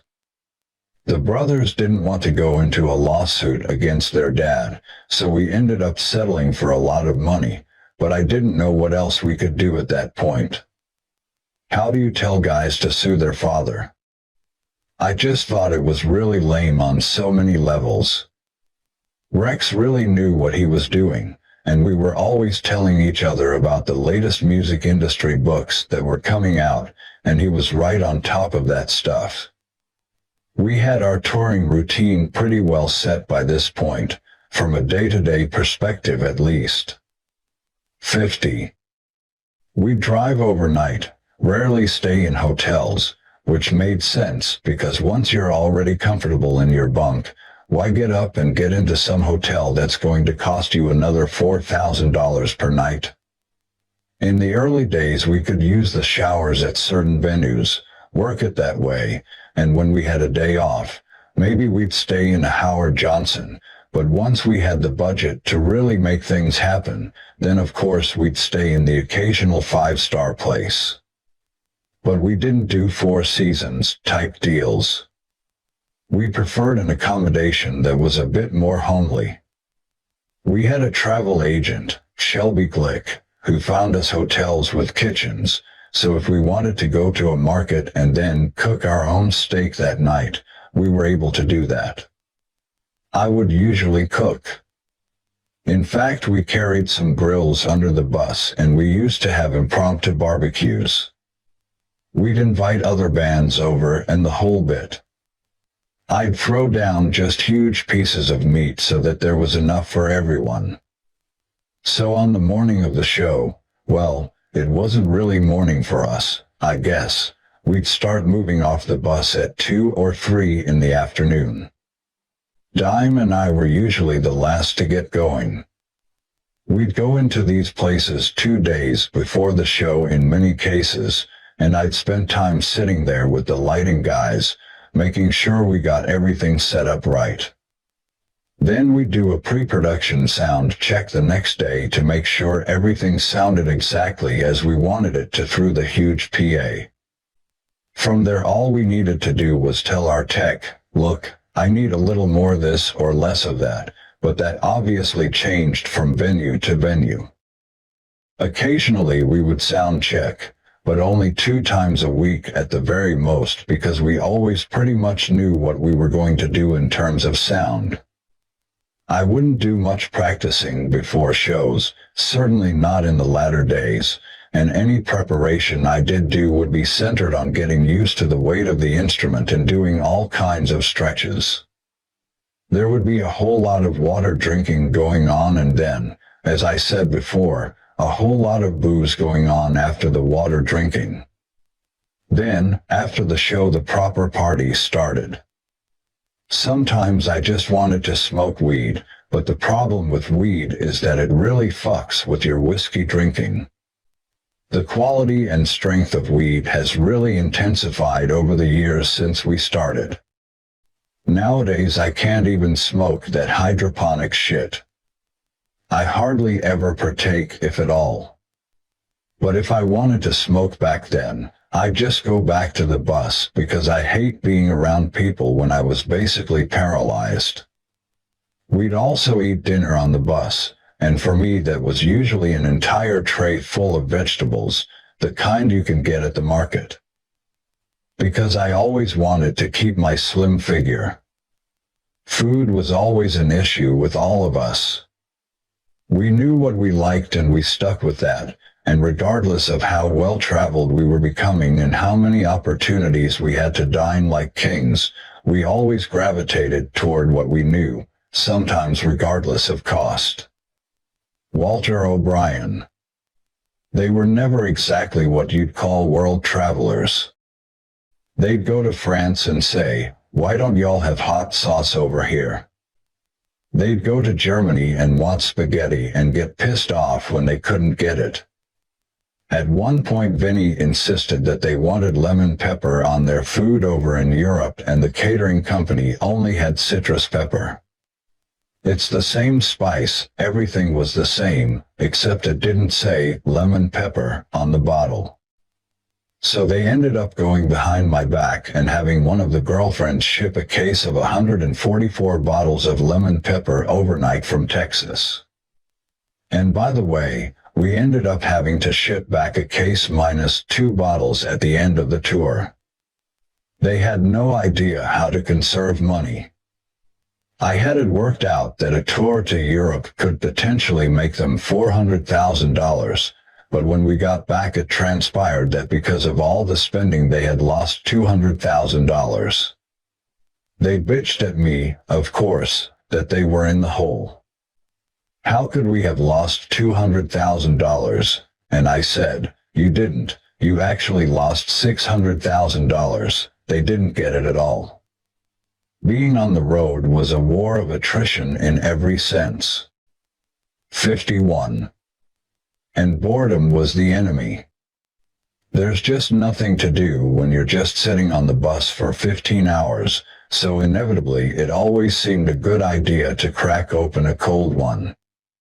We also came up with games to play, and because we were now earning good money, the stakes were increasingly high. The guys in Biohazard taught us this dice game called CeeLo. There were 3 dice, and the tale of the tape is that you throw out all 3 and there's a banker who calls a limit of, let's say, a $200 max. So someone rolls the 3 dice until you get a number. A number is when 2 of the dice are the same, and whatever the other one is, that's your number, which then has to be beat. So if I throw a 5 out there, it's a pretty good chance that I'm going to win everybody's $200 that's sitting around in the circle.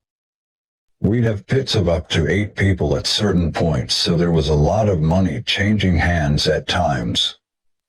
Because of the boredom on the road, we'd play this all the time. It was fun to do and everybody would sit around and drink beer and get some road camaraderie going. We'd get bus drivers, truck drivers, everybody would play.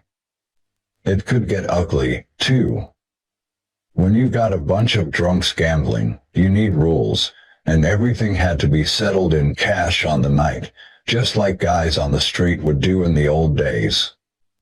On one leg of the U.S. tour we had Type O Negative with us as support, and we partied with Peter Steele every fucking night. He was a gentle giant. He would come out and sing Walk with us every night, and he would physically pick me up sideways and put me up to the mic so I could sing into it. He was fucking hilarious.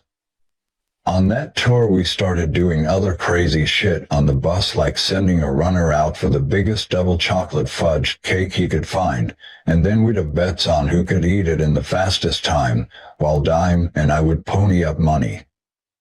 None of these big dudes, especially Big Val, our head of security, could resist trying to eat the cake. He was always trying. We'd watch him get about halfway through and he'd be turning green. Even when we went out for dinner and he'd already had a full meal, I'd buy Big Val another one and say, "Okay, dude, see if you can eat all this for this amount of money." He was always up for a challenge, thought he was fucking Superman. We'd do the same with hot sauce, see who could drink a whole bottle in 15 seconds without throwing up. It was all just good-natured ways of trying to kill time on the road. The stages we were playing were probably 40 feet wide by 20 deep, and Phil had a microphone cable that was 50 feet long, which allowed him to run from one side to the other. The security routine on tour was always the same. At 5 p.m. every show day, Big Val would sit down with his whole crew and say, "Look, this is the way it's going to go. If a kid's getting out of hand, don't manhandle him, just get him out of the way. But make sure he's safe." Some of these kids were rebellious as shit and there's just nothing anyone can do about it. Val understood that, but he wanted the hired security crews at the venues to understand it, too. It seemed that some of these kids in the 90s just wanted to go to a show to get their aggression out, and looking back on it now, it was a hell of a lot of fun to instigate that kind of reaction. I'd much rather they did it there than on the street, that's for sure. Walter O'Brien. Phil had this bad habit wherever we played of saying to the crowd, "Our stage is your stage," kind of like Jim Morrison in the 60s, controlled chaos, at which point there would be a near riot. He just wouldn't get the hint that if someone got hurt, they were going to sue him and that it was going to cost him more money than he makes, and it got to the point where there was no controlling him.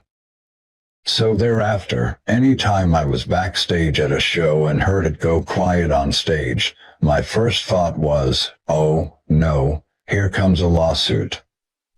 So during the show one night while we're playing some open field in Buffalo, New York, this big, steroid freak, one of the security crew, decides to manhandle some poor kid who's trying to climb the barrier that's 10 feet from the stage.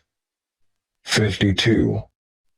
He pushed him to the ground, face down in the concrete with his hands behind his back. Then he picks the guy up by his fucking hair and starts pushing him along, by which time Phil has seen what's going on and is seriously pissed. So Phil, who can throw a fucking football like Drew Brees, launched his microphone and hit the security dude right on the back of the head and he fell to the ground. Suddenly, the promoter calls the show off and they lock down the whole backstage area, so there was no way we could get out. Phil then gets thrown in jail and the whole bit. We all said to the police, "Wait, aren't you missing the point here?" But of course Phil got the blame and it cost $5,000 worth of bail, all for standing up for a fan who was getting beat up. It was fucking crazy. This kind of shit wasn't new either. It got to the point where I saw incidents from on stage and I just wanted to take off my fucking bass and sling it. I felt like saying to these clowns, "These kids came to see us, not you, cocksucker." It's not like these security guys own these places. They get paid fucking $6 an hour to run security and then think it's okay drive one of my fans in the dirt because he's trying to jump the barricade. It was so stupid and something we just would not tolerate. Phil usually controlled the crowd very well, but we had to stop our show sometimes because of the security guys, not because of our fans. The upshot of it all was that Phil ended up having to go to court a year later after the trial was delayed 3 times, where he apologized and pleaded guilty to an assault charge, got a fine, and was told to do a number of community service hours. Walter O'Brien. Management was on eggshells a lot of the time regarding what Phil was likely to do. We'd already had an incident on the Vulgar tour where I had to pay a guy off who was just looking for a quick buck lawsuit because he claimed Phil had assaulted him at a show in San Diego. In the end, I paid him the $500 he asked for to settle, even though we were ready to pay him $50,000 if we had to. He then told me that all he really wanted was 5 minutes alone with Mr. Anselmo, to which I said, "Trust me, you wouldn't survive 5 minutes." He then claimed that we were racists, despite later making racial references about me, so, when he'd been paid off by me personally with a cashier's check, I couldn't resist saying to him, "Not only are you a racist, but you are also a fucking moron. I was prepared to pay you $50,000 to not go to court." Whether the incident at the Buffalo show was in any way symptomatic of Phil's spiraling frame of mind is hard to say. At this point in our ascendancy, approaching the highest point of our popularity as the biggest metal band of the decade, Phil's relationship with the rest of the band was slowly but surely starting to become distanced. Not breaking down, not yet, but there was a palpable separation that I certainly noticed. He didn't travel with the rest of us. He was on another bus with his assistant and his trainer who he always took on the road, so that diluted the unity we'd had on previous tours. Not just that, he was spending more and more time back home in New Orleans when he wasn't either touring or in the studio. Terry Glaze. I was in Los Angeles and Darrell called me and asked if I wanted to come and see them play at some outdoor amphitheater type place, and I remember being just stunned at how powerful they were. I mean, we were pretty tight when I was in the band, but this was something different. It was almost frightening. I've never seen a crowd like it. Everyone bought a t-shirt and everyone sang along to every song. I don't know many bands that have fans that dedicated. I'll never forget that Dime took a shit in a bucket while he was playing on stage. Actually squatted down, pulled down his shorts and took a shit. They tried to bill him for the cleaning, but he insisted that if they did, he got to keep the bucket. In his eyes, the bucket was his. After the show, they asked me onto the bus to travel with them to Reno, Nevada, and that was when I met Phil for the first time. 53. He came up to me with a big smile and whispered in my ear, "I totally know why you bailed on these guys." That surprised me, but at the same time I felt that he and I were the only two guys in the club. We knew what being in Pantera was all about, but he felt confident talking to me because he knew he was in control. He had found his place. There's no suggestion that his retreat was anything other than a reaction to fame or a simple need for privacy at this point, but looking back now, I suspect that this may have been the beginning of Phil's drug problems. We all knew he was having a lot of back pain, but even though we continually told him to go and get it checked out by a specialist, it was a long time before he actually did. I finally said to him, "I'm tired of hearing about your back shit, dude. Why don't you go to a doctor? We've got one right here in town, so why not go and get an MRI and see what's going on with it?" But for a long time he didn't do anything. If you had a fucking cold every day for 6 months, wouldn't you think something was wrong? I asked him. When he eventually sought medical advice, he was told that the recovery period for back surgery could be more than a year, time off that he couldn't tolerate, so he continued down the path of alcohol and other forms of pain relief to get him through the shows on the last leg of the U.S. tour, which we did with Prong as our support. But all that time Phil was always saying, "Oh, my back this, my back that." Because of the rampant painkiller culture he came from, down in New Orleans, he used to take somas, muscle relaxers, to relieve the pain.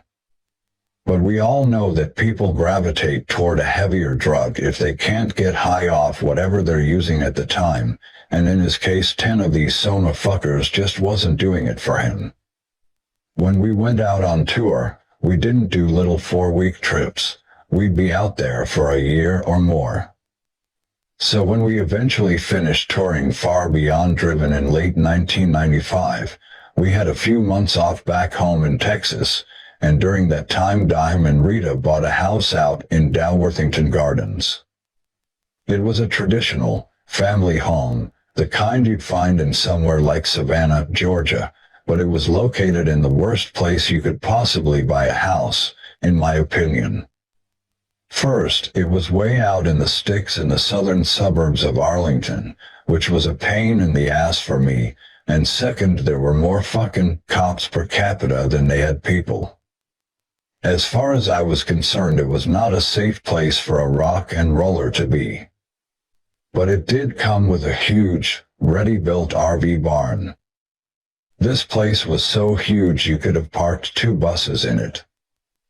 So Dime decided to use the space to build a home studio by constructing walls within walls so that the thing was completely soundproofed and wouldn't fuck the neighbors up or contravene city codes. Of course, he didn't do it himself. The builders did all that, but most of the organizing was done by the brothers, as it was, after all, Dime's home. Rita Haney. I had my own place in town, bought it 2 years previously, and when Darrell came off the road he'd come straight to my place where we'd grill and hang out by the pool, and that really got him thinking about having his own place. Darrell wanted somewhere he could write, and he only had this tiny 4-track room at his mom's, which he'd finally outgrown. Dalworthington Gardens was the third house that we looked at, and I remember him looking at it saying, "Dude, this house is so big, I just don't think I can ever fill it up." Of course, it took one tour of him coming home with all kinds of crap to fix that, so he bought it, and I transferred over there and sold my own place. But what Darrell's new place meant for the band as a whole was that we now didn't have to book time anywhere to record, so in turn we basically took the money they guaranteed us for the next record, around $800,000 if I remember right, and spent it on that studio, from which I've yet to see any fucking cash, incidentally. It was a huge house, 6,000 square feet at least, and a place where we could all convene, but it took a lot of building time to get the place fit to record a Pantera record. Terry date. Aaron Barnes. 54. Vinnie and I spent a lot of time making wires and putting the studio together. The band had an early version of digital recording gear at that time, and they wanted to use it to record the album. I hated it. I talked them into buying an analog tape deck, which we brought into the control room, set it up, and the thing was humming like crazy. We could not figure out why. We did everything we could, until finally we found out that there was 50,000 watt power cable buried under the studio. So we moved the deck into the recording room where the band was, but when the band's recording, there tends to be a lot of Coors Light going down, and when something's empty those cans get thrown. They'd end up on the tape deck quite a lot, so I had to build a barricade around the tape deck. As I said, getting there was kind of a haul for me because I was still living in North Arlington. Vinnie still lived with his mom.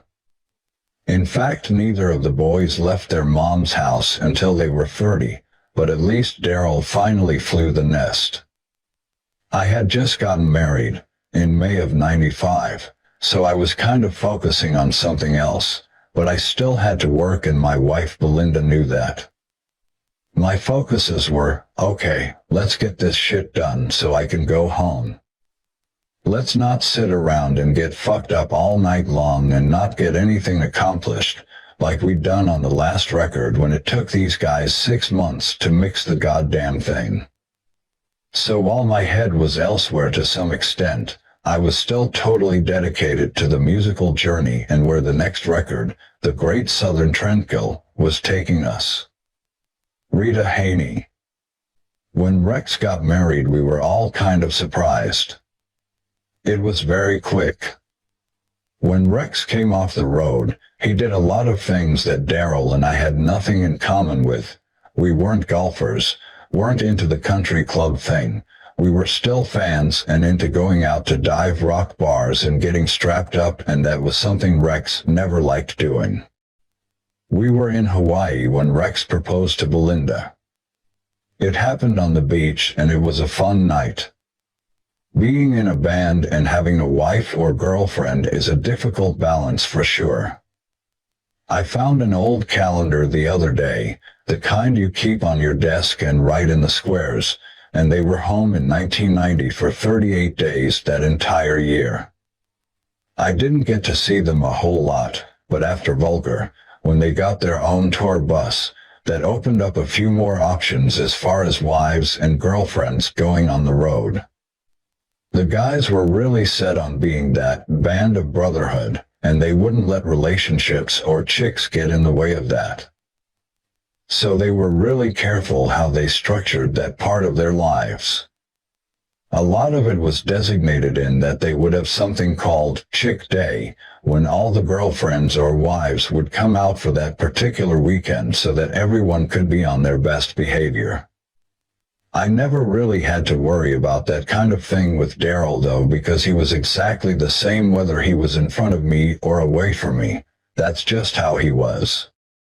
I probably got to go out more often than others and didn't always have to go with the designated Chick Day. Everyone, including crew, went through a lot of women over time.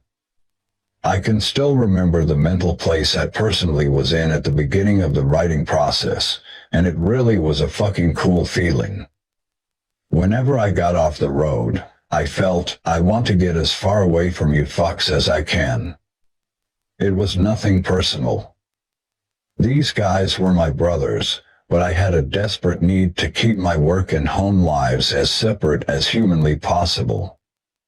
Hell, I'd rather go home and listen to fucking Frank Sinatra than go out and spend $1,000 a night just for the sake of trying to be noticed in town like others like to do. That just wasn't me at all, and it never will be. I always needed the feeling of being grounded more than I had a desire to be seen. I had a totally different bunch of friends anyway, and if we went out, we'd go out to the local hole-in-the-wall bar rather than the clubs. I'd already played the fucking clubs for the early part of my career, so the last thing I wanted to do was hang out in them now. 55. I had done all that shit, so why would I want to do it all again? I craved stability because I had never really had it. I was moved around so much when I was young and spent so many nights as a teenager on somebody else's couch, it sometimes felt that my life was constructed on constantly shifting sand with no firm foundation. Now that I had the means and a solid relationship, I was desperate to address that feeling of insecurity. I had this concept that I came up with about touring and the band, and I called it the light switch.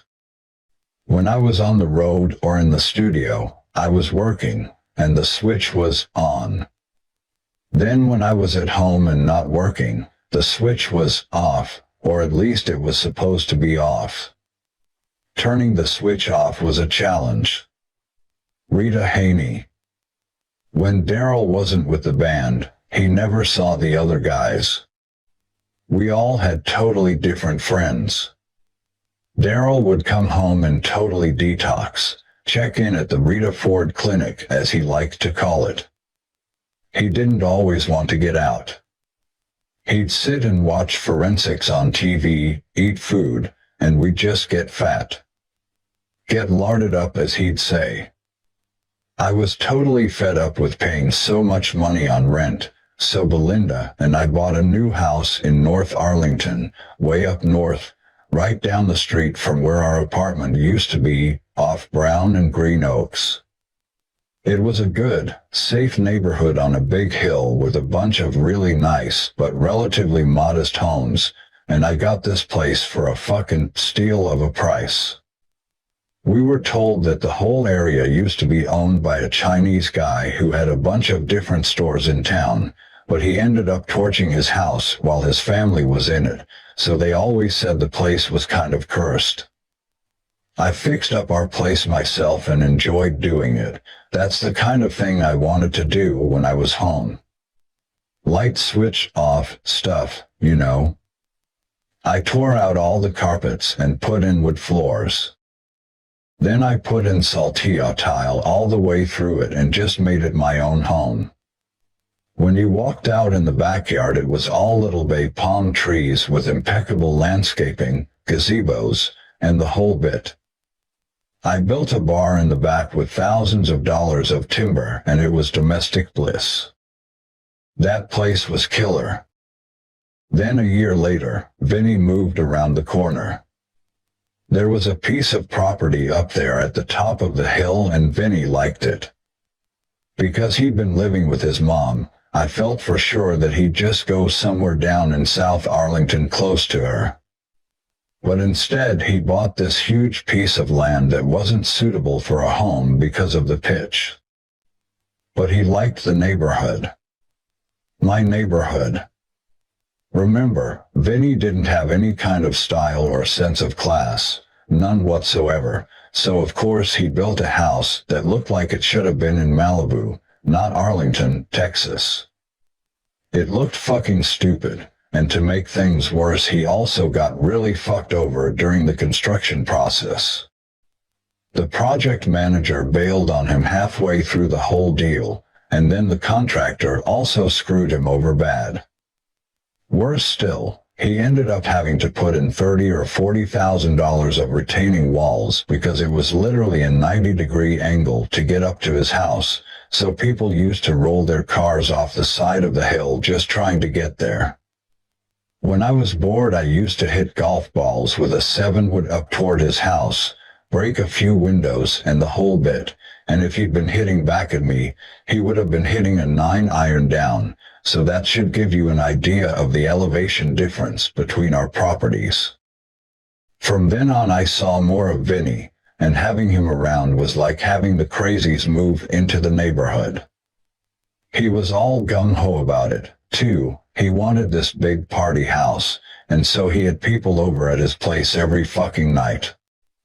There was an incident at Vinnie's house when the Dallas Stars brought back the 1999 Stanley Cup. One of our songs became the PA intro to all the Stars' home hockey games, and because Vinnie was a fan, he had become friendly with some of the players. Now, I wasn't there, but I'm told that at first they all drank champagne out of the trophy. Then it went to Crown Royal. 56. Then vodka next, and then it went in the pool. It was a unique pool, too, because Vinnie appropriately had the Crown Royal logo tiled on the bottom.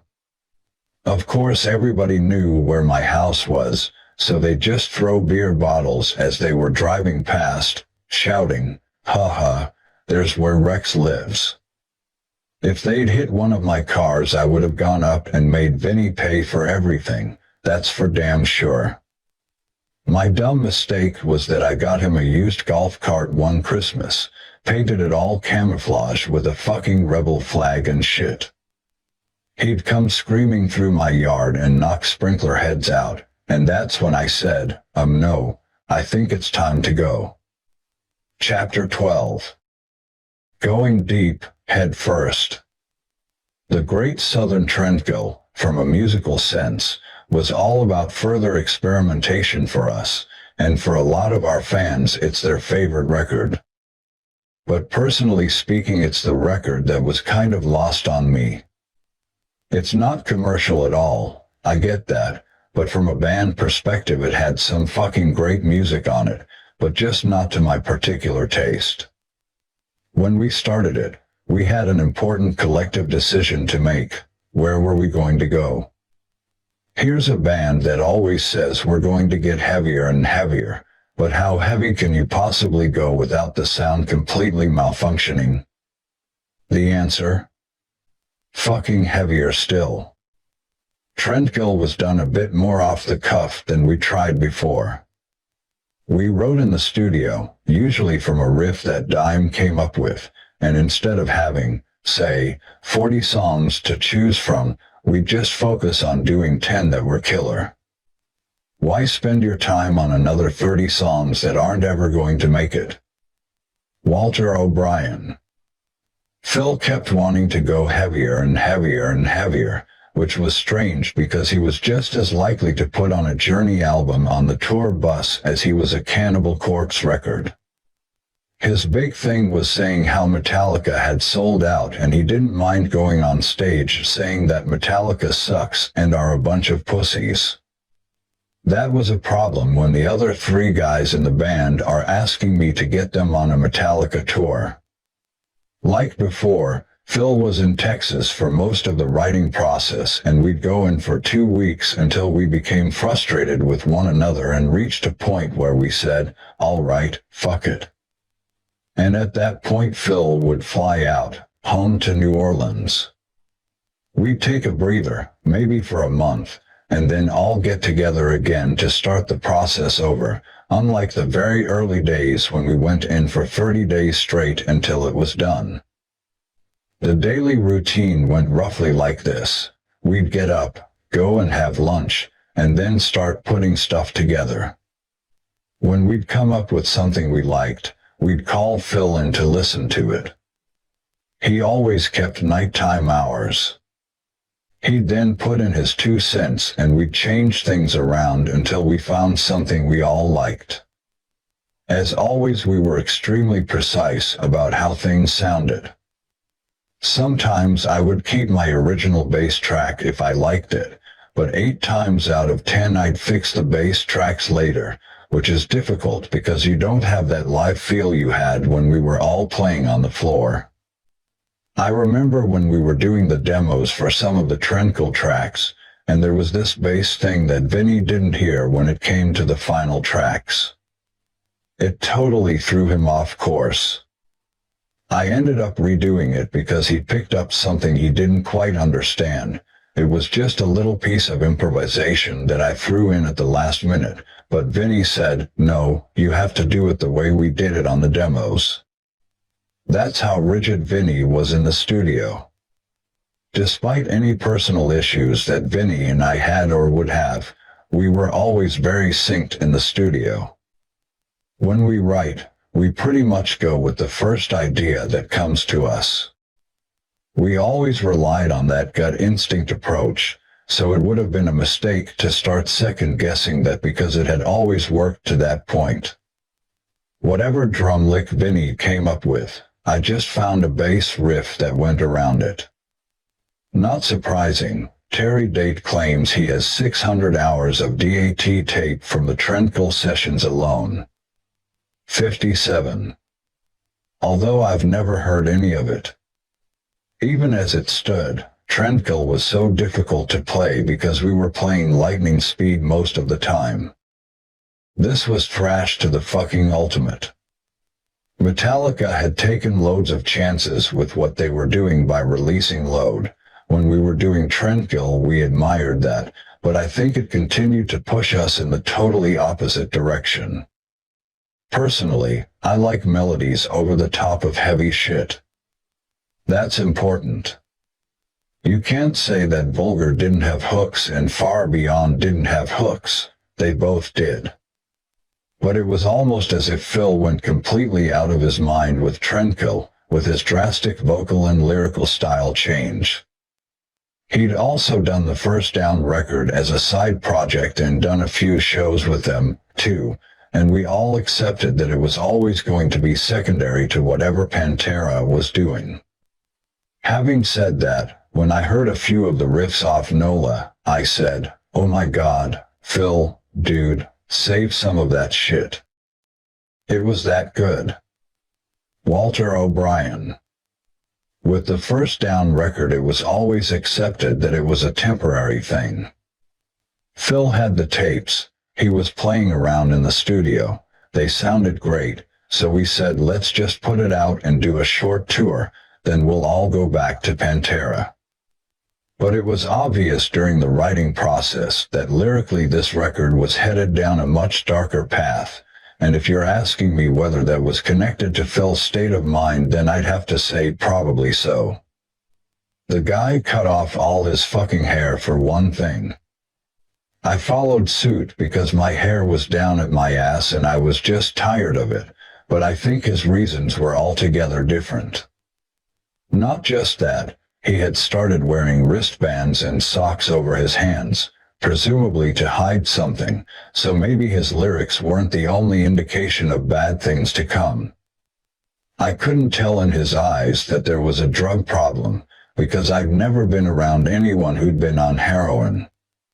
But he would make these obvious gestures to me occasionally, hit his arm and shit like that, and I'd just say, really? You want me to join that club? Not interested, pal, and never will be. I knew pretty much what he was doing, but I don't think the other guys had any idea whatsoever. For the record, I never thought that alcohol and heroin would mix very well in my lifestyle. I thought it would have to be one or the other, and I chose alcohol. Rita Haney. I don't think anyone realized Phil's problem was as severe as it was, and I still believe to this day that back pain was an excuse to some extent. Although I acknowledge the fact that he did eventually get back surgery. None of us wanted to see the problem, but in retrospect I look back and think, God, how obvious was that? But, like all of us, I had never been around heroin, so I didn't know what to look for, but there's no doubt that when Phil went back to New Orleans, his friends used him as the dope supplier because he had money and he was isolated when he was down there. This wasn't the Phil that we knew, the stronger than all, the far beyond driven guy, and I think we all wanted to ignore the fact that he'd changed. Phil wanted to be at home in New Orleans whenever possible, there's no doubting that. It seemed as if personal isolation went hand in hand with his drug issues, but he was still focused enough to deal with his vocal tracks as well as he ever did. What helped a lot was he had somewhere to do his work away from the rest of the band. Trent Reznor had a really cool studio that he'd just built down in New Orleans. Every time we stopped there we'd always go to Trent's place. We were hanging out pretty regularly, never toured together however, and Trent had made so much fucking cash from Pretty Hate Machine that he now had 2 different studios, both with SSL consoles, so there was sometimes a free console if Trent wasn't using both. So it was always a case of, if you guys ever want to track down here, come on down. Phil took him up on the offer and Terry went down there to do the vocals, send them to us, and we'd either say no, or just go along with the new direction Phil was heading in. Because we were apart. 58. It made it difficult to have a conversation about the vocals, so to avoid wasting time, we'd occasionally say, okay, and move on. Terry date. Phil was becoming more distant. On the occasions I went down to New Orleans to do the vocals with Phil, I left my assistant in Texas with Pantera, and this was his first time with them to work on guitars. The first day I was gone, they put him down in a chair, superglued his hair, dipped it in paint and then lit it on fire. That was his initiation. I took rough mixes of all the songs down and then we would just do one song every day. I'd go in mid-afternoon and Phil would come in on time every day with his lyric sheets written out, everything figured out with every line underlined that he wanted doubled. So it was really a quick process. I actually had him sing in the control room with me, standing 20 feet behind me with floor monitors and speakers in front of him. Then after a week or so I'd then bring everything back with me to Texas. And I'm sure there was some level of resistance because they wanted more singing and less screaming, that much I did know. There are always creative differences in any band. Maybe it was because he was out on a limb from the rest of us and in the initial grip of heroin addiction, but Phil's vocals sounded very different from any of the previous records. For a start, he was doing a lot of double tracking and narration within songs. He would double take one track, then come back with this other track, right behind it with these fast words, something that was almost impossible to replicate live. Then on the other hand, he'd have an emotional, textured song like Floods, which was simply beautiful. I remember when Dime first brought it to me, I fucking loved it immediately.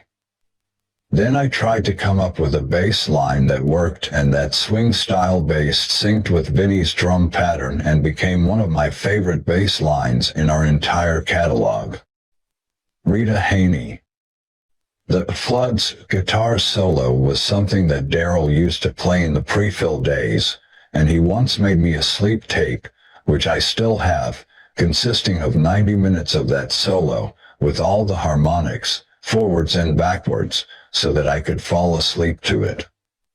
But once I figured out Phil's lyrics and what they pertained to, I hated listening to it, and it ruined the song for me.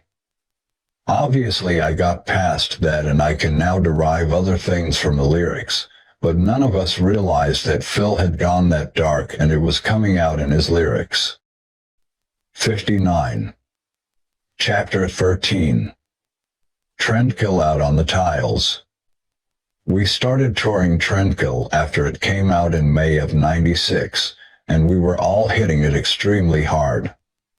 When you're partying like that, you really can't tell what the next guy's doing, so it wasn't as if we were watching Phil and wondering what he was getting into, because it was full-on debauchery for all of us in our own way. The boys had built the Clubhouse, a full beaver strip club in Dallas with a loose, 19th-hole golf-like theme. The place had all our records hanging on the wall and became a stopping point for almost every band that came through town. For Vinnie, it was the culmination of his obsession. He now had his very own titty bar. I invested in it, too, and I'm glad I did because the return was 300%. But apart from dealing with all the legal aspects in the planning process, I probably went in there only a handful of times. This was Vinnie and Dime's deal and not the kind of place in which I ever wanted to hang, though I'm happy to have made money from it. Part of the reason they wanted the place was to entertain their friends. At home, they had a completely different set of people who wanted to be around them all the time. You can't criticize the brothers for it. That's what they did. You can't question what anyone's doing when they do what they want to do. They had this other family that I wanted no part of, and that was their choice. To a degree, I would allow people to hang around me, even use me, but it got to a certain point where I'd rather knock somebody out than sit and listen to their bullshit. And I did many times. We were playing a show in Dallas, one of the first shows on that tour, in July. It should have been a raucous homecoming, but it turned into something else. I remember the night well, not because of anything particular other than there was something weird going on in Phil's dressing room, which was next door. I recall that all these crazy people showed up out of the woodwork and I just thought, well, this is kind of trippy. There was always weed being smoked in Phil's dressing room, heavily at times, so much that you'd get a contact buzz as soon as you walked in the door, but I wasn't really smoking and drinking at this time.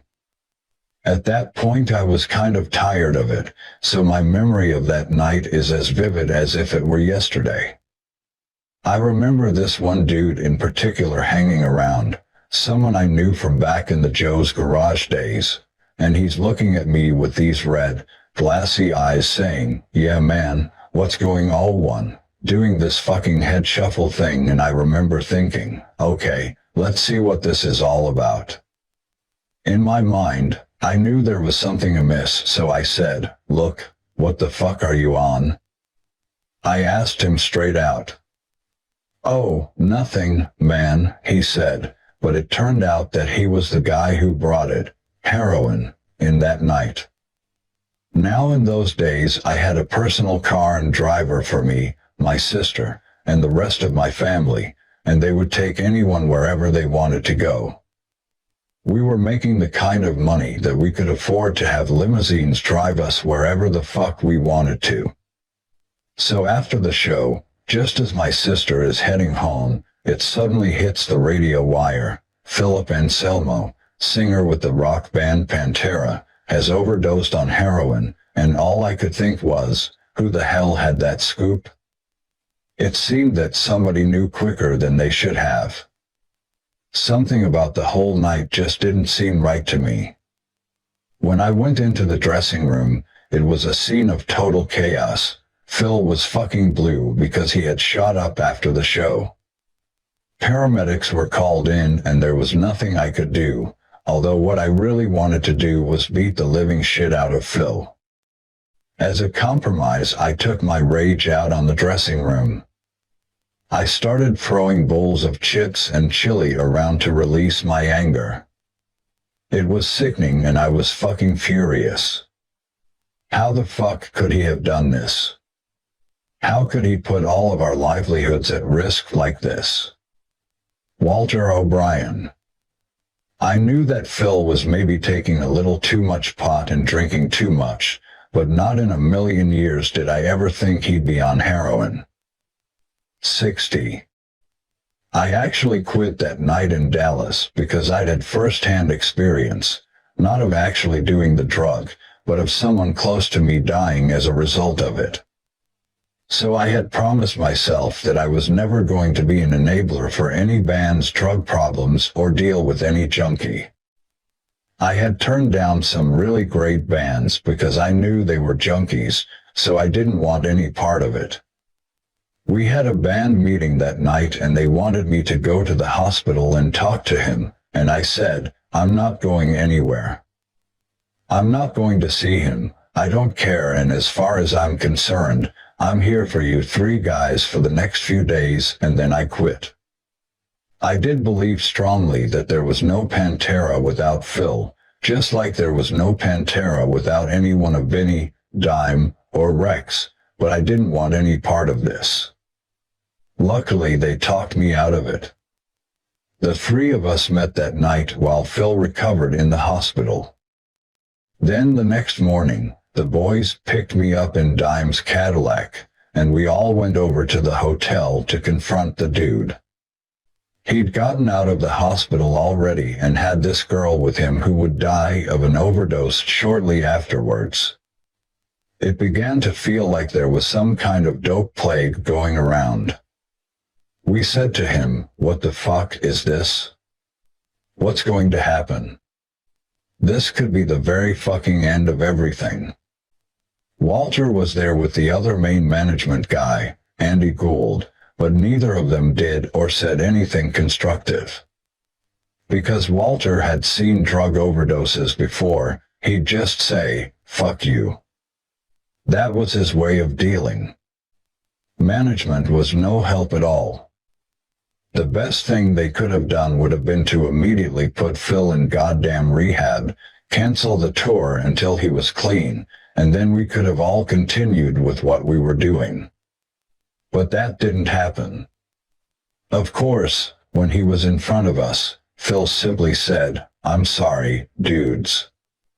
I really fucked up." What else could he say?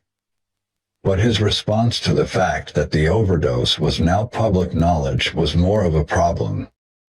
For some reason, Phil wrote a confessional letter about his near-death experience, a public statement saying, "I saw no shining lights," or whatever the fuck he said. It's all well documented, and that was the dumbest thing he could have done, as far as I was concerned, because the moment he did that, he was labeled a junkie.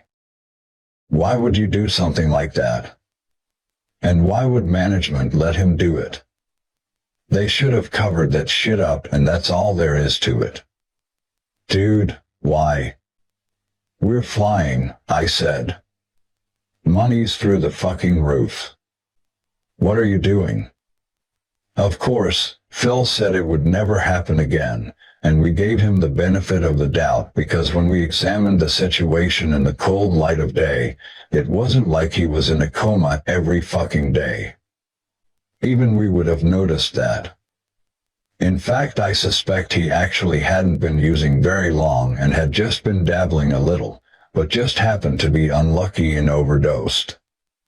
Nobody's perfect, and there certainly aren't any saints in the business of rock and roll, so of course people are occasionally going to have problems. Despite the fact that we were willing to move forward after the fiasco that night in Dallas, I'd be lying if I said that the thought of getting rid of Phil didn't cross our minds. But it only did so briefly and probably only as a knee-jerk response to what had happened, driven by our lack of understanding of and experience with what was actually going on. Deep down, we knew that kicking out Phil would have been like ripping your heart out of your chest, or siphoning all the gas out of your car so that you can save the fucking car. There's no gasoline to make that car run, so you're keeping it for what? Totally pointless. We knew that to carry on without Phil would have been pointless, too. Even then and to this day he is one of the best frontmen in metal. Nobody commands an audience like he does, so we did carry on, and after only one day off and our singer almost dead, Pantera was back and ready to hit Oklahoma. The main part of the Trendkill tour featured 3 months on the road with White Zombie. While an element of trust had perhaps been lost after Phil's overdose. 61. That feeling mellowed out over time, because when you're on tour you just have to get the job done no matter what. And in Phil's defense, and to his great credit, he generally held it together thereafter. If he was still dabbling with heroin, it didn't affect the band. Jeff Judd, one of my best friends since the early 90s when he worked as golf pro on a couple of courses in Fort Worth, had always been a good guitar player. He was a fan of the band since the early days, and he'd reached a time in his life where he wanted something different. He needed a career switch, so I offered him the chance to come out on the road with me as my bass tech. Jeff Judd. Rex and I met through mutual friends, and I'd played guitar since I was a kid. His bass tech had left after Far Beyond Driven, so he asked me to go out on the road. I didn't have any kids at the time, so it all worked out really well. Everything was pretty eye-opening at the beginning, but the thing that I noticed most was that everyone seemed to actually want to work for Pantera. We did everything together just like a big family, and they took the best care of everybody. We stayed at the same hotels as the band did, whereas all the other bands we went out with crews stayed at the Holiday Inn. Rex needed a friend out there, no doubt about that. There was definitely tension, mainly between the brothers and Phil, and it seemed to me that Rex was in the middle of it all. I'd met Dime and the rest of the band at the very end of the process of recording Great Southern Trendkill, and when they heard I was going out on the road with Rex, they said, "Oh well, that'll be the end of your friendship." But if anything, it only made our friendship stronger. Touring Trendkill also took us back down to South America during '97, this time touring with Kiss, who were Dime and my heroes, and we were at the very top of our game. Kiss were always a big selling band down there, and in that position where you want to make it count financially, they wanted the hottest opening band you can get, and we just happened to be it at that time. We didn't see much of the Kiss guys except a couple of nights when we all went to the Hard Rock Cafe in Buenos Aires. This was a no-booze tour for them because Ace was back out with them for the first time, so they didn't go out much and neither did we, but while their reasons for not going out were driven by abstinence, ours were that we could cause utter chaos and carnage within the four walls of a hotel. So, we'd just go to the hotel bar or hang out in one of our rooms that had a bar. I'll never forget my room in Santiago, Chile, the Intercontinental. When I opened the door for the first time, this dude dressed in a fucking tuxedo grabs my bag and starts putting all my clothes away in the closet while I'm thinking, who the fuck is this? Here I am in Santiago and I've got this killer room divided into all kinds of separate breakfast, living and sleeping areas, then another area that had a huge bouquet of fruit and a bunch of bottles of wine all set up for me by Warner Brothers, Chile, and I've got this guy. What a fucking trip. After he'd put all my shit away, the guy's still standing there. So I called Jeff and said, dude, come down to my room. There's this guy just standing there. He goes, what do you mean? I don't know. He's just standing like he wants a tip or something, I told him. So Jeff comes down and we both look at this guy and say, so dude, what do you actually do? Oh, I'm your personal butler, the guy says, so I go, fuck. Well, go get us a bottle of Jack Daniels and start pouring them. Pour them up, baby. And that's what he did. In fact, he did anything we wanted. If we wanted to get something to eat, he'd just go and get it. He'd do laundry and the whole bit. It was fucking wild.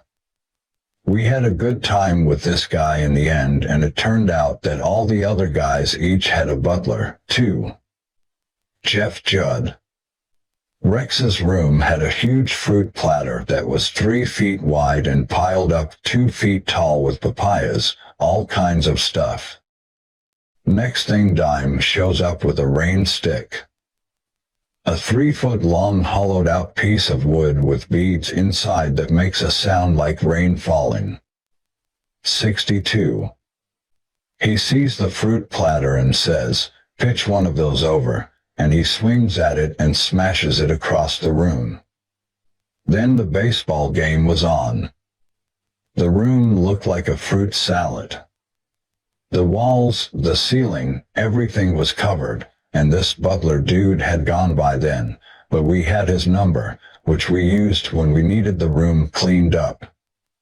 All the picture frame glass was broken, so we ended up taking all the glass out so they looked like pictures again.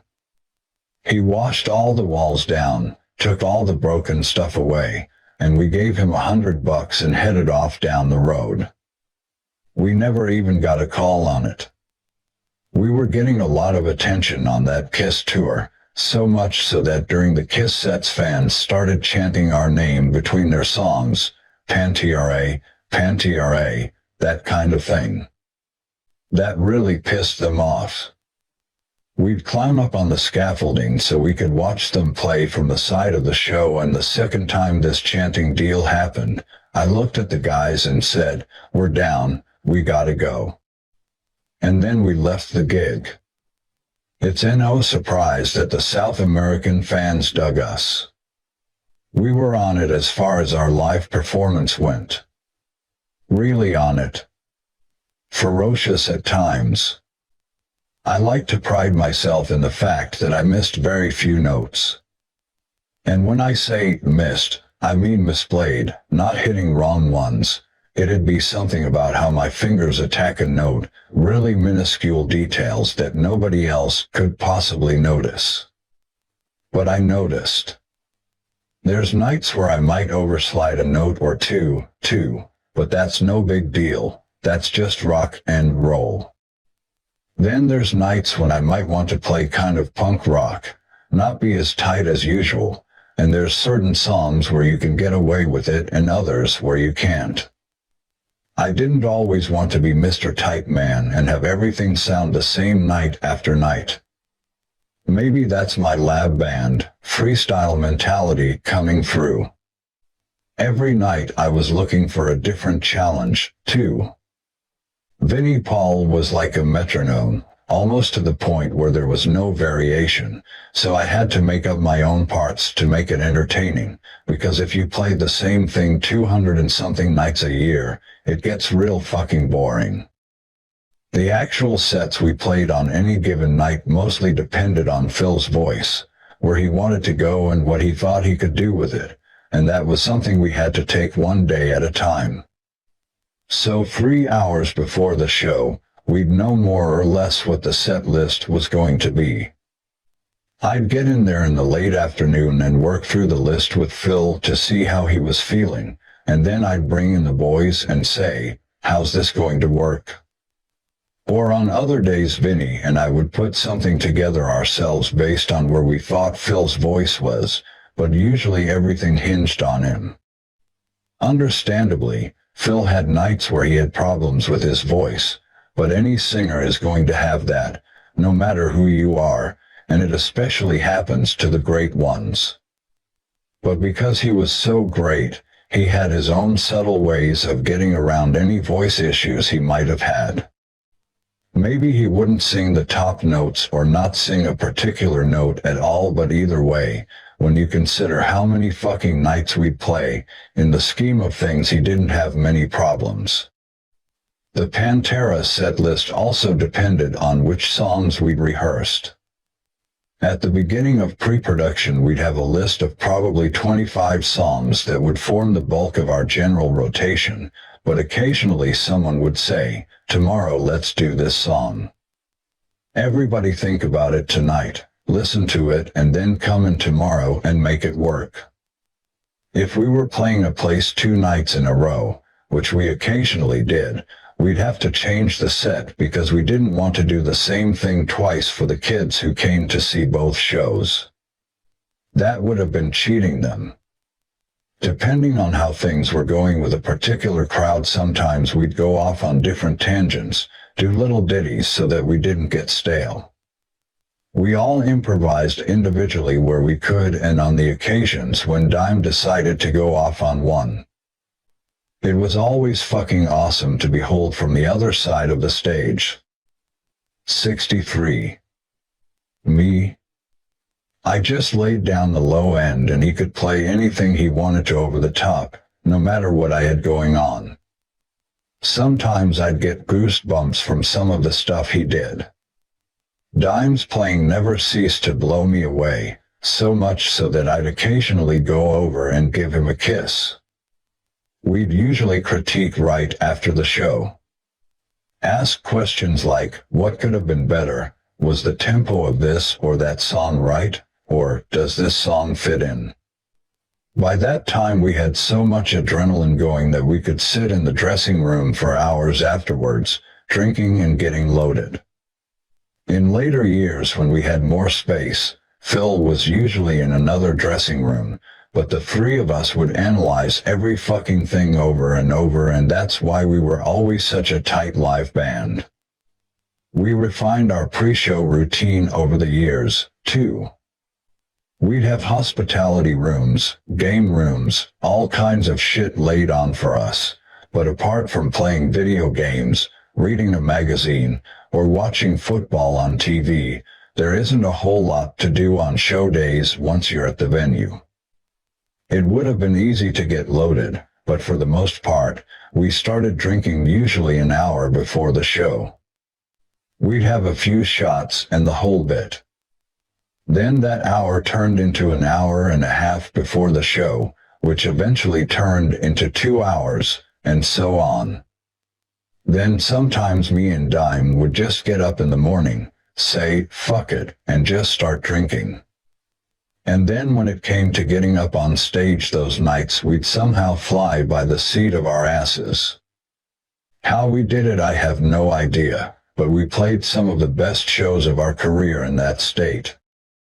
I was never so fucked up that I didn't know where I was or anything, or was staggering around on stage, stumbling and grumbling as I like to call it, but there were a few nights where definitely I came off afterwards and thought, how the fuck did I do that?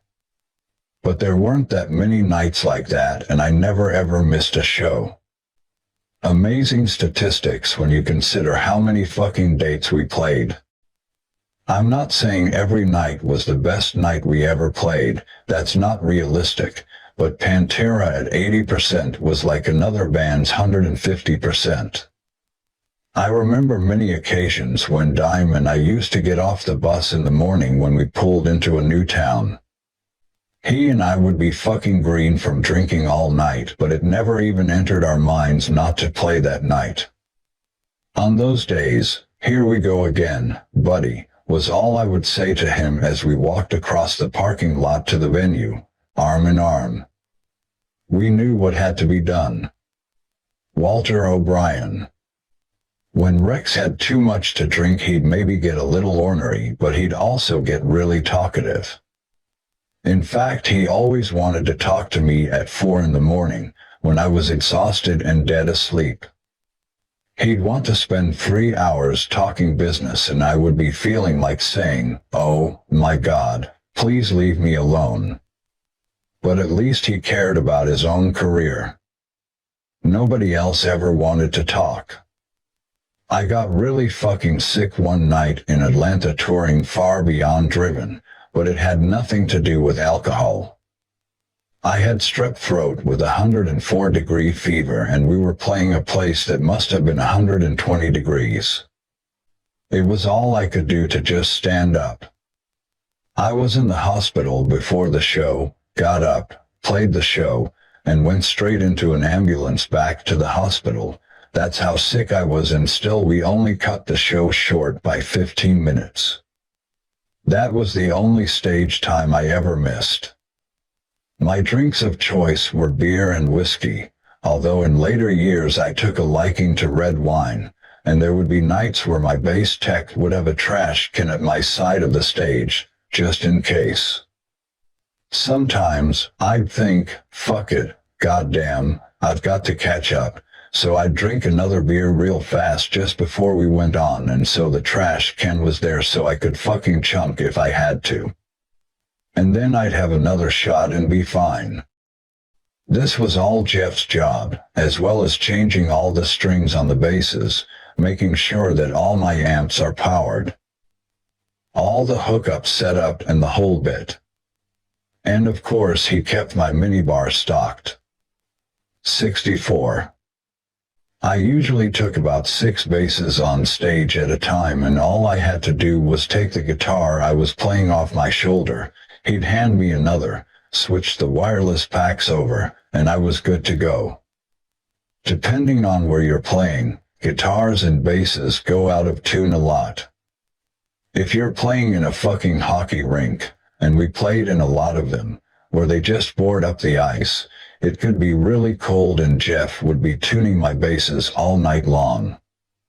And if the venue's really humid, the bass necks would seem to bend. We went to Australia in late '96, and the process of getting there was a complete nightmare.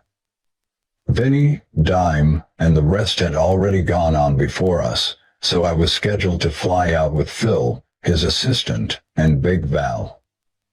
So I get to LAX, and in those days we had fans everywhere, so someone at the airport would always recognize me, shoot me into a little buggy, and say, "So, Mr. Brown, where would you like to go?" On this occasion they put me and Big Val in a buggy and took us to one of these waiting lounges called something like the Admiral's Club.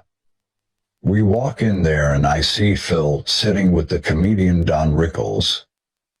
So for the next couple of hours before we fly, he sits and gets scotch drunk with Don as our pre-flight entertainment. You can't even imagine the crazy shit that was coming out of his mouth. I wasn't drinking at the time, but Big Val had a shitload of Valium on him. Predictably, by the time we got to our first-class seats on Qantas Airlines, Phil was completely wasted. It was very high-end, champagne and caviar for the whole trip, and Phil's looking around, panicking that we're not sitting together in the whole bit. I asked some guy if he would move, but he just had to have his fucking window seat or something, so I just said, "No big deal, I'll just sit wherever I've been assigned.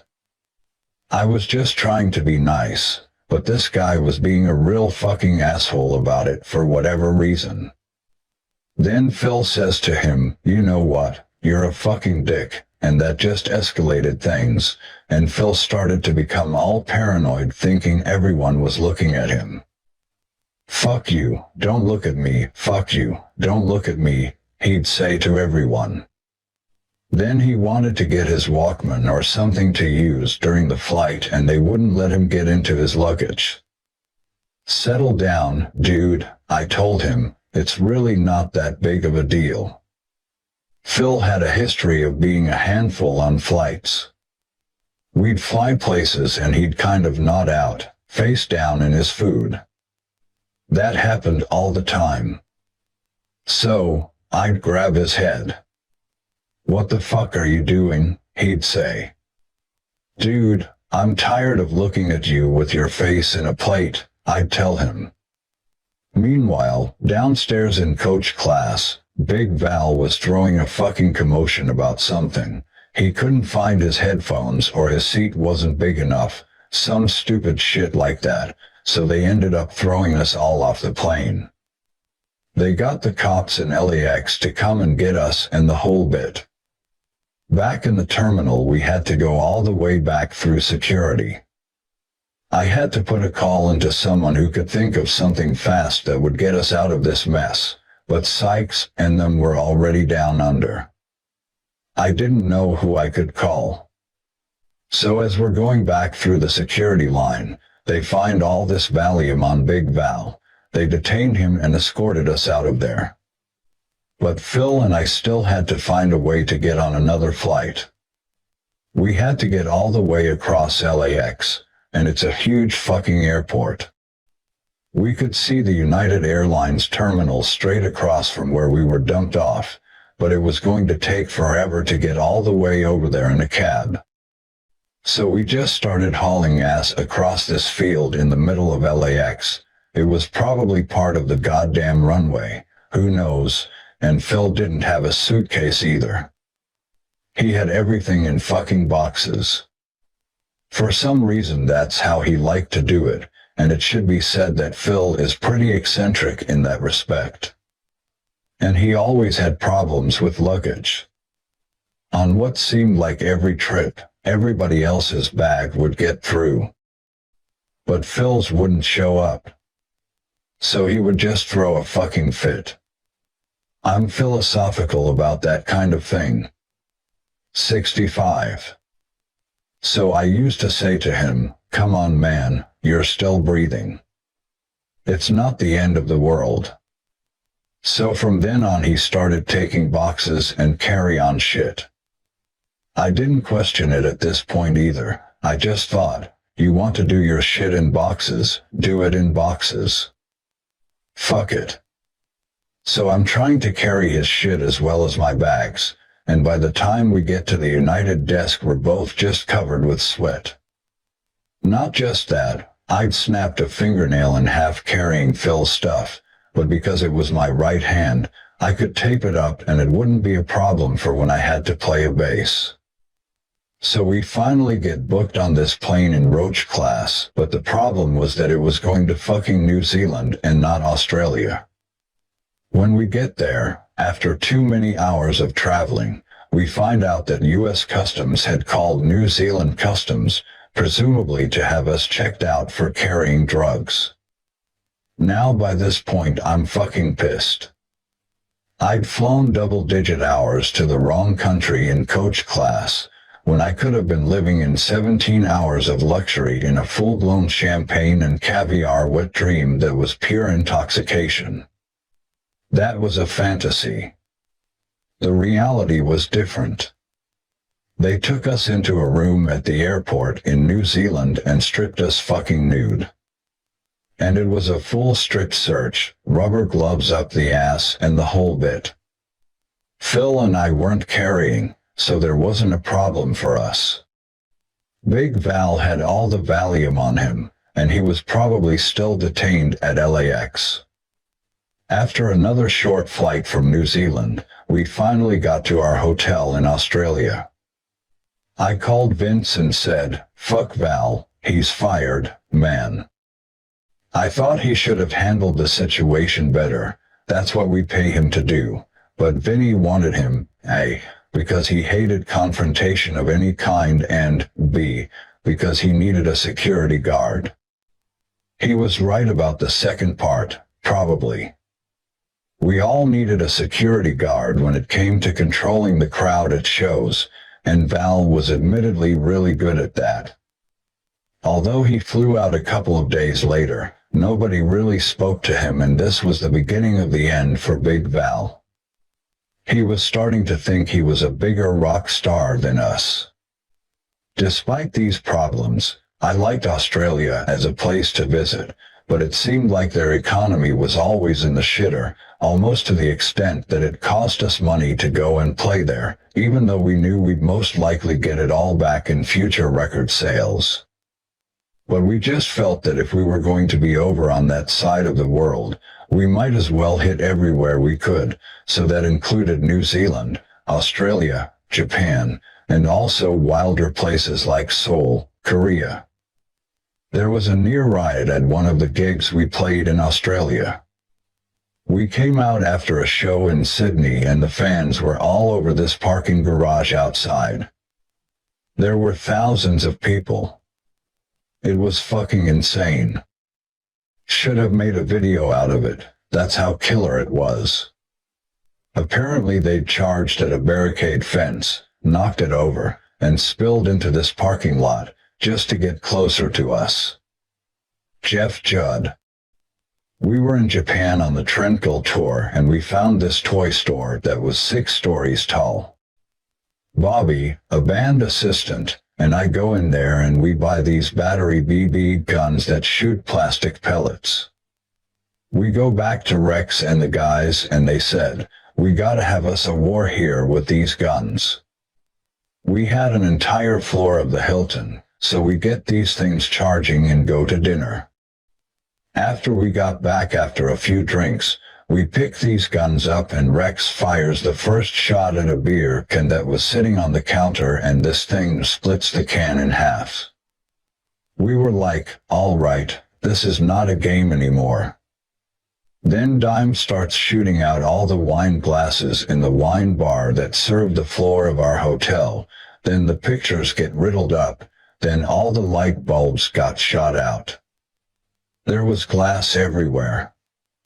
By the morning, all our bedrooms are shot up.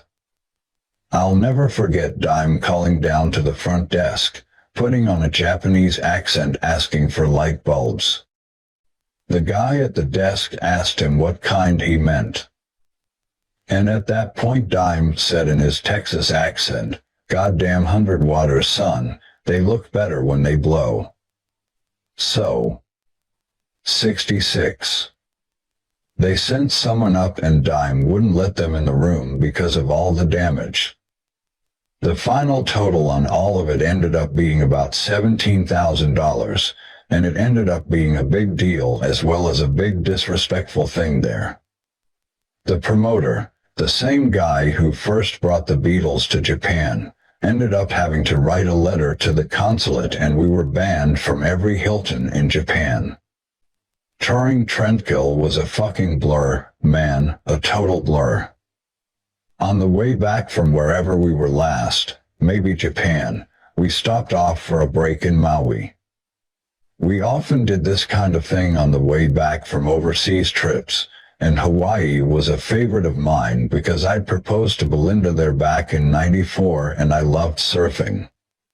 We were meant to stay there for 7 days and the wives were going to come out and join us for some of that time, but me and Dime ended up staying there for 2.5 weeks. We had rented cars but never used them, we just stayed at the hotel. They had shuttles to little islands, and Dime and I made our own little spot on the beach and sat there chilling.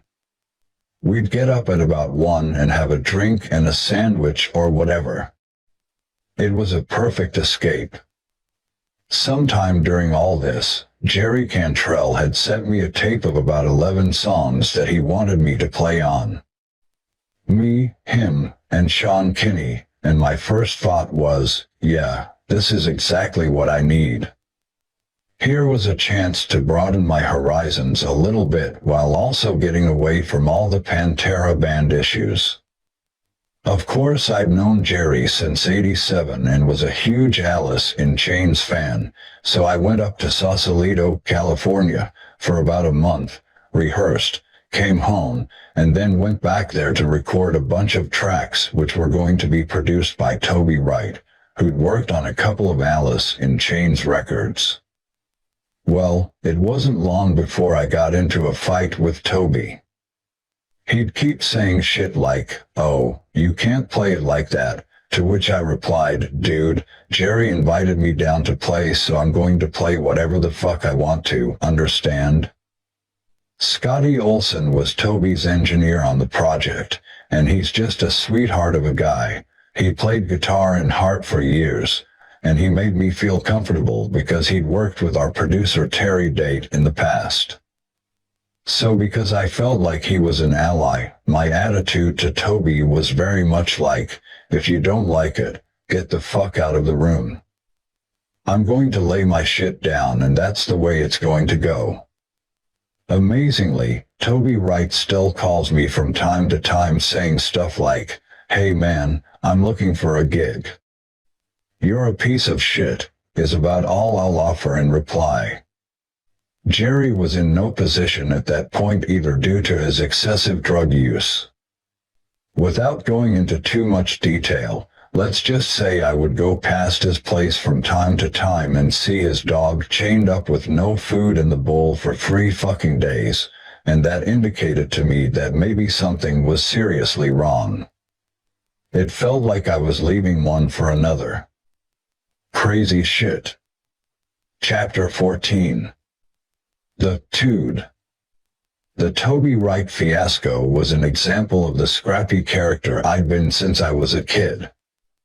Yes, I could handle myself if I had to, but I'd also developed a really strong bark, and that was almost always enough to get people to back down. I nurtured that as I got older to the point that whenever I walked into a room, I did so as if to say, "This is my room, no questions asked." Dime, Phil, and I were all like that in our different ways. Whenever we walked into a room, our presence was noted. Duly noted. We were united and you did not fuck with us. As a general principle, I guarantee that when I first walk into a room I can set the tone for whatever the outcome's going to be, just by changing the expression on my face. When I walk in I make sure that everybody knows it's my room and you don't fuck with me, and then after that we start talking like any normal people. Of course I'll always show manners and respect, but at that initial point of entry, it's as if I'm walking in there as part of a street gang. We wanted people to think, here's these crazy fuckers from Texas. They drink a shitload of booze and they'll kick your fucking ass. Even though me and Dime were tiny in physical stature. 67. We more than made up for it in attitude. It might surprise you to know that this attitude is more important to me than going up on stage and hitting a lick. I'm serious. It shows who you are more than anything. If you walk in there all smiley or all scared, people just will not take you seriously and you will lose any argument or negotiation before it even starts. Consequently, I've never been starstruck in my entire life. I can't afford to do that. It would put me in a position of weakness, and since childhood I haven't liked that place. At times it has not been easy to not be fazed by certain scenarios, because throughout my career I've been in situations that even I think are pretty fucking cool, like hanging out with Ozzy, smoking a joint and the whole bit. Had people calling me on the phone that you just wouldn't expect, and these are guys that I've idolized, worshipped even, since I was a kid. I got the chance to meet Jimmy Page in London once, and beforehand I didn't even want to meet him. What if he turned out to be a total tool? I just didn't want to know that. But it did make me think about how I am when people come up to me. Let's say I'm in a bad mood, a little irritated maybe, and then when people come up to me, maybe they want to know if I'm a total tool. That really made me think about other people's perception of me because I realized that strangers probably have a certain level of expectation about how I am. Unfortunately, a lot of people in the public I get reputations for being assholes, so my thinking was always to surprise them by showing that I'm not, rather than confirming their preconceived suspicion that I am. That's not always easy though, because I come from the old school of rock and roll, which involves trying to live just like Keith Richards. Lots of guys in this business try to do that. Nikki Sixx, they all fought hard to emulate Keith, but by their own admission they never got there. I still have that vision in my brain, but I've got to get rid of it because, as you'll find out later, I can't drink anymore, which kind of defeats the point. In any case, if you read Keith's book you'll see that it's not like he went out and partied every night for his entire career either. He didn't do that. He knew how to balance his life, and that's probably why he's still playing at 60-something years old. The press wanted to give Dime this whole certain aura after his death, but really that was an old wives' tale. He was a charismatic guy, no doubt about it, but one who could make you feel like you're the most amazing person on the planet just by being in his company. He entertained himself by doing crazy shit and by getting you to do crazy shit too, but you couldn't help but just love the cat, even though he pissed me off so many times that I can't even count. Darrell was always the culprit of practical jokes, and with him the camera was always on while they played out, so it's no wonder we made 3 home videos of crazy shit and the fans bought it. In fact, a lot of times the fans were in them. To relieve tedium while we were on the road, Darrell would always come up with something, cards, dice, or shooting fireworks under somebody in a moving vehicle, so there was never a dull moment. We even drove the bus a few times to relieve the boredom, and I wasn't always in great shape behind the wheel when I did it. The bus driver would sit and get smashed with Dime in the back regularly, so somebody had to steer the ship, and I often drove the bus from one town to the next. Walter O'Brien. When it came to making the home videos, Dime thought he could direct. I knew he couldn't. Also, some of the stuff he had in there was outrageous, material he had because he kept the camera rolling backstage. There were acts involving Heineken bottles that you just wouldn't believe. It was basically pornography. I used to say to him, "Look, I know that you think this is funny and these incidents really do happen, but Warner Brothers are not in the business of selling hardcore pornography." Did he get it? Of course not. Our profile was boosted further, if that's possible, in '97 when we were invited on the Ozzfest tour, its first proper year, and that was the beginning of a great relationship with Sharon and Ozzy Osbourne. 68. We were the biggest metal band out there at the time, so what were they going to do? It was obvious what they had to do, get Pantera on the bill. Ozzfest had to pay. If they were going to do this thing, it had to be successful. Walter O'Brien. Ozzy was always out there touring, and he always had a tradition of putting out younger bands to open for him, incredibly sensible marketing on his part. We kept trying to hound them to take us out, as did every manager of every other heavy metal band in the world. We tried, and then finally Sharon said, "Because so many bands are always trying to tour with us, we're going to do Ozzfest. Then that way we can take a bunch of them out and call it a festival." So they took us out, and afterwards I made a point of sending her a thank you letter. One day when I was on the phone with her a few weeks later, she said, "I have to tell you something. Your letter is on the wall above my computer in my office." I said, "That's tremendous. I'm really honored, but why?" And she said, "Ozzy saw it and he said, in all my years of bringing out young groups, this is the first time any manager thought to send us a letter of thanks. I'm not going to say that they got the Ozfest slots because of that letter, but it certainly didn't hurt, let's put it that way." I don't think Ozzy could have gotten away with touring every year for 7 straight years without something like Ozfest to carry it. Although he had sold millions of records during the 90s, nobody in the industry really gave a shit about Ozzy at this particular point, so he badly needed a reinvention of some kind. Sharon had tried to get him on Lollapalooza and they just wouldn't have him. I would imagine they said something like, "Go fuck yourself. We don't want Ozzy Osbourne, the washed-up old Black Sabbath turd type of thing." But Pantera always had a good relationship with him, management, crew, and everyone else, and that sense of harmony just escalated, as did the money we got paid to show up. We'd get up there, play 45 minutes to an hour, and get paid beaucoup for doing so.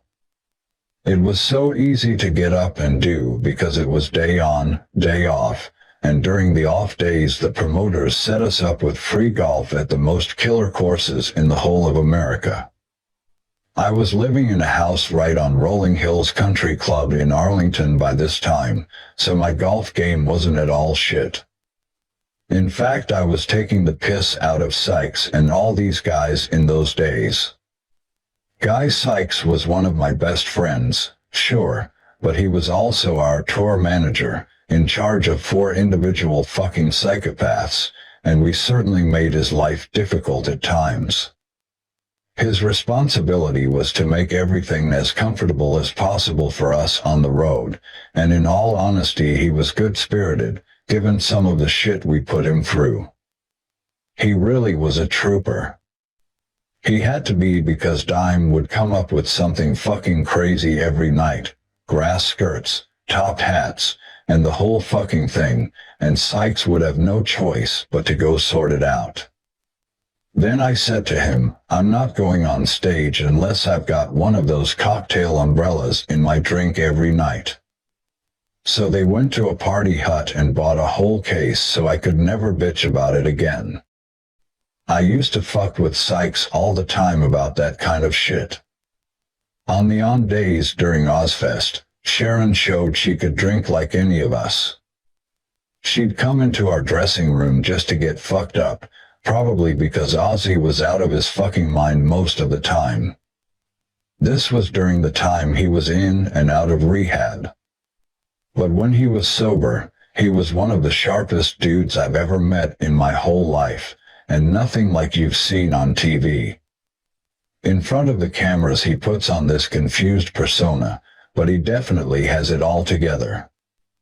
At one show he had this trailer sitting out backstage somewhere, and he says to someone, "Send the Pantera boys over." So me and Dime jumped in a golf cart and went over. And he's sitting there with his robe on and his fucking balls are hanging out. First thing he says is, "You boys want to smoke a joint," in that thick Birmingham accent of his. 69. We're thinking, what did you say? You just don't say no to Ozzy. "You guys want a drink," is his next offer. "No thanks, Ozzy. Wait, of course we're going to have a drink with you." Remember, we were as notorious as fucking Motley Crue back then, even though we weren't using a whole bunch of coke and all that shit. But we could drink some liquor.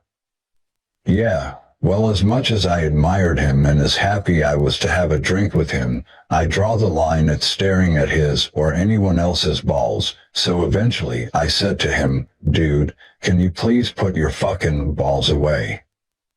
I don't want to stare at your gum all night." He ignored me. Godfather of metal, would you mind covering up the huevos? I asked again. Ah, fuck you, mate.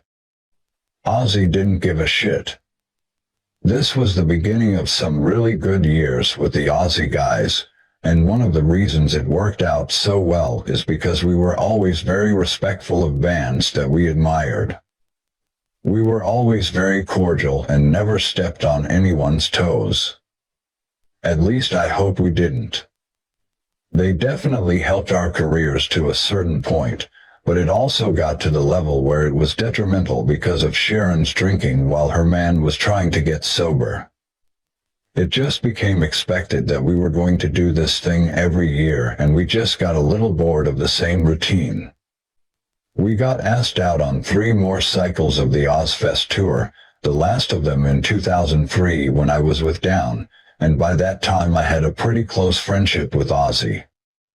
Sharon had just been diagnosed with cancer, and you could just tell that he wasn't taking it all very well. He took me in at one point and said, "I'm fucking lost, man. I don't know what the fuck I'm going to do." Because it felt like I'd gained a certain amount of his respect as a result of doing all those tours with him, I felt comfortable offering my support on a human level, so I simply said, if there's anything I can say or do to help, just let me know. My thoughts and prayers are with you.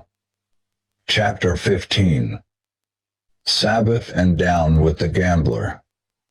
Official Live was also released in '97 and was composed of a bunch of live recordings from previous tours, recorded from the soundboard on DAT machines that we took on the road. We were known as a live band, so it was time that we made a live record.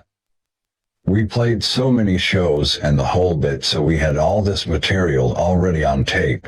It was just a case of someone going through it all, going through the process of finding the best versions of the songs we wanted on there. We also added a couple of new studio tracks that we recorded on our own, without the help of a producer, back at Dime's house.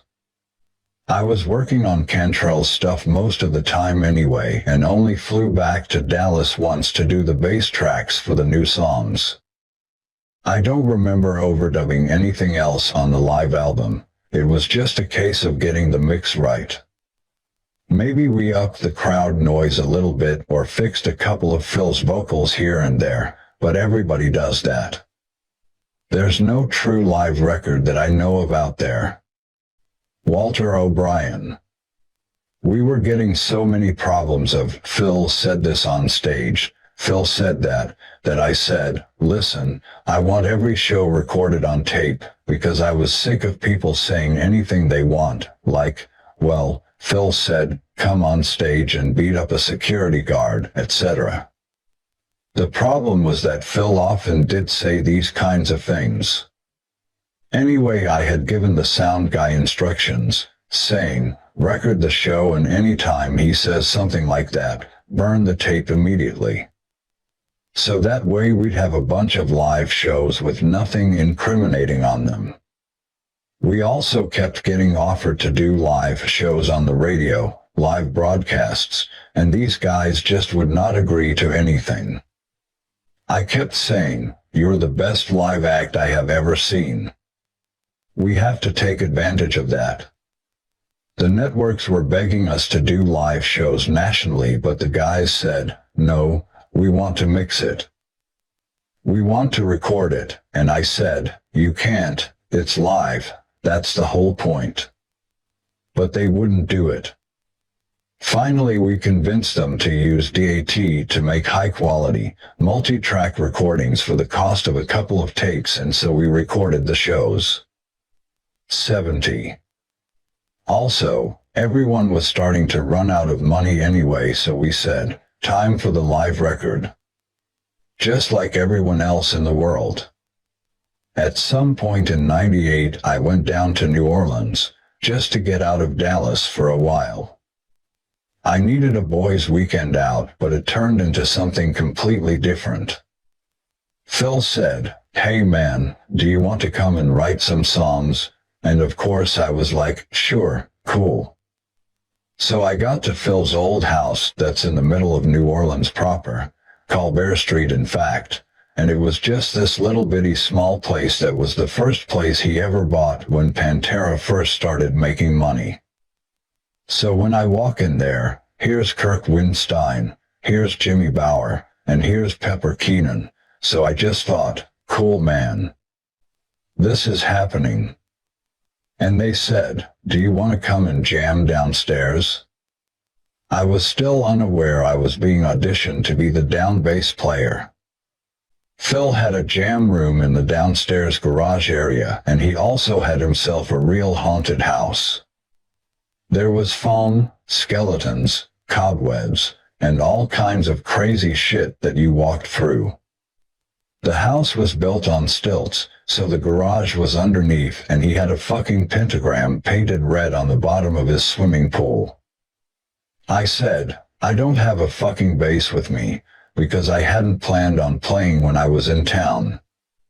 Anyway, Phil had this bass for me to use in an old, fried amp, and we started jamming and all this stuff just started coming out of us in the most organic way. There were so many memorable moments during those sessions, but the one that sticks out most is the song Lies. Pepper came in with this jazz thing and I pitched in instinctively with a killer jazz bass line, something totally different from all the heavy metal stuff we were used to. I felt we'd touched on not only new territory for the band, but also a style of music that resonated with me from my childhood days playing in jazz bands. It really was inspiring. Down was rooted in New Orleans, which is a hugely diverse cultural melting pot. You therefore have jazz, rhythm and blues, rock, metal, and sludge all merged together in one big gumbo. I'm from Texas and I've known those other New Orleans guys for as long as I've known Philip, and when we get in the same room together, we just sit there and put all of our individual influences and all our tastes together and see what comes out at the end. As it happens, we wrote a lot of that Second Down record there and then, at least 6 or 7 tracks, and for me the diversification into new territory was, A, what I needed, and B, something I wanted to see through to the point of making a record, but only when a suitable gap in the Pantera schedule opened up. In 98 or 99, after a short tour to promote Official Live, we also went out on the Black Sabbath reunion tour for 9 months. It was great and they paid us a fucking lot of money to do it, and when cash like that comes, you do not turn it down. It also felt like we were taking part in a significant event, too, because it was the first time they'd played together since Ozzy had left the band in 1979. It was primarily in large arenas, a domain that we knew we ruled, and we tore it up every fucking night. Even if you're Black Sabbath, you don't go after Pantera. You'd be stupid to even try. Even with Phil in a drunken state, and that was hit or miss in those days, you still don't do it because the three of us were so fucking tight. That Sabbath tour was probably the best we ever were live. It was really game on. We had toned our stage stuff down a lot, just put up some barbed wire to try to get away from that whole big Marshall stack look, so we really didn't use a bunch of cabinets on that tour. We just got up there and played the music instead of relying on special effects. Walter O'Brien. The band was really back in the game on the Sabbath reunion tour. As good as they always played in the small clubs. They were one of those bands that really kicked butt when they got in front of that many people. Then when we were done I'd sit there and watch Sabbath every single night, and it was fucking unbelievable. Of course I met Geezer and got to know him pretty well. 71. And near the end of the tour he invited me over to his dressing room, where we just sat and went through about 3 bottles of red wine, almost like a wine tasting, while we sat and just talked shit together. Geezer has a very dry sense of humor, too, and now that we're more familiar, he likes to call me Rocks. Funny. We've done tons of promotional stuff together since then. I've interviewed him for bass magazines, and it's just great to even be in the same room with him and for him to even recognize who I am. As well as being what I'd now call a friend, he's also an extremely influential bass player. It's all in the way he attacks the string with his fingers that makes him so great, I reckon. He kind of slaps the string with his right hand, and instead of picking down and keeping his hand straight, he kind of moves his hand around and does all this crazy shit, while hitting every single note with his left hand. There's just nobody like him. While there were good aspects to that Sabbath trip, lots of them, even, there was also some bad personal shit going down among us. The tension among the band members was as high as it's ever been, and I was getting to the point of not wanting to deal with any of it. Vinnie was the biggest problem. On countless nights, Dime and I would be sitting on the bus trying to have a hot meal when Vinnie would invite all these young-looking chicks back to the bus hoping he could get a piece of ass. The crew had already had their pick of these girls anyway, and it was just so awkward sitting there watching Vinnie's pathetic attempts to get laid. Half the time he'd pass out drunk, and that just left Dime and I to deal with all his bullshit and pick up all the pieces. You need to understand that Vinnie is just a strange person, that's all there is to it, and it's either his way or the highway. I think he got most of that assholishness from his old man, because in many ways they are very much alike. Vinnie's was always all about the party, party, party, and eat that pussy type of shit, to the extent that he thought he was fucking David Lee Roth. And him a drummer, can you imagine? But the truth is that he only got laid maybe 1 out of 10 times, and that's if he was lucky. Being in a platinum-selling band is meant to be a head start when you're trying to score with chicks, but he negated that by having no idea whatsoever how to treat or approach a woman. He'd just walk up and immediately start groping them, so it was no surprise that his strike rate was so pitiful. He acted like meeting him was a sexual audition, and that just turned them off straight away. And as if that wasn't bad enough, when he didn't get laid, 90% of the time, I'd estimate, he was the most miserable fucking guy on the planet. I just couldn't live with him. He'd walk in the room in the morning and I'd just know. He'd be all snappy and pissed off with everyone, and there was nothing anyone could do to change his mood. That became really boring. Phil had moved off the main bus back in '95 and traveled with his assistant, trainer, and the whole bit, so I eventually confided in him. I've got to get off their bus, man, all Vinnie's shit is driving me fucking crazy. He said, dude, you can have the front lounge of my bus, I never use it. Thank fuck he agreed to that. So I made the decision to move off Vinnie and Darrell's bus to Phil's place, and that apparently seemed to cause a whole load of bitching and resentment. Dime particularly took it really personally, which at that time did not even register with me. I was too concerned with extracting myself. I didn't give a fuck either, and if anything was ever said about it, it wasn't said to me. I was so worn down anyway that all I cared about was that I got some peace, and because the atmosphere on Phil's bus was a bit more serene and adult, it was a world away from Vinnie's immature bullshit.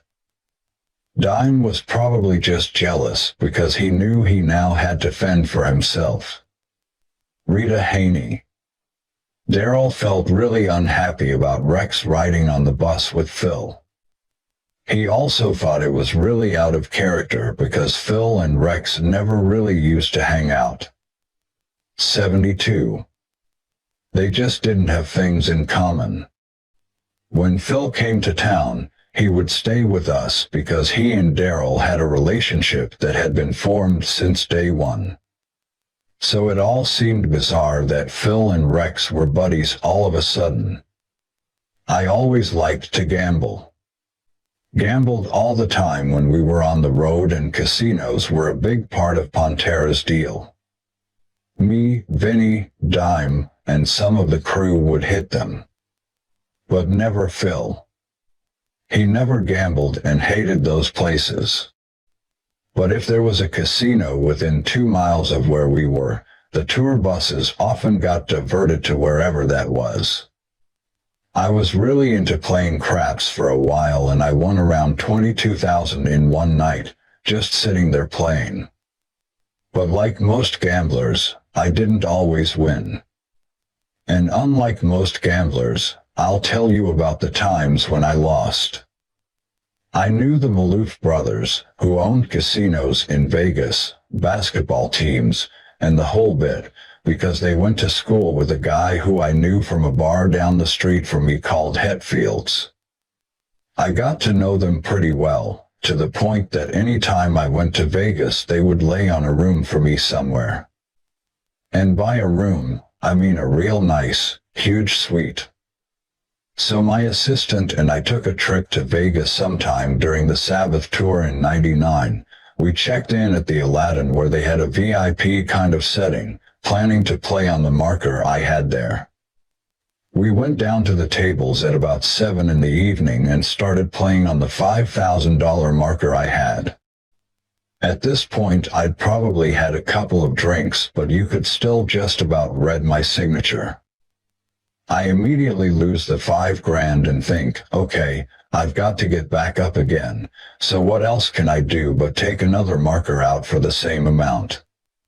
Well, this dollar chasing went on until 4 or 5 in the morning, and when I woke up the next day, I got a bill under the door for $20,000, and when I looked it over I could see that by the last of the $5,000 markers, you could barely decipher my signature at all. The reason for that was that we had taken breaks during the evening, had bottles of Crown Royal, champagne sent up to the room, so that had added to the markers and pumped up the overall bill. What now? I was in the hole for $20,000 after one bad night.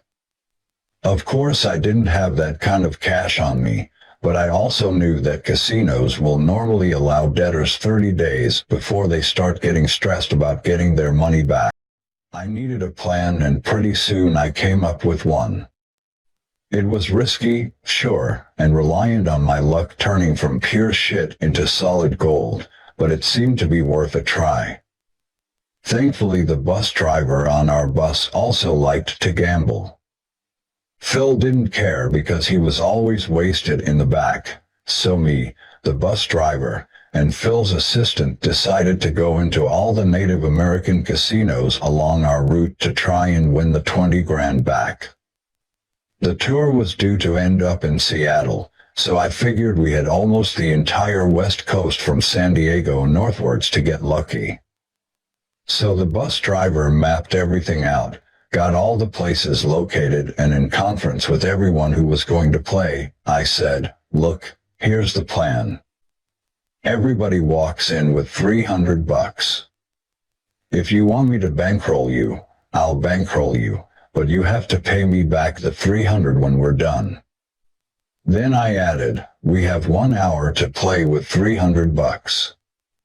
If you lose it, you're out. So after every show for a week and a half, we'd mosey out of whatever town we happened to be in, and go to one of these pre-identified casinos to put the plan into action. We were playing straight blackjack, strictly by the rules. We'd gotten ourselves a book that told you what to hit on, depending on what the banker is showing and what to do about it. It was basically a cheat sheet of how to play the game strategically. I set up the table like something out of Ocean's 11. Every person had a specific job to do. I had a guy on first base, another guy on fourth, and I played the 2 middle slots. That way I figured we had all the options covered. To be as sharp as possible, I eased back on the drinking too, only 1 drink an hour, so that way I was able to stay focused on making the system work.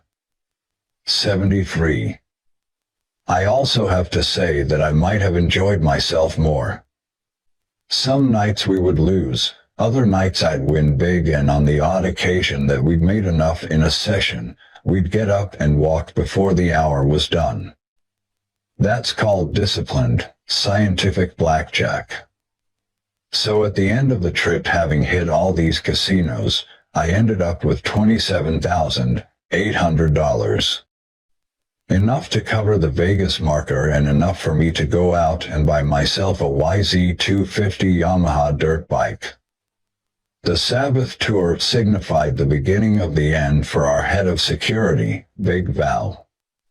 While he was always good at what he was employed by us to do, he started thinking that he was a rock god himself, as did quite a few of the crew by this point.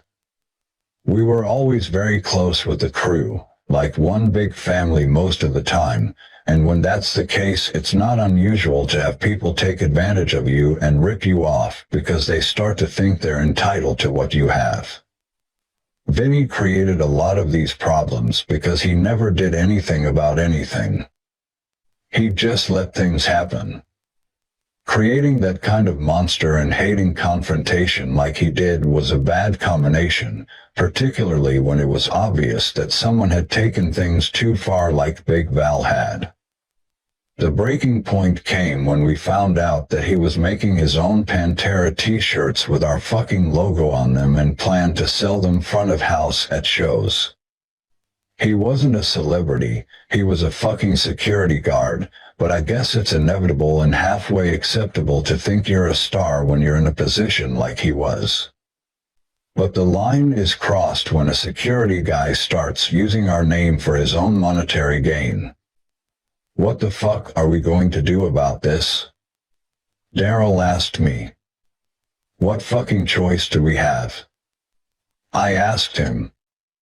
Make up your mind and do whatever you want to do. So Dime fired him. At least he finally saw sense and made the right call. Chapter 16. Swan Song. By the time we went back into Dime's studio to record Reinventing the Steel after the Sabbath reunion tour, everyone was pretty well burned out. The excess takes its toll on you, and we were all really feeling it. Phil wasn't happy, none of us were actually, and when someone walks in the door with a shit expression on their face, it just takes the whole room down. What we really needed was a long time away from each other. Not just a few days or weeks, but a long time. You can only work and live that hard for so long before you start to feel it, but everyone else expects you to just put out a happy-go-lucky, good time record. That's not the way it works. Every fucking band runs into that problem, especially the great ones, but ultimately we were 4 stubborn fuckers, man. Terry Date. I tried to mix Trenckel at Dime's place and it just wasn't working, so I had to take it to LA to a bigger board to mix it. I was very stressed out. For records with those guys, almost 10 years, that's hard. It's a lot to keep up with. I got to a point where I felt, I don't know if I can do this anymore. Vinnie knew the technology inside out, so it was becoming more a matter of who would make decisions, kind of like a referee. I needed a break at the very least, and that's really all there was to it. I got calls all the time throughout the last record because they were still friends and I wanted them to make the best record they could. We all agreed on one thing though, which was that the best way forward for the band would be to create sort of an amalgam of all the best stuff we'd done up until that point and make a record that captured all those best elements. In some ways we wanted to go backwards, but in other ways we didn't. We wanted to rediscover the creative energy and unity we shared in, let's say, 93 or 94, but we didn't want the record to sound as if it belonged there. We wanted it to be fresh and have new energy, and for that reason the finished product sounds a lot different from the previous ones while still being unmistakably Pantera. We were also aware that you can't have the same audience forever. We were all getting wiser and we knew that people grow out of that style of music. 74. So we factored in the fact that our crowd was getting a little older, getting a little bit younger at the other end, too, and tailored our sound to accommodate that. One thing we never did was give in to any trend that may have been out there at the time, and I genuinely believe that's why we had such an insanely loyal fan base. We always stayed true to ourselves and our fans respected that, and instead of getting softer as the money came in, we stayed heavy all the way through. I can't think of any other metal bands that were successful with that kind of manifesto. When it came to producing the record, we decided that we were going to do it ourselves without Terry Date. Vinnie had already done the 2 new studio tracks for the live record, so we knew we could do it. We could probably have been doing it for years, but we always felt as if we needed a safe pair of ears like Terry's to capture us on tape and to keep us grounded and focused on getting the process done.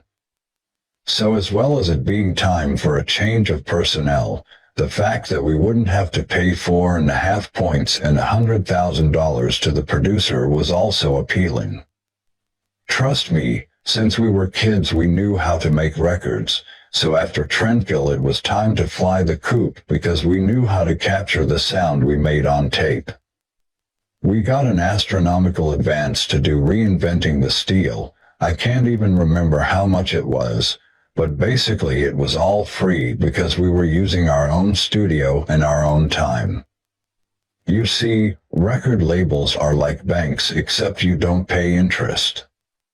They're contractually obliged to give you half the money up front and the rest when the record is delivered, so we just split it all 4 ways and did what the fuck we wanted with it. Took the money and ran. This time we were working with a different type of gear and the whole bit. Had the bass up in the mix a lot more and we just went for a totally different tone. No Terry Date. Just Vinnie and Sterling Winfield, the engineer, behind the board, and the sonic results were as streamlined as the payroll. So we'd get down there with a very focused vision about what we wanted the record to sound like, and I know we achieved that. You could say Reinventing the Steel was a literal reinvention of sorts because it retained our stamp, and was also a return to the sharper hooks of the past, but it did take a fucking long time to finish. We'd get 3 songs done and then we'd take a couple of months off. I just had kids and, looking back on it now, that made things a little harder because of the whole light switch deal. I wanted to be in 2 places at once and that obviously creates conflict, although at that time it wasn't impacting my family life. Not yet, but that was coming. Walter O'Brien. Trendkill had sold well, yeah, but not as well as the previous 2. At the start of Reinventing, I wasn't happy either because I was really bummed that the band had been doing this since they were 15 and now they were in this state of meltdown. I said to them a million times, guys, I can always go and get another job. You guys are Pantera. You got your shot and you've got the brass ring, don't throw it away. You were that 1 in 100,000 bands that made it. I felt that there was a possibility that they could be throwing it all away. The reason Reinventing the Steel took so long was because Phil wouldn't go to Texas to record.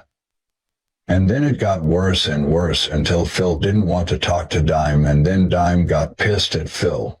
Then everybody got pissed at everybody else while Kim and I were desperately trying to get them to communicate. Literally we'd call Phil and tell him what Vinnie said, and then we'd call Vinnie and tell him what Phil said, and so on. We were just trying to get the thing made. Gradually we got the record done. Although it dragged on for months because of the disjointed nature of the sessions.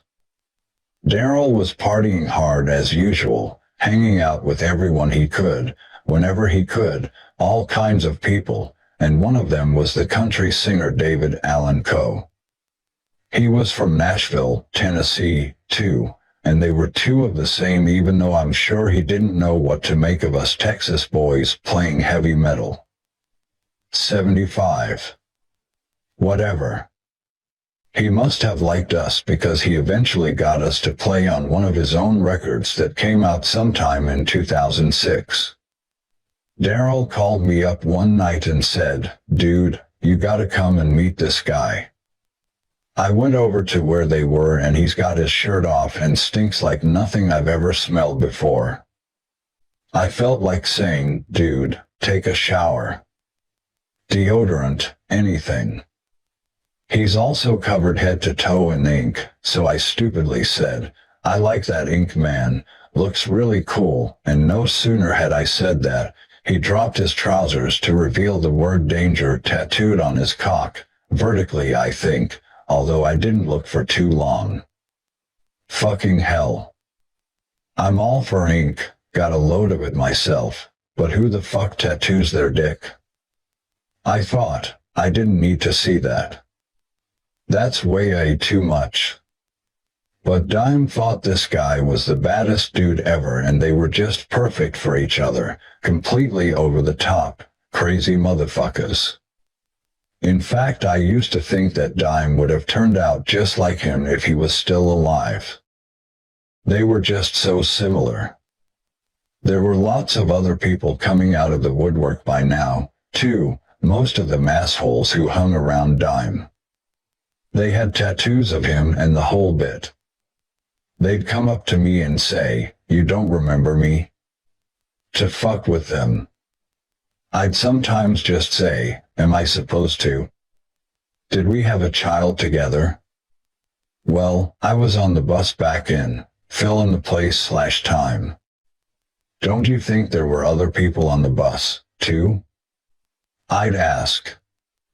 Dime and Vinnie seemed to just love having trashy-ass people around them after shows, and I got to the point where I couldn't stand it anymore. Rita Haney. As their career moved forward and they became more successful, I wouldn't say that they changed as people, but the people who hung around them definitely changed. Some of their best friends had the mentality that said, "Okay, you've made it. You're rich, so that means that you pay for dinner every night and buy all the drinks." I don't think they even realized they were doing it. But if one of the band guys refused for some reason, all of a sudden they are the dick. At first, everybody was happy-go-lucky and they were going places, but that changed as the people around them changed. As far as dealing with fans at shows was concerned, I'd always sign all the autographs that I possibly could, and depending on what mood Phil was in, I'd get him to do the same. It was really important to me that I made myself available. I'd go into his dressing room to get him and he'd say, "Man, did you sign everybody and stuff?" hoping that I'd done enough that he didn't have to. I'd say, "Dude, that's part of the gig. You know we've got to do it." "All right, let's go and do it," he'd eventually say, and we'd go outside and sign all the kids' shit. That was one way that he and I motivated each other. Even if it was raining outside, you'd have kids who sat there a long time, all day long sometimes, waiting to get a glimpse, so the least we could do was get some kind of idea about what they were doing. See us from their perspective. It felt like the least I could do. It might be 20 fucking degrees out there and you still had some kid in a t-shirt waiting to get something signed. "Please buddy, put a jacket on, you're going to get sick tomorrow," I'd tell them. "It's not worth it just to meet us." I'd put a towel over my head and just get out there even in the pouring down rain. Of course, sometimes Phil just didn't feel like going out. His back hurt too much, or he wasn't looking good enough to go out there, hungover or too drugged out, so I'd sometimes make the decision for him. But all in all, he at least understood how much it meant to the kids, and we'd both sign until there were no more kids waiting. We carried that mentality we'd had in the club scene in Dallas in the early days around with us, because we always tried to hang out with our fans. We'd just sit out in the parking lot, drinking beer and doing stupid shit with the kids as if we were one of them. Another reason for being there for our fans was that we saw a lot of bands over the years that didn't do that. Obviously, it got much harder when things got going on a bigger scale. 76. But our record was getting 2,500 people signed in an hour and a half, and it was our duty to be personable to every last one of them. Hey man, what's going on? Sorry, I can't sit and jam with you, but we have to move down the line. I always felt that I had to respect the fans to some degree because they were the ones paying my fucking bills, but it doesn't come down to that completely. To me, the music, or rather their appreciation of it, came first and foremost. Currency, whether it was 15 or 20 bucks to see the show, was just a piece of paper that said, I'm here to see the band jam. To live the experience. That's how I viewed the fans, rather than just as someone paying my electric bill. So it was most important to me that we put on a killer show for them. Around this time, and while we stopped back home on a break, my wife and I moved out of the house that was beside Vinnie, into a bigger house on the golf course at Rolling Hills Country Club. I used the place for socializing with the guys I'd always played golf with over the years. I'd assembled a group of friends, guys who belonged to different associations in town but who all liked to play golf, hang out at the country club, have a few drinks, and the whole bit. What I liked best about this group of guys was that they all saw me as just a normal person. The money was still really good, so I could still afford to buy things like this big fucking house and a huge grill from Barbecue Galore to sit in an outside kitchen, a big 8-foot-long fucker. I'd buy meat in bulk and keep it in the freezer. When I knew I had a bunch of people coming over, I'd pull one out to defrost on the morning prior. We were always throwing cocktail parties, and I was well known for my secret method of grilling rump roast, kind of a variation on prime rib. I had a pretty set routine in those days. I'd get up at around 10:30 in the morning, have a couple of bourbons, and then hit the links for the day. I'd grab my golf cart and I was gone. This was my hobby, and I played golf religiously, in order to jam the light switch into the off position. Golf was my getaway, my escape. I just did not want to be around anything to do with the band unless I absolutely had to. 20 of us played all day long, then it'd be happy hour at Rex's house. I met some folks who were members at Colonial Country Club, which was the Augusta National of Texas in terms of prestige, and was also the place that my dad and I used to sit and watch on TV back on the couch in De Leon. My dad never got to play the course, but I did. It's an unbelievable golf course, one of the peaches of the South, and I got invited maybe 10 times to play in the Pro-Am at the annual PGA Tour event. One of the many days I was playing at Rolling Hills, I got to the 11th green and suddenly had a strange sense of spiritual awareness. I just felt something. We were fixin' to stop playing for the day anyway, so I said to the guys, "Look, I have to go." I drove the golf cart in, told my wife, "I'm going to the hospital real quick." I knew something was up. I didn't change clothes, just jumped in my car, and went where I knew I needed to go.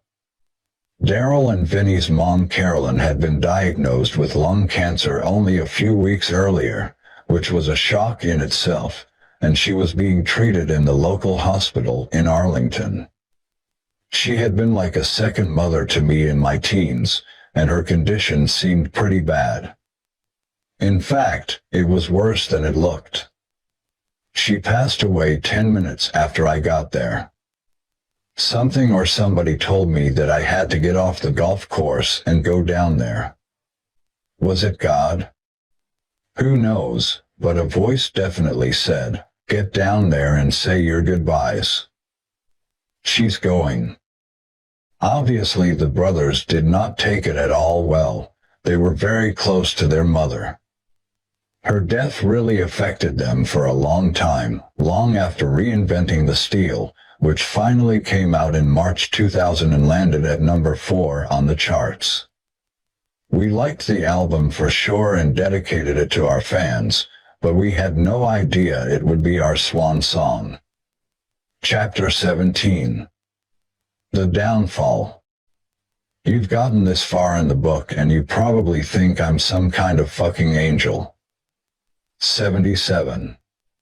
Sure, I'd cracked a few skulls in junior high, ripped off the guys at Photomat, and rolled a few joints here and there, but that's just what you'd expect from a rock and roller, isn't it? Par for the course, I'd say. But what were we like as people? It's pretty simple. Phil had had his problems, Vinnie pulled his occasional bullshit, and Dime was just Dime. By 2000 and leading into 2001, the band was hanging by the thinnest of threads, and the slightest disturbance could have caused that thread to snap. It was a completely dysfunctional situation that had crept up and bitten us all on the ass.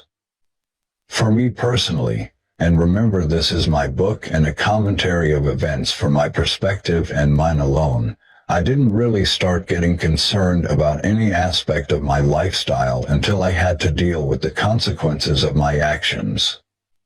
People have different ideas about what actually constitutes a consequence, of course, different levels of tolerance and the whole bit, but for me, consequences are things that make you sit up and pay attention because they actually impact your daily life. It could be related to health, family, the law, or finance, anything that impacts your life in a way that forces you to change your patterns. I always try to stay away from the law as much as possible throughout my life. In general terms, I don't like putting myself in harm's way, and when you break the law, that's basically what you're doing. I never ever felt I was above the law in any form or fashion either, which is something that can easily happen when you're in the public eye. So up until this point, I didn't really have to deal with any of the consequences of my drinking other than the hangover. I was on the road, living the life, and I never had any problems from the drinking until 2000, also the year my twin kids were born, when I first noticed that I was having stomach problems, presumably from years of alcohol abuse. I was waking up in the middle of the night, on those nights when I didn't have a minibar on hand, with the shakes, the whiskey jitters, the DTs, whatever you want to call them. These symptoms, in my mind, added up to a consequence. Mentally, alcohol was always on my mind, particularly toward the end of the band, but again, not enough to make me take any extreme measures. But it was creeping up on me. You see, alcohol gradually affects your central nervous system, and before you know it, you're at a point where you have to have it, even when you're at home and outside the normal confines of your drinking, and that made the whole light switch thing harder and harder for me to turn off and be there for the kids. I could still just about take a day off booze, and as a compromise on some days I tried to not drink until 5 o'clock. But as they say, it's always 5 o'clock somewhere. My lifestyle was such that I was used to being up until fucking 4 in the morning, and that doesn't work when you're at home with very young children. It meant that Belinda and I were living separate lives under the same roof when the kids were babies, and that's when I began to feel isolated by my lifestyle. Being a dad at home with kids should have been a feeling of pure joy. The truth is that kids change pretty much everything, including your close friends' perception of you. I've thought about this for a few years now, but I really think that Dime was jealous of the fact that I had kids. I think he felt that they were now my main focus in my life as opposed to him, the band, or whatever, and I don't think he was ever really comfortable with that.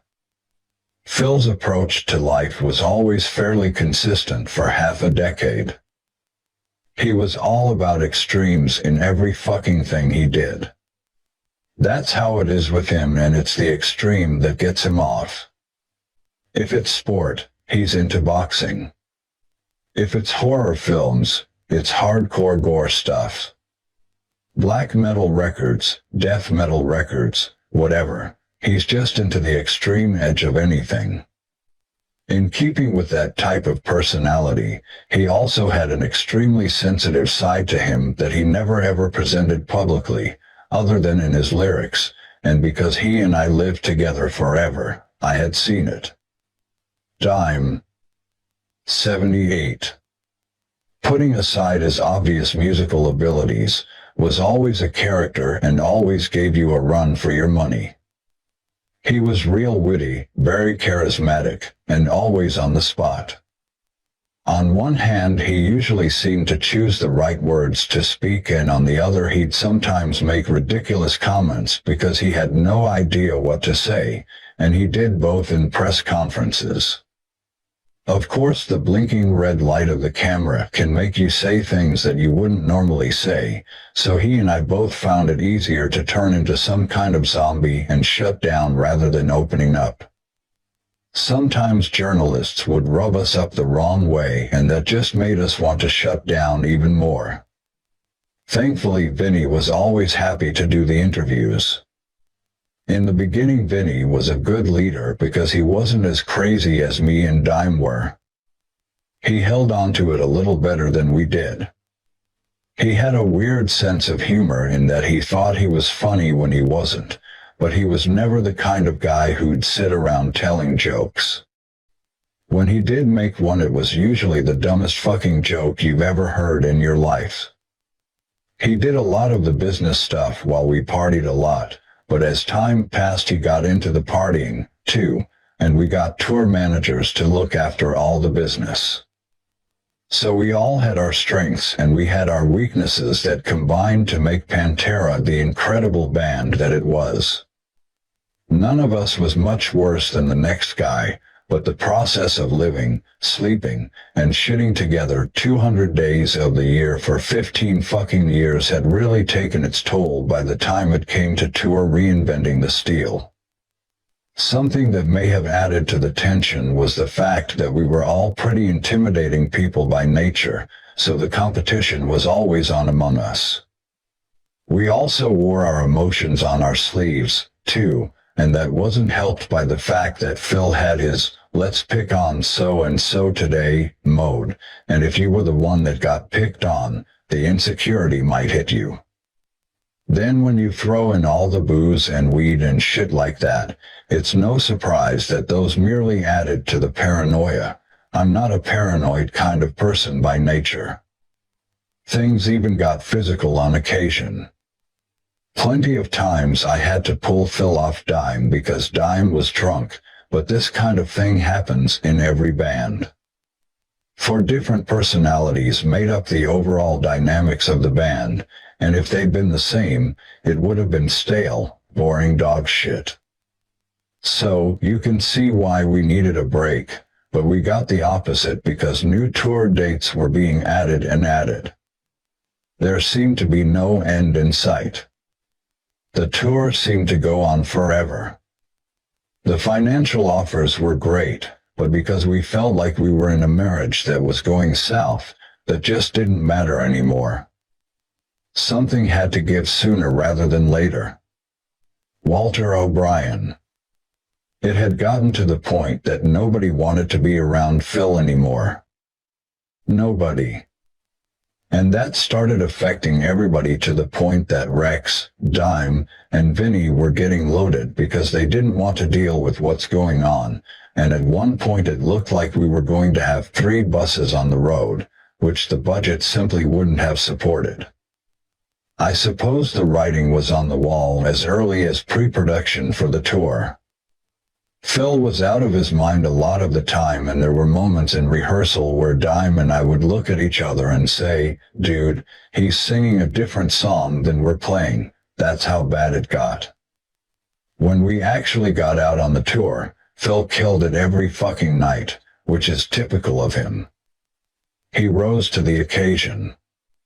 We were following Slayer, so we had to be spot on.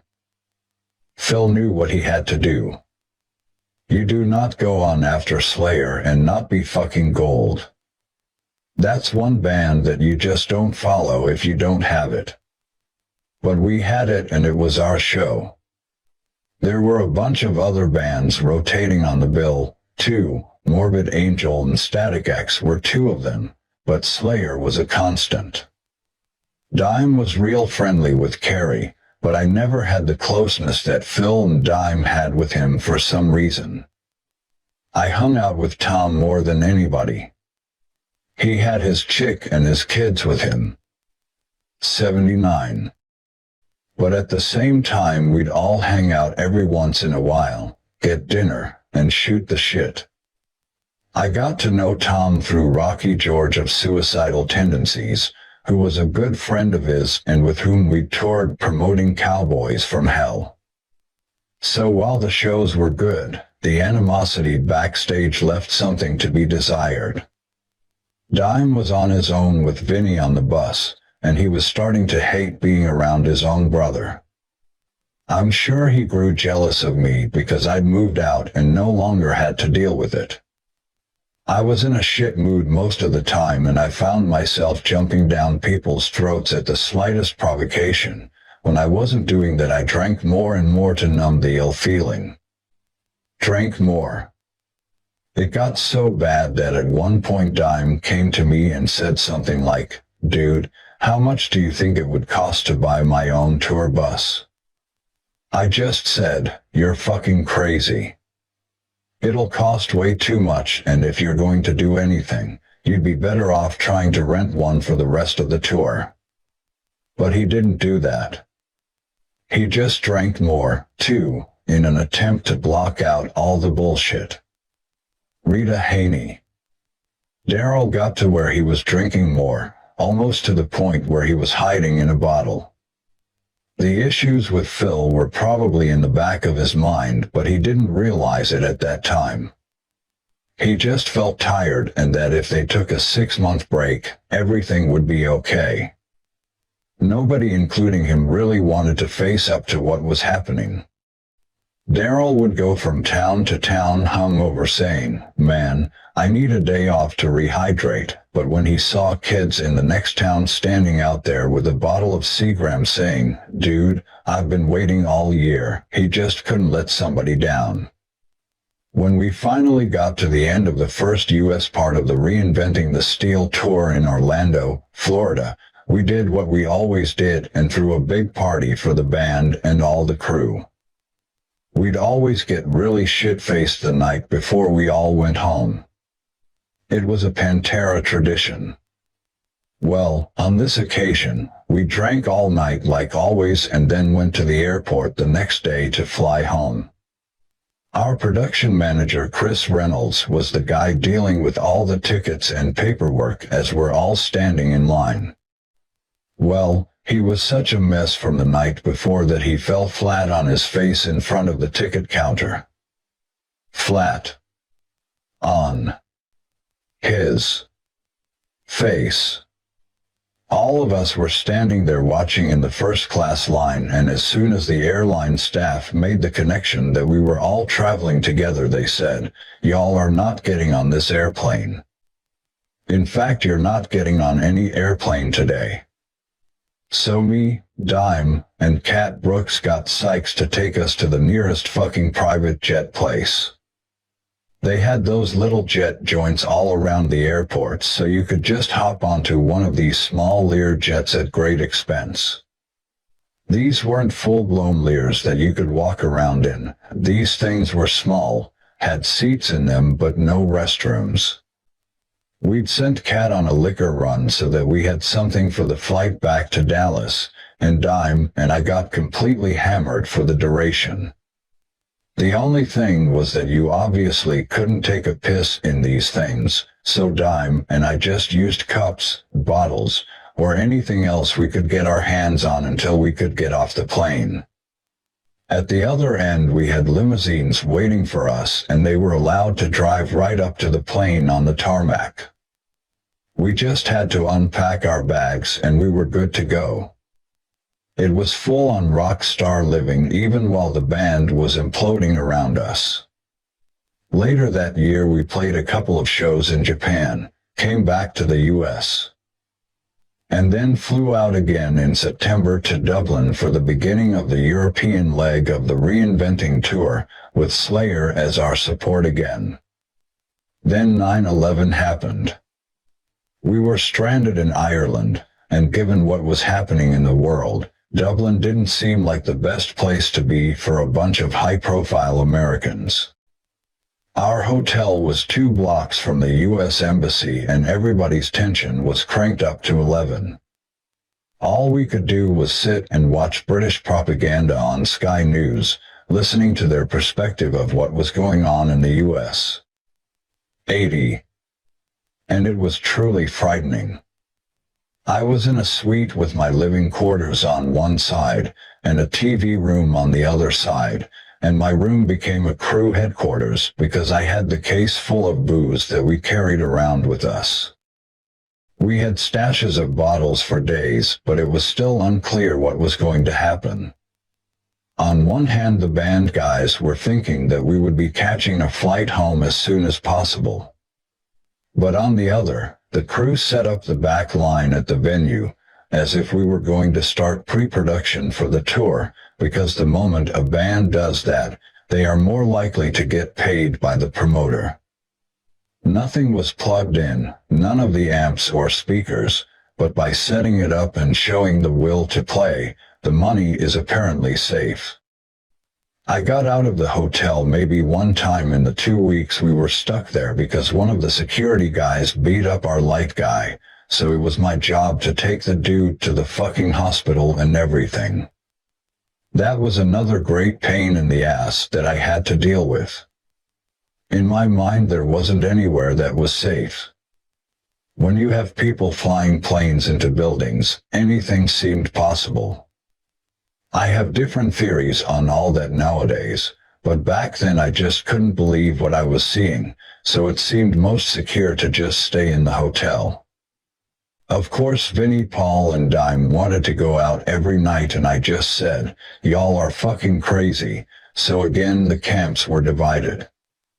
Walter O'Brien. They were afraid of traveling around Europe at that time and I can't honestly blame them. If any American band had a big target on their back, then it would be Pantera. Ideally, they could have continued the tour, which Slayer did, because it was only America that you couldn't fly into, but they didn't, and that's all there is to it.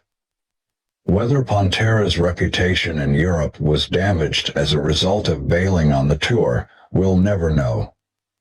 Eventually, we got back home after a week in Dublin. We had to fly over the Arctic Circle and down through Chicago to Dallas. Pantera never played live again. There was willingness from me, Darrell, and Vinnie to start getting the next record together. But as I've said before, we all needed a break from Pantera. I preferred to be active in my time off and Phil was of a similar mind, but Darrell and Vinnie weren't doing anything after we got back from Dublin, other than waiting for us to be ready to start working again. Seeing a good opportunity, I got on the phone with Pepper Keenan in New Orleans and started talking about getting the process for a second down record off the ground so that at least I was doing something. Within a few days we had gear loaded onto a truck in Nashville to be taken down to New Orleans. I then got Kim Zide Davis at Concrete Management to get us a record deal, secure the publishing. By October we started recording in the studio with Warren Riker, the Grammy-winning producer/engineer and an acquaintance of Pepper Keenan. Phil's main house was across Lake Pontchartrain on 17 acres of land. He had a big, vacant barn there, and Pepper Keenan was really good at fixing things up. He's one of those guys who wakes up in the morning and will build a fucking birdhouse or something, just for the fuck of it. He's real crafty when it comes to shit like that. So he got a saw, bought planks of wood, some paint, and built a den with a bar in it that we called Nosferatu's Lair. Phil would be nodding out all the time, so that's why we gave it that name. The sign is still sitting there above the bar today. Phil had built a jam room on one side of his property. And Pepper and I built a control room when we first got in there with the gear. We took a whole wall out, the whole bit, to fit it all in. There was an upstairs apartment that had bunk beds in it, a full kitchen, and a pool table with couches all around. It was the perfect hangout pad. So that's basically where we slept and ate. We had people bringing over food when we weren't cooking on the grill outside. I grilled 4 or 5 times a week probably. That's how much I was into it. These guys had never had chicken on a beer can before, a Texas thing that I'd perfected over many years. 81. I'd been doing all this stuff way before it was ever shown on TV. We'd take it in shifts to record, and we had an engineer there who slept in a tent outside on this little bitty love seat. It was like a fucking MASH unit. Whoever was up in the morning was good to go. So I ended up playing a lot of the guitar parts on that record as well as all the bass, because these other guys would stay up for 2 days whereas I went to sleep every night. Phil doesn't like to record until the fucking sun is down. He's like fucking Dracula in that respect. Some nights he was on and some nights he was fucking fried. Despite that it took us only 28 days to record the record, but they were rough days, I'm telling you. I even had to go to the hospital at one point, and that's when the complications really started to show in my stomach. Things were much worse than they'd been. I took a break at one point and went back home for 2 or 3 days to see the family, and I played all this shit for Dime over at Vinnie's house and he loved it. They were fine about it, but they just didn't know that we were going to tour for a year, and neither did I at that point, quite frankly. I didn't really want to either. I just wanted to make a record. Then down were offered Ozfest. You just don't pass up shit like that. There was another factor that changed the tour plans. The record blew up when it came out. It was just one of those things. It hit a nerve with the metal community, and if people want to come and see you live, you'd be crazy not to go out there and make the best of it, so you can see how the Down thing just grew and grew. More important perhaps, I was actually happy for once. Down was something new for me, for the first time in 15 years. I just considered it to be part of my life, my musical journey, if you will. I was actually pretty stoked by what was happening. Rita Haney. Darrell was very good at recording things, phone conversations, etc., just like he did visually by carrying a video camera around, so there are conversations where Phil called the house throwing a complete fit, threatening to quit the band if he couldn't release the Down record, and that Darrell and Vince had to call Sylvia at the label to fix it. Darrell called him right back and said, "Relax, what's going on?" And Phil even said then, "I'm not trying to tour much, I just want people to hear my music." Darrell and Vince called the label and said, "Okay, let him put it out. It's not a big deal." Let me say this though, my perspective was not, I don't want to be working with Pantera. It was much more a case of, I want to do this down record, because we've been talking about this thing since '98 and it was widely discussed between all of us that the thing that Pantera needed most was time apart. But most of all, as always, I just wanted to jam.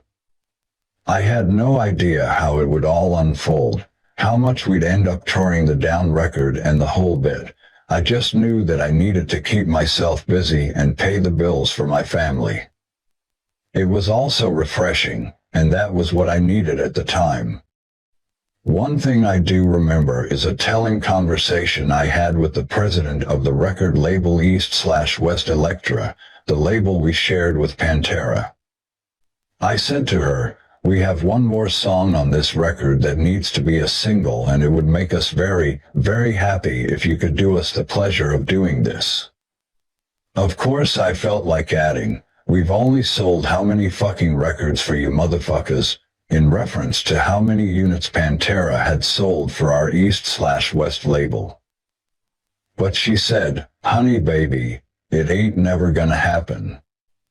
I just want a new Pantera record out."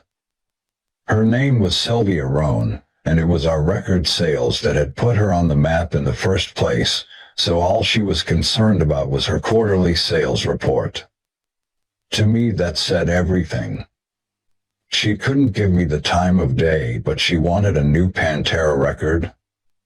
This woman didn't care about what was going on within the band. She just wanted her sales figures to look good, and at that point I thought, okay, this ain't fucking working. Walter O'Brien. It probably didn't help Rex's position with the brothers when he went and played with Down. 82.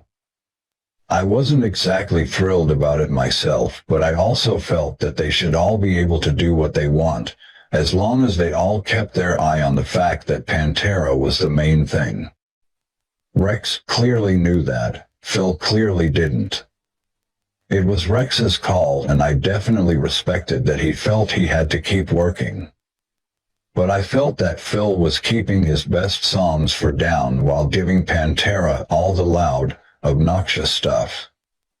Pantera were already the arena band, so I felt like saying to him, why not let Pantera go triple platinum and then you can go off and do any kind of hardcore side projects that you want, but Pantera should always be the goal. Down 2 was released at the end of March 2002, and we ended up touring for 6 or 8 months out of that year. As I said, I just hadn't envisioned that at all. Our own tour started in April, led straight into a spot on the Ozfest cycle, headlining the second stage. This was a major opportunity to increase our growing fan base. I also didn't expect that for almost the next 2 years, I'd be completely out of control with the drinking and on the way to petrifying my stomach, turning it to stone. The party never seemed to stop. At one point we stopped in Vegas for a couple of days on the way to the West Coast, and Pepper and I had a suite laid on by my buddies the Maloof brothers. We were drinking heavily and snorting up half of Peru, so I was completely fried by the time we got to LA. I had alcohol poisoning, but we still played LA. I didn't want the whole mess of dealing with that fucking crazy scene. Whenever you go to LA, every crazy fucker seems to come out of the woodwork looking for something. It's renowned for being home to a lot of music industry hangers-on, and that was something I wanted no part of. So instead I passed out and came to my senses the next day when we'd reached San Francisco. We get to the Fillmore where we were due to play that night, and I'm faced with an impossible situation. There was no booze on the bus. Nothing.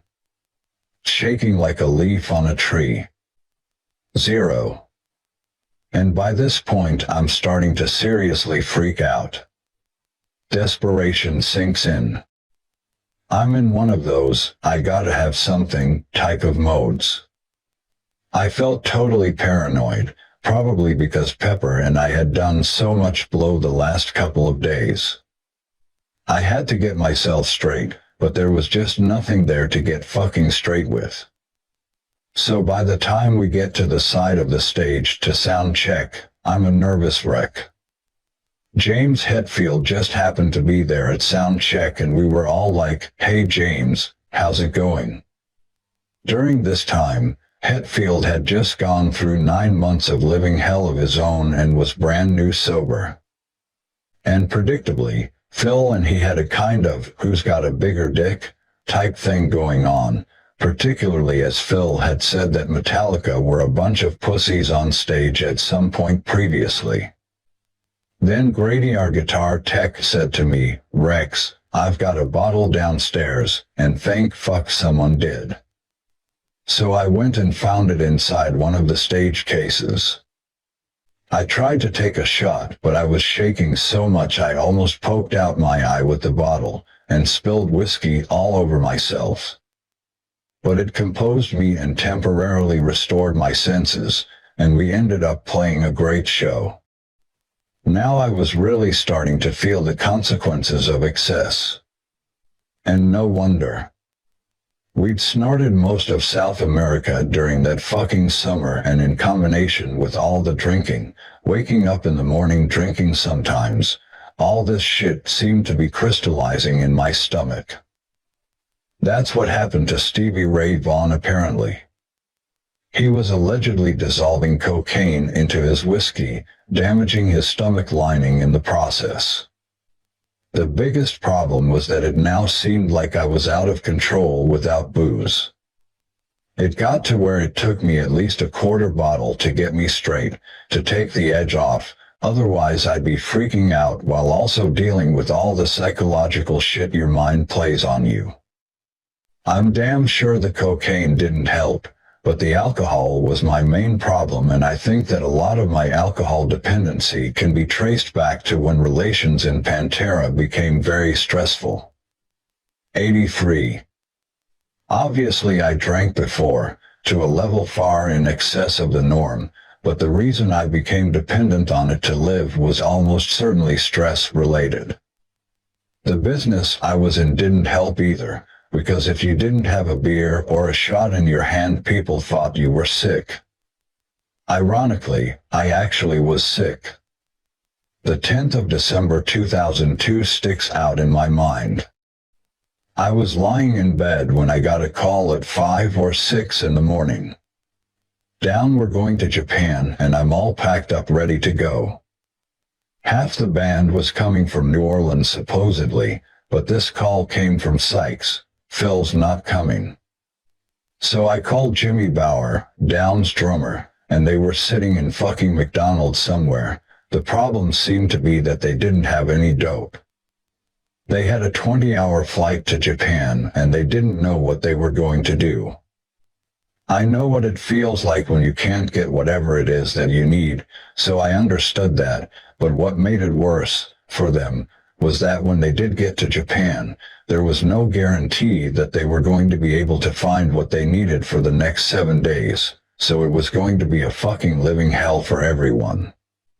So Phil just called the whole thing off. Japan trip cancelled.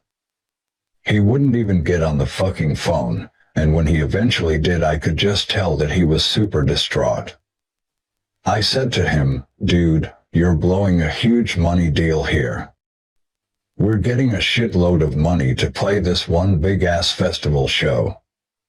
But they were either just so dope sick or simply couldn't find dope, but for whatever reason, Pepper Keenan just said, "Fuck this, I'm not dealing with you cats ever again." We had to pay the deposit back to the promoter and would probably never get asked back to play in Japan again. At this point, I also told Phil that I was never jamming with him again until he was done with dope. And that wouldn't be for another 3 years or so. Chapter 18. Lost Love and 30 Days in the Hole. Obviously, the hold-down meltdown was a problem when I returned home. I started having repercussions on that front, because by then I couldn't even find the fucking light switch, far less turn it off. The switch was stuck in the on position, and it was bigger than the house. I tried though, and managed to keep a handle on home life most of the time. When my wife was working, I had no problem driving the kids to kindergarten or doing whatever was needed to take care of them without having a drink. The kids went to a Christian school from a very young age because we wanted them to have an early understanding of right and wrong, and it was around this time that I first went to a doctor and said, "Something's not cooking. I'm waking up in the middle of the night, jittery as fuck. I need something to help me." And so that's when he first turned me on to Xanax to help with my anxiety. Did I get addicted to Xanax, I hear you ask? Lots of people who take it seem to, but with me the answer was no. But I definitely found that it helped with the tension.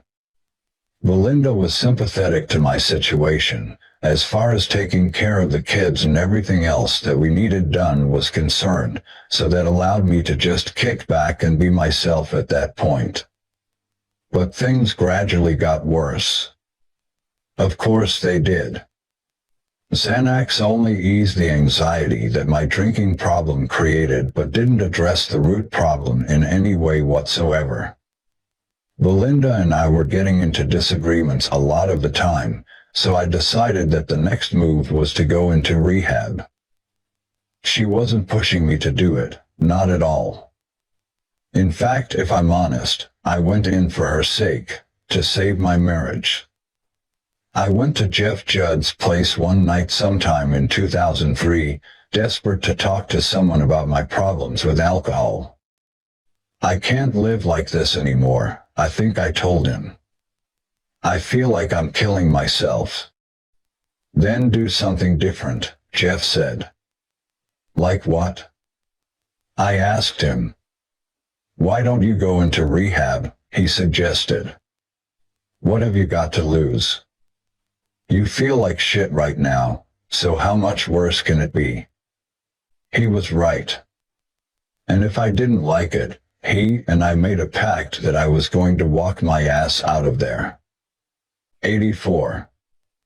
So we agreed right then that I'd at least go in to see what it was all about, but before I did, Jeff and I sat and got totally hammered with a bottle of Crown Royal. Then I got the phone book out and found a rehab facility that was literally down the street in Arlington that actually turned out to be a fucking mental health facility. Jeff Judd. We sat down there, fucking hammered, and the reception guy came out and put Rex through the whole interview deal, after which he said, "I need to take a breathalyzer sample." So Rex does it and the guy looks at it and says, "Hold on just a minute. I'll be right back." I said to Rex, "Dude, you blew the meter right off it." Then the guy came back with another and he blows into it and the guy looks at it and just shakes his head. They must have given me some kind of sedative that night so that I didn't have a seizure. When I woke up the next morning, I had to fall in line with all these fruitcakes. I looked around trying to get my bearings, and this girl came up to me who looked like she'd fallen face first into a fishing tackle box. "Hi, I'm a cutter," she said, pulling up her sleeve to show me the cuts, and she had 21 fucking earrings all over her face. "Where the fuck am I?" I asked somebody. "Oh, you're at Millwood Mental Institute," they told me. Well, this place was fucking wild. I thought, this is not rehab, this is a mental institute and I'm not mental. I'm discharging myself right this fucking minute. I'm in the wrong fucking spot right now. I went home and did more research, and found out that there were a couple of real facilities around, one of them close to home, so I checked myself into that place the very next day. I wanted to see what this concept of addiction is all about. I was genuinely interested in the process. I'm curious like that. It dates back to my childhood days of reading endless books, so I wanted the whys, the hows, and the whole fucking bit. Or at least I thought I did. The problem is, once you learn about the ways of addiction and the waves of addiction, well, then the party in your fucking head really starts rolling. All of a sudden you're armed with too much knowledge and you use that information you have to try and outweed the problem. Of course, the irony is that by doing so you are merely confirming your addictive issues. You can drive yourself fucking crazy thinking about being sober. For example, if I saw someone leave a half-finished beer on the table and walk away, that would really piss me off, probably because they could do it and I knew I never could. You also lie to yourself. Of course you do. That's part of the process. You convince yourself that you can stop at any time. You think, I'm in control of this and that type of shit, but you can't stop anything and, deep down, you know it. It's called denial. Looking back now, I wish I had never gone looking for the information because it completely fucked with my head. But my first rehab got me healthy on a superficial level at least. I went in for around 30 days. They gave you the right foods to eat. You go to these classes all fucking day long and put up with a bunch of other idiots, fucking people who, while you're there really trying to help yourself, they're on their 16th fucking rehab. The way all that works is just retarded, but your head gradually turns and when the 30 days are up, you do feel better. Was it the end of my problems? No, but it was a start and also the start of a long process. Jeff Judd. He found a place up in Grapevine that was a pretty well thought of facility, so he went up there, checked himself in for a 30-day program, and when he came out he functioned amazingly and didn't touch a drink for 6 months. He was physically healthy and mentally healthy. Everything in his life was kicking ass and all he drank was coffee, Coke, and water. I thought he had it licked. The whole point of rehab is that when you come out, you don't drink. Not an occasional beer or a glass of wine with dinner. Nothing. So what triggers the process of starting to drink again, having gone through 30 days of trying not to? 85. Well, with me, it was something like if my shoes were fucking untied, I'd have a drink. I'm serious. Any fucking thing would give me a reason to jump on the sauce, and for the next couple of years I would go back and forth with the business of drinking and trying to quit, simply because I hadn't made the decision to quit, for me. I've made it for every other reason but me. The guilt alone will kill you. My wife and I had discussed the idea of moving out of Texas in 2003, but nothing had happened to make us act on that impulse.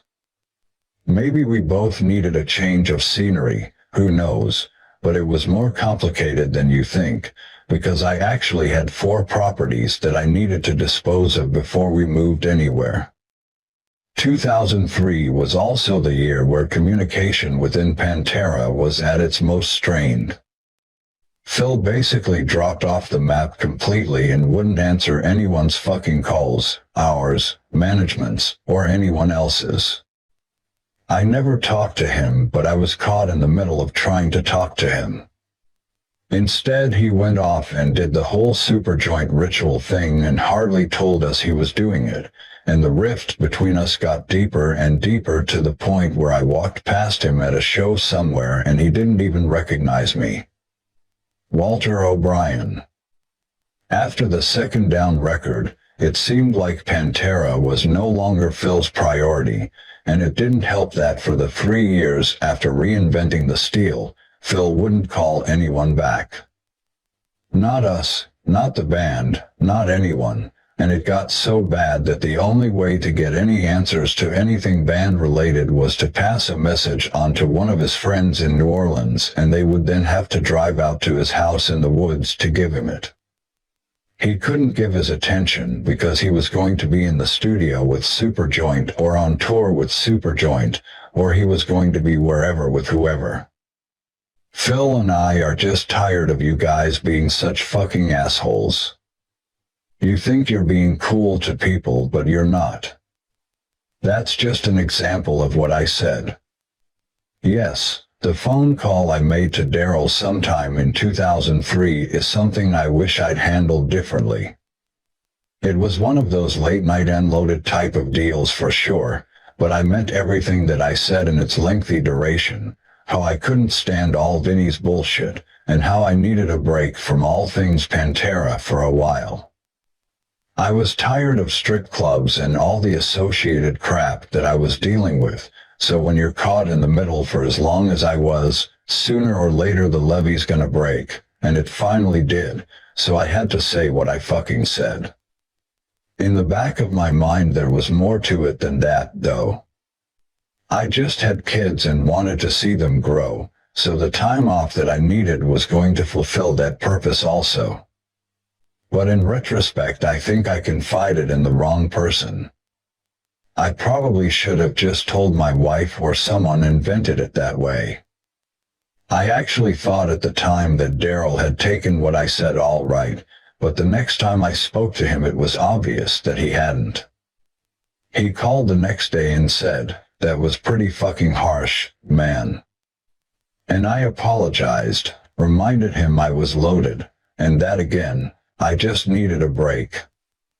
But now there was a distance between us that I hadn't felt before. Rita Haney. Phil had stopped answering the phone, and Darrell felt like he'd been stabbed in the back because Phil wasn't doing what he said he'd do. They arranged a meeting in New York, but Phil didn't show up and Rex was caught in the middle of it all. Rex called one night, really intoxicated, and it lasted a good 3 hours. He said some pretty harsh things to Darrell, who was completely sober at the time, and I know they were drunk words, but it did seem like there had been some animosity building up, and it sounded like he had Philip in his ear, too. I'm sure he regrets a lot of what he said. Darrell was trying to pump Rex for information about what was going on because he couldn't find out anything from anybody else. Phil would not answer the phone and wouldn't say what he was really trying to do, and this was when Darrell realized that they were in trouble. Maybe there was no more Pantera. 86. Philip totally has barriers. You can't just pick up the phone and call the dude. You usually have to go through a couple of people, so that made it easy for him to shut himself away, especially in his compound, which at that time was still a heroin den. 2003 continued with very little direct band communication at all. I ran into Darrell at a Motorhead show in Dallas a few weeks after that phone call, and he wouldn't even talk to me. I'll never forget the look on his face. I still have it in my mind. It was a horrible, terrible look, but what could I do? I said what I said and couldn't take it back. Vinnie and Dime were really hurt by what was happening, and at a certain point they just said, "Fuck it, we're going to start another band," as if to say, "Fuck y'all." I didn't understand why that sentiment was directed at me, but when it was, that line was drawn in the sand. I was all for them doing their damage plan thing, so I just said to Dime, "Do what you've got to do, man."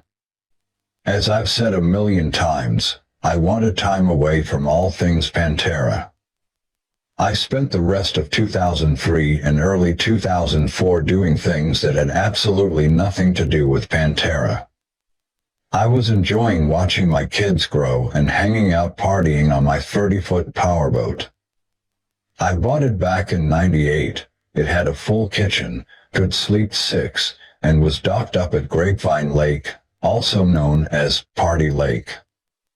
We'd go out there, take the kids, too, and one of my best friends was a dock mate, so we'd just say, okay, let's go to the lake, and we'd head out there on a Thursday night and party until Sunday. The boat had flames painted on the back. I named it the Hell Yeah. Vinnie later stole that name for his band. Periodically I'd have to deal with communication from the Abbotts, Vinnie mainly, but all he would ever do was bitch about what Phil was or was not doing, so there was nothing really for me to do or say. Phil still wasn't talking to us, but he was more than happy to discuss his plans with the press. It became obvious as 2003 dragged on that his intentions were different than what he'd initially said. We were in limbo. And while I was happy to finally have time to relax and spend time with the family, I had no way of predicting exactly what Phil's longer-term plans were, particularly when he recorded a second superjoint record and started intimating in the press that they were his main focus. I would rather he had talked to us about it. Phil had a different manager by then, and at one stage of this whole communication vacuum, his manager was calling me to get answers about Phil and his new band. I'd just say, fuck you, dude. Hey man, I'll manage you, too, he'd say. What are you going to manage? There's nothing to manage, I explained. Maybe I could get Pantera back together. Who the fuck do you think you are? You're a fucking dishabag. His name was Dennis Ryder. What does it say about the state Phil was in when his own manager was coming to me for information? Kate Richardson. Superjoint Ritual were out on the Ozfest tour in 2004 and we had a date in Dallas. Everybody else was being all dramatic saying, oh my God, what happens if they meet the brothers? But Philip and I between us both thought, man, I really hope they, the Abbotts, do show up. Philip said to me, I'd want to pull them into a room, give them a hug and say, this is all bullshit, I love you guys. No matter what projects we're working on, I love you. We were at first told that they never showed up at the show. But we later found that they did show up, but people steered us all apart and, between security coordination or whatever, made it impossible for Philip and the Abbott brothers to see each other. We were now in the middle of a, he said, she said, bullshit thing in the media where Vinnie and Phil took increasingly personal cheap shots at each other in the music press. Darrell stayed out of the conversation mostly, but did allude to Phil's ongoing drug issues in an interview with Guitar World, but only after being provoked earlier. I didn't get involved at all. I said nothing whatsoever. It all seemed so childish to me and I felt that the only way to really reconcile would be for us all to be in the same room at the same time. 87. However, Phil was still using, that much we did know, so I suspected that nothing constructive was going to happen until he got clean, and when that time came I was going to be the one who had to bring the two sides together to at least start discussing the future. Until all those components fell into place, I had decided that I was going to stay far away from all of playground name-calling. Kim Zide Davis. My perspective is a little different from everyone else's maybe, because I genuinely was stuck in the middle, particularly near the end. Rex and Philip's take on how things went down is very different from Vinnie and Dime's take, though, I do know that. It really came down to the lack of communication. The separation had gradually happened over the years. They had different interests because they were four different people, and Vinnie and Dime's personal interests were more related to each other, as were Rex and Philip's. So that put the rift right through the middle of the camp. Rex was definitely the peacemaker between Vinnie and Dime and Philip, because he could speak with Philip and Philip would listen, then Rex could take the information back to Vinnie and Dime. Rex was obviously not involved in heroin, but neither was he involved enough in Vinnie and Dime's partying, so that detachment made him the obvious mediator, almost by default. That had been his role for a long time because they were always on the road. He was the face-to-face middleman, whereas my contact was mostly on the telephone. From the phone conversations that Darrell and I had on my birthday in 2004, then again in November of that year, it seemed as if we were both at least on the same page regarding what we hoped for in the future. Darrell and I had been friends since we were kids after all, and it seemed that despite how tense our relationship was at that time, neither of us was prepared to let go of the time we'd spent together, which meant something. Yes, there had been hurtful things said, but the reasons for that were more because of the generally tense situation than any personal issues between us. Hand on my heart, I believe that. Rita Haney. I talked to Rex a couple of times before Darrell talked to Rex on his birthday, and he was trying to find out from me if Darrell had mutual feelings, which he did. So when Rex called, I asked Darrell if he wanted to talk to him, and he said he did. Not just that, I think this could have been the start of trying to fix some things and to reach Philip. Darrell was still pretty angry though and didn't want the blame to be focused on Philip. He wanted everyone to take their share of the blame. For all of them to step up. He said to Rex, "You know, the only reason I'm talking to you right now is that we have history. You're my brother and you lived on my couch." He still loved Rex, no matter how angry he was with him.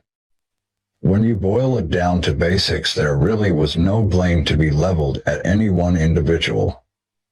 We all wanted to be working on something, to be making music, so if it was necessary for us all to go our separate ways for a while, so that we could all come back to Pantera refreshed when the time was right, then that seemed like the obvious way forward, and the only way to get back to where we once were. Chapter 19.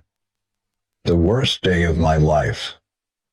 However delicate our relationship was throughout most of 2004, the events of the night of December 8th ensured that we would never know what the end result of the conversations might have been.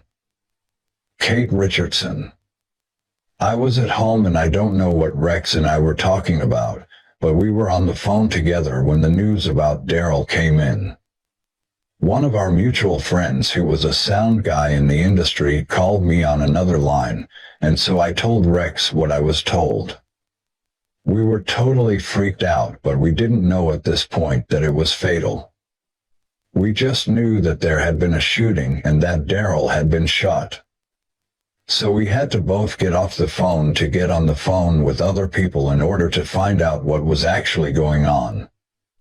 What is really strange is that the previous night I'd had a dream about Darrell, and in the dream I had to babysit him.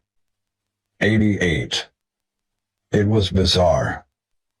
Philip and I always discuss any dreams we have, and when we were lying discussing it the next morning for 2 hours, he lay there talking and reminiscing about Darrell, saying, "Fuck all this bullshit. I have got to call that guy. I'm going to call him today." Then people came over to the house and he never got the chance to make the phone call before we got the terrible phone call. Walter O'Brien. The lease on my office in Manhattan expired in 2003, and I knew then that my career in management was probably over, so I went back to college to get my bachelor's degree in journalism at Rutgers. At the end of 2004, I was almost in the last semester and had important midterm exams. I was out having dinner with a bunch of friends, sort of mourning the anniversary of the passing of John Lennon, and then I started getting phone calls from everyone telling me about Darrell. I've said already that what happened that night not only shook me profoundly, but it also left an indelible imprint on every second of my life since then. Band tension created by years of close quarters living is one thing. The loss of life, particularly when that life belonged to one of the people dearest to me on this planet, is entirely another. In an instant, all the petty bullshit that had plagued us the previous few years seemed completely meaningless. Kim Zide Davis. I got a call at around 10:16 p.m., which was roughly 2 minutes after it happened, and I was told that there was a shooting at a Damageplan show, and that Dime was definitely dead, but they weren't sure about Vinnie's status or anything else at that point. I was in a state of total shock, so I can only rely on what my husband tells me, and that is that I sat on the couch and the phone didn't stop ringing until about 1 in the morning, at which point he took my phone away from me, turned it off, and put me in bed. The details are all fuzzy. On the day of the funeral, I remember getting to Texas and going to the hotel where they had set up everything. It was really surreal because friends from all over the world were there, people we used to see, other musicians and people from the music industry who we didn't ever see in Texas, far less all together in the same building. Everyone was in the same state of wondering, how could this have happened to Dime? A more immediate concern was the fact that the line that seemed to have been drawn in the sand between the band members meant that the funeral was going to be awkward territory, especially as far as Vinnie and I were concerned. For me it was that fear of the unknown. I just didn't know how Vinnie was feeling because we simply hadn't been communicating. As it turned out, the messages I was receiving were mixed at best. Obviously Vinnie was distraught about what had happened, we all were, but there was that contradictory aspect to how he viewed me that he just couldn't hide, despite his sadness. He wanted me there, but he also felt I was in some way to blame for his brother's death. Go figure. I really didn't know where I stood, and if I didn't know, Phil would have had no clue whatsoever about where he figured in the overall equation. I know Phil was flabbergasted by Rita's threats about what she'd do if he came to Texas, but at the same time he was also very respectful of her wishes. However, we all knew where he was habit-wise, so for him to just show up would have been a terrible move. Looking back on it, I feel bad that he never got any closure. Yeah, that really sucks. Being completely excluded and then having to sit there and not be able to talk to anybody must have been very frustrating, and that feeling must have only been heightened when his letters to Vinnie were completely ignored. To date, as far as I am aware, there has been no attempt by Vinnie to make contact with Phil since 2004. The source of Vinnie's bitterness was an interview that Philip did with Metal Hammer sometime in late 2004. Phil's exact comments were that Dime deserved to be beaten severely, and it was that comment that led to the public's assumption that this was the catalyst that led to Darrell's shooting. Phil said that the comments were fabricated. 89. Or at the very least taken out of context, but I have heard the tape recordings and I know what was said. But, if you're asking me whether I feel that there's a direct connection between the statement and Darrell's death, I would have to say no way. You can't speculate about the mind of a killer. And Phil was in no way to blame for what happened that night. The press just seized hold of his words and spun them to suit their own narrative goals. To me it was just a case of ill-chosen words, combined with really unfortunate timing. But that's no consolation to Darrell or those close to him. Knowing what Darrell was like, the only possible consolation for him was that he was buried with Eddie Van Halen's guitar by his side in a Kiss casket. Terry Glaze said at the funeral that if we'd told Darrell that he'd be buried with Eddie's striped Kramer off the cover of Van Halen when he was 17, he would have probably said, "Okay, kill me now." Rita Haney. I convinced Vinnie to let Rex come to the funeral. Rex showed up at my house before Vinnie even got home from Columbus, and I was mad at him, but I just took one look at him and started sobbing, hugging, and crying. It wasn't about those little petty issues anymore. Then I remember when Vince got home, I told him Rex had come over and he was really mad. I said Darrell would want him here. And I told him that Rex and Darrell had talked on the phone, and so I convinced Vince that I wanted Rex to be one of the pallbearers. Vinnie was resistant at first, but then he said, "You know what, if that's what you think, and that you think that's right, then okay." I voiced that I thought everyone should have the right to say their goodbyes to Darrell, even if it was at separate times, because nobody wanted to see Philip, but Vinnie was dead set against that. He let me make the call on Rex, so I couldn't deny letting him make the call for Philip.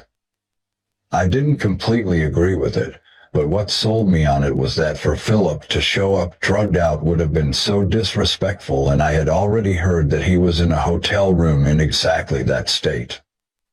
Kate Richardson. We didn't get on the phone with Rita until the day after Darrell's death, and at that time Rita was telling Philip not to come.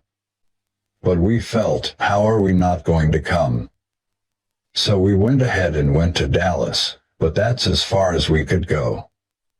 We didn't want to upset the family, but at the same time we felt that this was the time for everyone to have closure. In Philip's mind, this transcended all the miscommunication that had gone on over the previous months. When Rita was on the phone with Philip, she was telling him not to come, but at the same time other people are picking the phone up saying, "Why the fuck are you not here? You should be here right now." And all Philip could say was, "Well, if the lady of the house doesn't want me there, who the fuck are you to tell me to be there?" The funeral itself and the days that followed it were some of the most emotional days of my life, and it's hard to remember one moment from the next. It was almost as if I wasn't really there at all, but was merely looking in on the scene from somewhere else. But one thing I knew was that the pain I felt at the loss of my best friend was real. I was deeply upset, but I was also feeling two other emotions. The first was a real and growing fucking hatred for the guy who had done this to my brother, and the second was the constant, unanswered question of why this happened. I badly wanted to find out, but there were no obvious answers. Kim sighed Davis. Rex was like I have never, ever seen him before. Physically he was standing there, but that's all. Literally like he was on another planet. It was as if he had no way of grasping that what was happening was real, and I couldn't really blame him in a lot of ways. I barely made it through myself, and I had just been Dime's manager. I hadn't been in a band with him for 20-something years.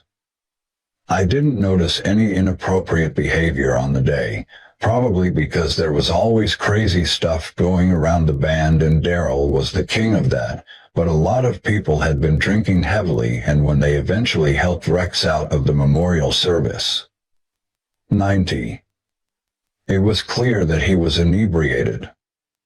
Kate Richardson. This was all a really insane, fucking crazy time.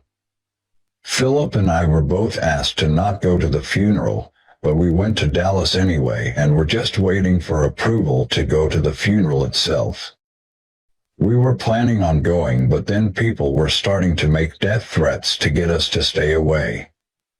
But we were in Dallas for a week staying in a hotel, and during that time we went over to Rex's rental house and we spent a bit of time with him before the actual funeral. We didn't go to Darrell and Rita's house. We drove past a few times but didn't dare go to the door. Rex was very confused and angry when he saw Philip, as everyone was. We wrote letters to Vinnie while we were staying in the hotel, and as far as I understand he has never actually opened them, and the report back was that he had no intention of ever doing so. Belinda Brown. I don't think Rex was stable enough to make any decisions around the time of the funeral. For some of the guys, their way of dealing with the grief and the loss was to all get together and start pouring shots to celebrate a life. So when people like Eddie Van Halen and Zakk Wylde had to do the official part of their duty at the funeral, they were hardly able to speak because they were so drunk, and it turned into the Zakk and Eddie show. Walter O'Brien. I wasn't at the funeral.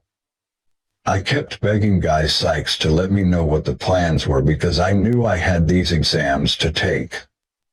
I didn't hear anything, and then on the Sunday, Kim called me and said, "Are you coming?" "Coming when?" I asked her and she said, "It's tomorrow morning." I just couldn't get out of these exams, so I just couldn't go, and I've never stopped feeling bad about that. I spoke to Rex and he even said, "Listen, man. We'd all love you to be here. It would certainly be good for you to be here. But honestly, you've got to think about your future and we are your past." And that was pretty damn generous of him to say that. I've always kicked myself, but I had no choice. Actually, I was pissed for years at Walter for not showing up for the funeral, as were lots of other people.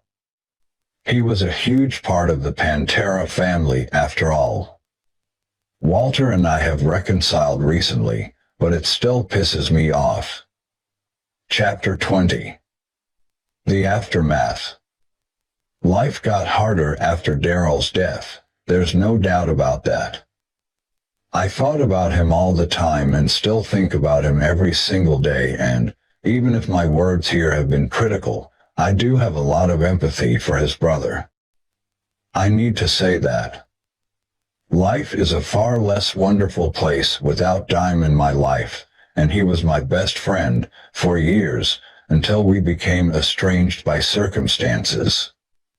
But that will never change how I feel about him as a human being.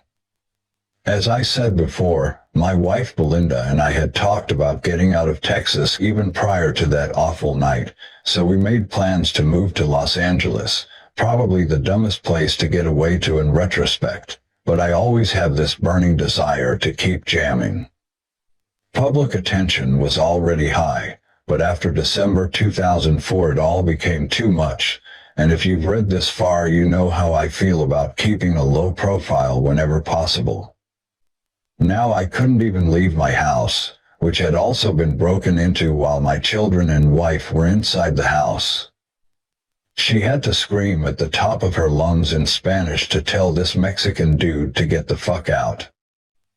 I woke up to see this guy standing there with a shotgun under his trench coat, right in front of my big screen TV, and because it was such an old, well-soundproofed house, we hadn't even heard this fucker get in. Scary shit. We couldn't even go to the fucking grocery store without being reminded of everything that had happened, as if it wasn't already at the forefront of my mind. My brother was gone and nothing would ever be the same. Not for me, not for any of us, but for me personally, his tragic death would merely signal the beginning of the incessant question, why? Why? I spoke to the police in Columbus sometime afterwards and got some kind of insight. From what they said, the events of December 8th, 2004, weren't necessarily specifically directed toward Darrell. He was just unlucky in the sense that it was his band that happened to be there on the night this guy's rage peaked. The police even went as far as to say that it could have been any of us, me, Phil, Vinnie, or Darrell, that got killed if we'd been there. This deranged anger was directed at all of us in Pantera. Now, I don't want to give the fucker that shot Darrell any more coverage than he deserves, which is none whatsoever, so I'll leave alone any further thoughts and opinions I might have. This guy was a fucking nutcase. But what I will say is that the metal press did not help the situation in the months leading up to Darrell's death. Dealing with band issues was our business and our business only, and while fans probably wanted some idea of what our plans were, to have it all play out blow by blow within fucking magazines and on fucking sites like Blabbermouth was not in any way helpful. These were real people and real fucking lives they were dealing with, not some heavy metal reality show for people's daily entertainment. Let's just leave it at that. At this point I was thinking about putting a band together with my buddy Snake from Skid Row. He'd just started working for Doc McGee's management company, and I had known Doc for years since our days on the road with Kiss, who he also managed. Whenever Gene Simmons was in Dallas, he'd call me up and ask if I could fix him up at the clubhouse. One night he called the house and left a message on the voicemail when Belinda was there, and when she told me, she said, "Who's Gene Simmons?" "That's Gene Simmons from Kiss." I told her, and I still have his message. "Hey Rex, this is Gene. I know you have the hottest club in town and I want to partake of your party, girls." While there were options to work on something new with Snake, one thing I didn't expect was that Hurricane Katrina would reunite me with Phil Anselmo. Katrina hit in August of 2005, and when it did, it washed pretty much all the dope out of town. It was done. People were looting all the stores and shit, so if you were an addict, chances are your dealer didn't have any drugs to sell you, because nothing could get in or out of the city for weeks. So you could say Phil got off dope by default, and thank God he did, and when he says that he got clean, it's true, but mainly because there were no drugs to be had. I couldn't get in touch with anyone for a month. I didn't know who had made it out and who hadn't. I don't think anyone who wasn't connected in some way to New Orleans even knew that. It was like a different world down there and was a genuinely scary situation. I couldn't get a hold of Phil for 3 or 4 weeks, and the only person I made contact with was Kirk Winstein because he texted me, the only method of communication that was working, and told me that he was staying at his grandmother's place on the outskirts of the city. It turned out that Phil's house in town was completely ruined.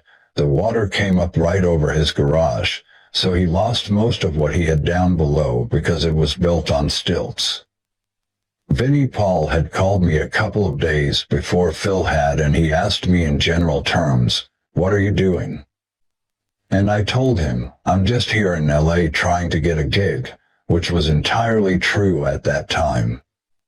Vinnie wasn't doing anything after his brother died, but since then he and I had at least been on speaking terms. Then, as I said, I get a phone call from Phil 2 days later and he's crying, saying, "Man, I fucked up. I've really seen the error of my ways, and I want to clarify that I am not on dope anymore, and that I really want you in my life again." While I knew in my own head that Phil probably had no clue what he had done for the preceding 10 years, crushing various people's lives mainly, at this point I believed what he was saying and decided to take him back into my life. He didn't beg at all. That's not his style. He assumed that I'd take him back, but I told him in no uncertain terms that I wasn't putting up with any of his shit if I did. It gave me comfort that his personality had changed since he had gotten himself clean. 92. Though. It took him a while, but he was back to what he does, in that it's all about him. Everything was always about him, and soon it was as if the previous few years of hell had never even happened. "I'm the king of metal," he liked to say.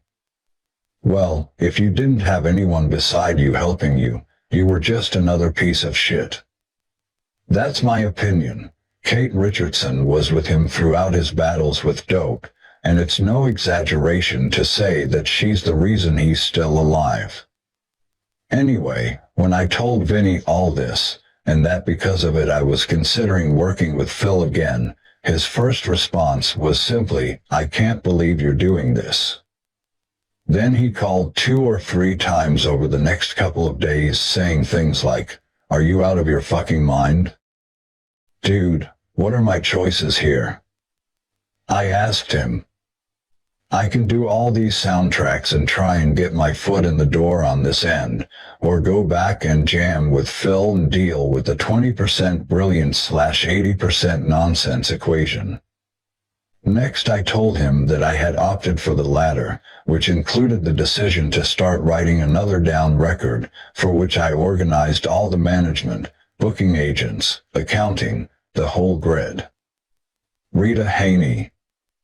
Vinnie is a very stubborn person and he's never changed ever since I've known him. Darrell had a term that he liked to use to describe him, and that was crystal ball, and it means that he believes in looking into a crystal ball and predicting what he believes to be the future, and once you see it that way, that's how you see it, whether it's the facts or not. Vince was that kind of person. Vinnie just didn't get it at all. At this point it seemed that there was no possibility of Phil and Vinnie ever talking again, so you could say that this point in time signified the true end of the part of my life that was Pantera. There was nothing else to say to Vinnie because the path of my musical journey seemed to point toward being reunited with Phil. My life has always been about the music. I wasn't being cold or in any way unsympathetic to Vinnie's situation, not at all. I just knew that Pantera was no longer possible, not an indefinite hiatus like it had been, and I had to keep living my own life. I also felt incredibly lucky that I'd even had the opportunity to be in a band like Pantera. Some people never get one chance, and now I was getting to live the dream all over again with Down. Who gets 2 chances like that? Chapter 21. The Hollywood Experiment. In the wider context of my life, there was another reason for getting out of Texas to see what LA had to offer. Warren Riker and I had started our own production company called Pop Not Productions, and he had a great place with a studio over near Burbank and was always having bands in there. I'd go over there all the time, and that kept my focus as firmly on the music. We produced bands, did movie soundtracks, the whole bit, and it was the ideal place to record music. I wasn't making much money from it yet, but we were at least starting to get our foot in the door as a little production partnership. I just wanted to get my head into something else anyway, and because Warren seemed to be having some success in LA, it kind of made sense for me to see if I could achieve that, too. Before we left Dallas, Kirk Winstein told me he wanted to do a new Crowbar record, so I said, "Fuck, let me produce it." I wanted to try and get into that whole new realm of steering a project's production. And I wanted Warren Riker to engineer it for me. In the end, Warren wanted to take producer credit for it, but it was actually the other way around, and I footed the bill for some of the costs. So we went to a house in the uptown region of New Orleans, with a studio where we had recording gear, and did the tracks fairly quickly. I wrote roughly half of the songs and played a lot of good bass on it, too. We were living in that place while we were recording, and we were also using coke at the time. I remember lines of it on the top of the grand piano we used for one of the acoustic numbers, as I was writing a lot on the piano at that time. 93. Life's Blood for the Downtrodden was not only one of Crowbar's best records, it was also the start of my trying to get into record production in partnership with Warren Riker. I had been feeling isolated in Texas for some time, so I wanted to do something else while still being around the kids, to catch up for all these years when I'd been out on the road. So when we eventually moved to LA in the summer of 2004, we bought a big, family house out in Porter Ranch. It was a really expensive part of town and a new start. At some point fairly soon after we moved, Me and my buddy Snake Sabo from Skid Row rented a Learjet with a buddy to fly to Vegas for the night, a less than an hour flight east. Now, I hate scoring drugs. To me it's the most pathetic, sleazy thing you can ever do. It's terrible. I never got into that. If I went over to somebody's house and they had some, of course I did it, but I never actually paid for drugs in my entire life. So the following day back in LA, after a mad night taking blow, I woke up and noticed that we still had vodka left, so I sat there and drank probably half a fucking bottle. I was completely out of control, and the effects of the previous night's activities were wearing on me so heavily, yet I somehow drove my car over to Jerry Cantrell's house in Studio City just over Laurel Canyon. I pleaded with him, saying, "Dude, I've got to do something. I can't do this. This is wrong." I had a vial of coke in my boot, fine Peruvian flakes to be precise, and at this point Jerry's a year or so sober, so when I pulled the vial out, his eyes flashed wide open. He was that close to using, but I said to him, "Let's flush this shit now. Let's not hang on to it." He suggested that I go to a rehab place that he knew in Pasadena run by the Mongols motorbike gang. These guys are wild and constantly battling with the Hells Angels, but as a rehab facility it turned out to be a complete joke. The head guy was a prominent figure in the rehabilitation business, and they had James Caan's brother in there working as a counselor, which helped attract celebrities in need of drug and alcohol treatment. In reality, it was actually more of a boot camp or a commune than anything else, with most of the guidance coming from gang members. It was sleeping on bunks, for guys to a room sharing a bathroom, just crazy, and for about half the time I was there they had me on Rohypnol anyway. Why did they have me on Rohypnol?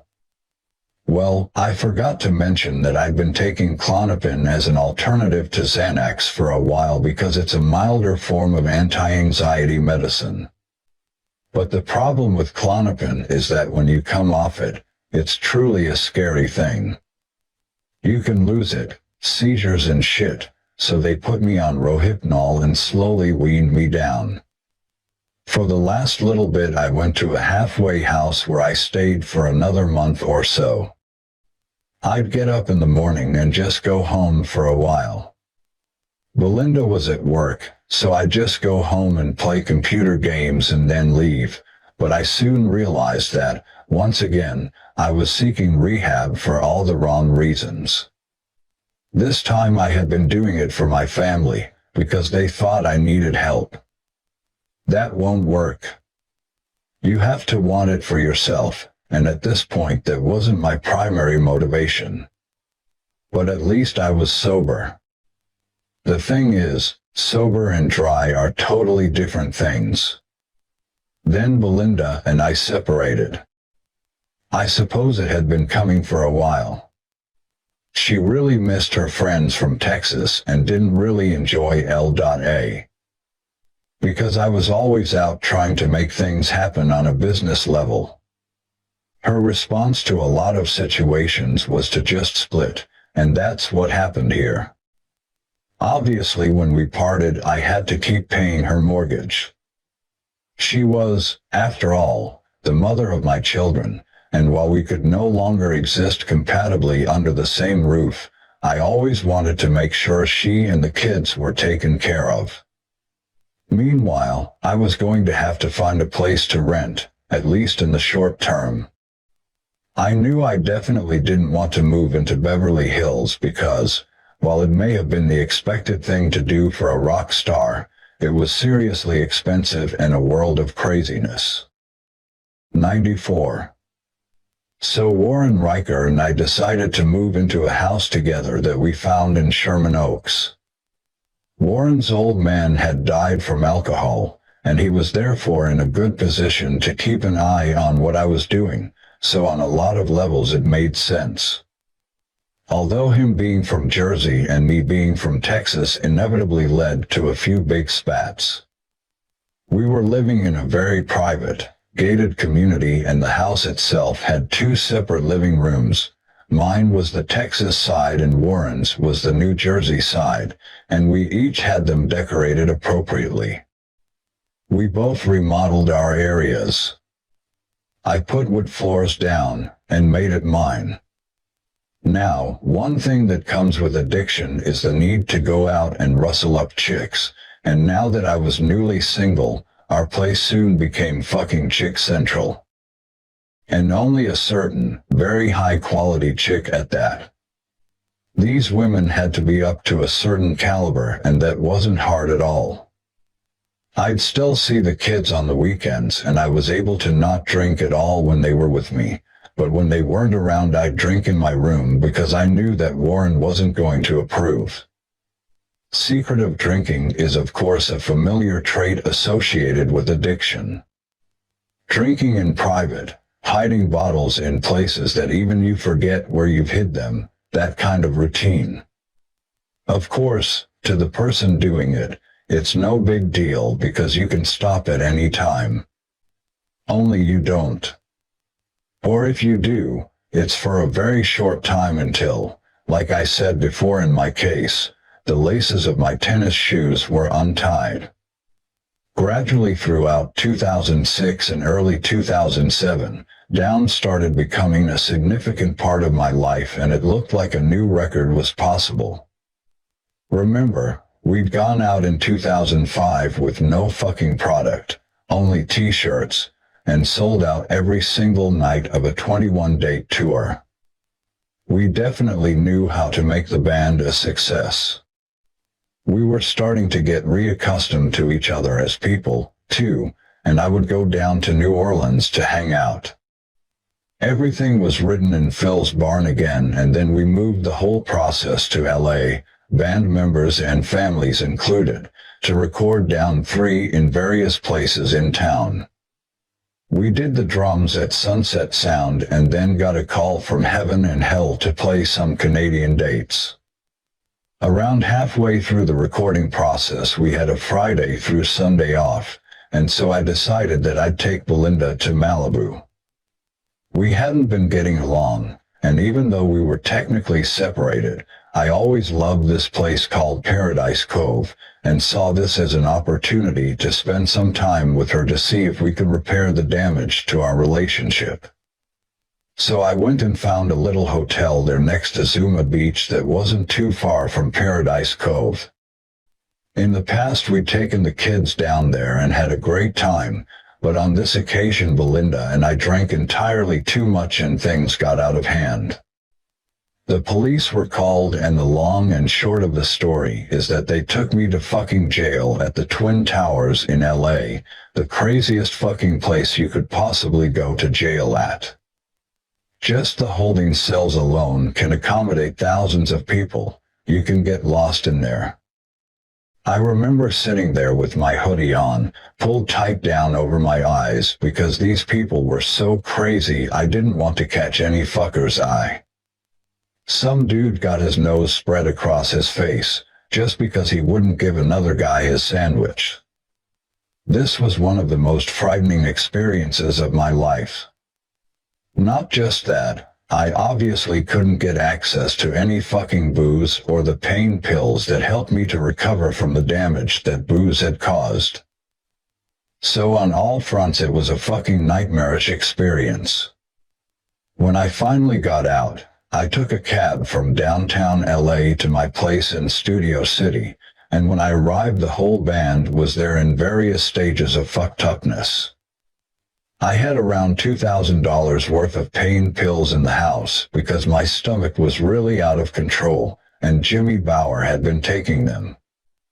Phil was out of his mind on something, and Pepper and Kirk were on blow, but they all decided that they were going to stage an intervention on me because they had found a stash of booze that I had hidden under the bed. 95.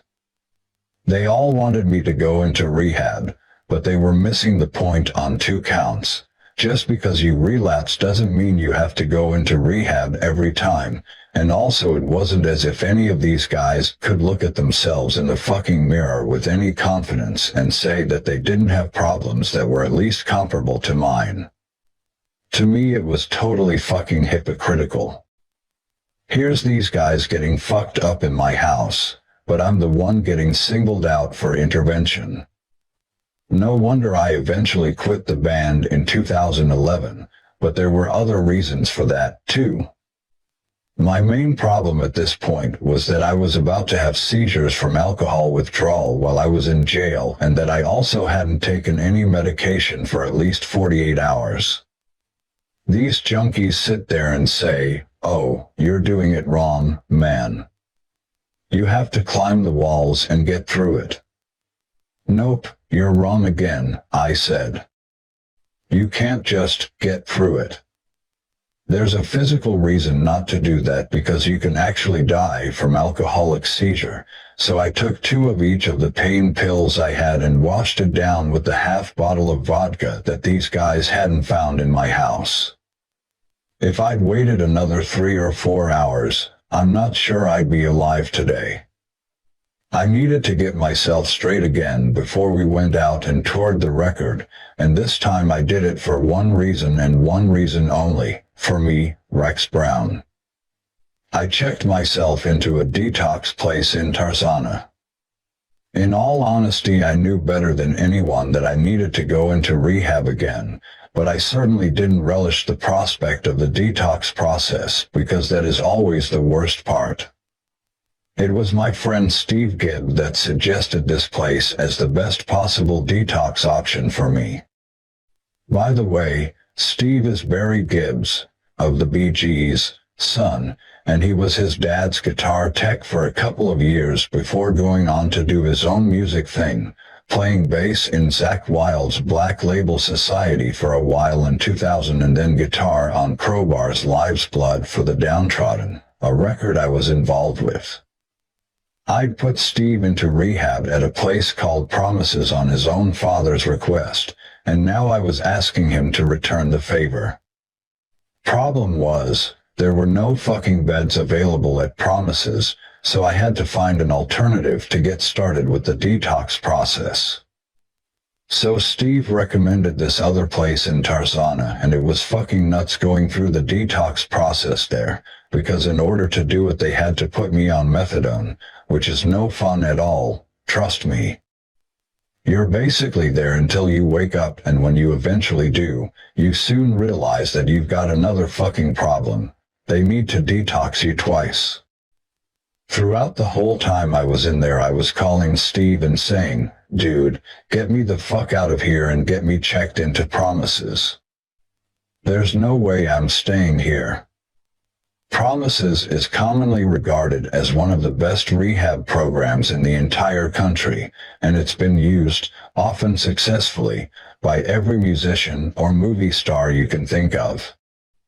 There are secluded, private locations in Malibu and Mar Vista, as well as an outpatient rehab center in downtown LA.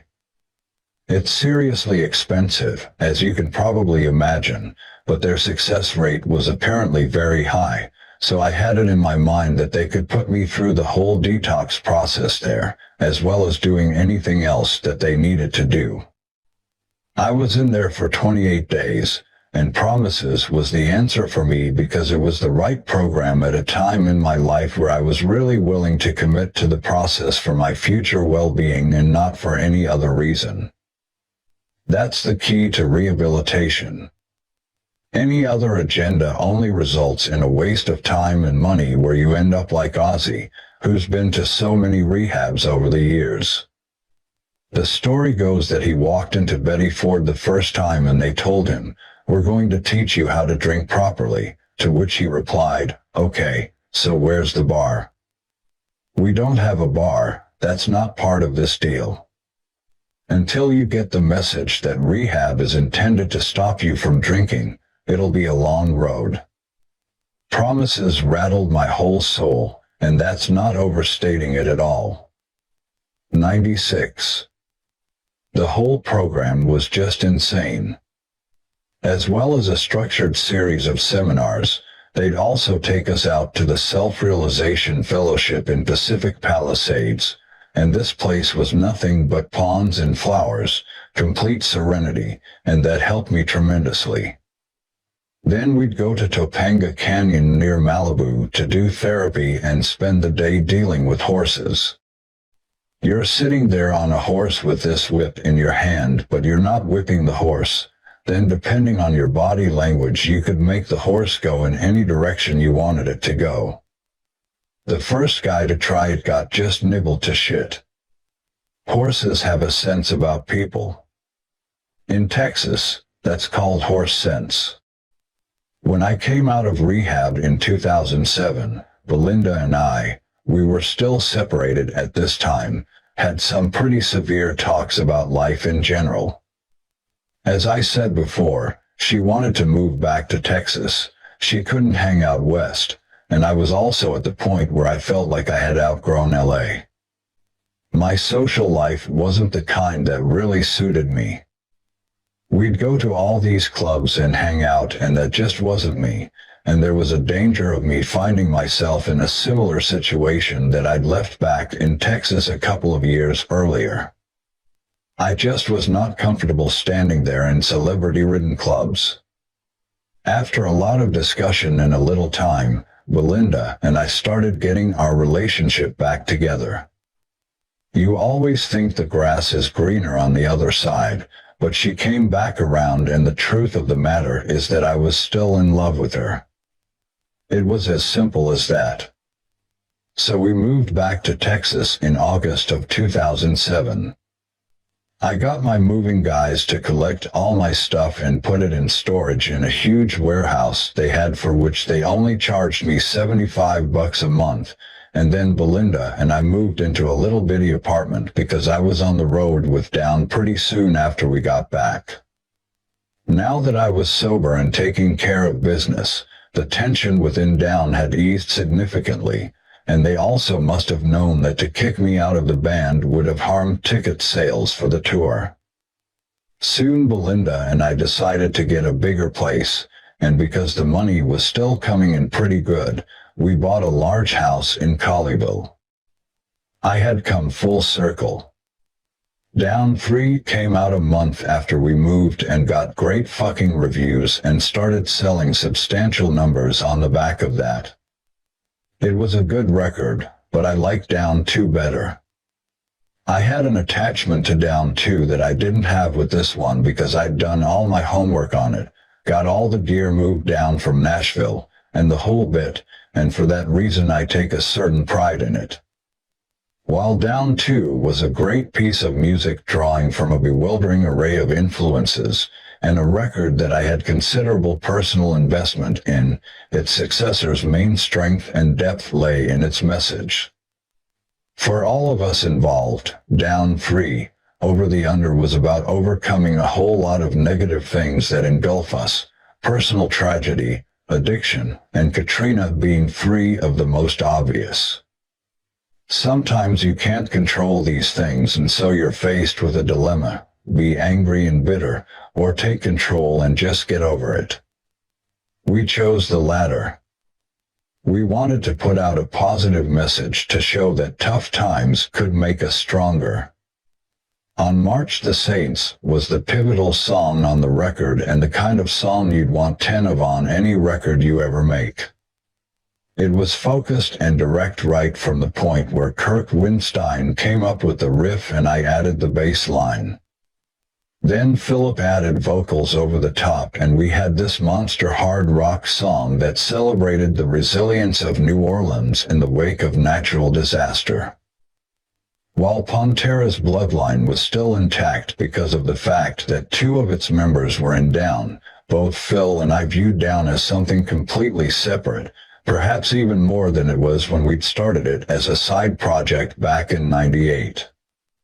While we understood that fans might also hope to see something of Pantera in us, that was something we tried to distance ourselves from. We both went through a lot after Darrell's death, in different ways, too, and I personally felt that my musical journey had to keep moving forward. 97. But still maintain a healthy amount of respect for the past. We hit the road with Metallica in 2008 as support on their World Magnetic Tour, and that whole experience was significant for me for a few reasons. I'd just been through rehab, and I know for a fact that James Hetfield went through hell while he was trying to address his problems. Pepper Keenan is one of James's best friends, so he knows exactly how strong James had to be to deal with his issues. There are two Jameses that I know, and they run kind of parallel to each other.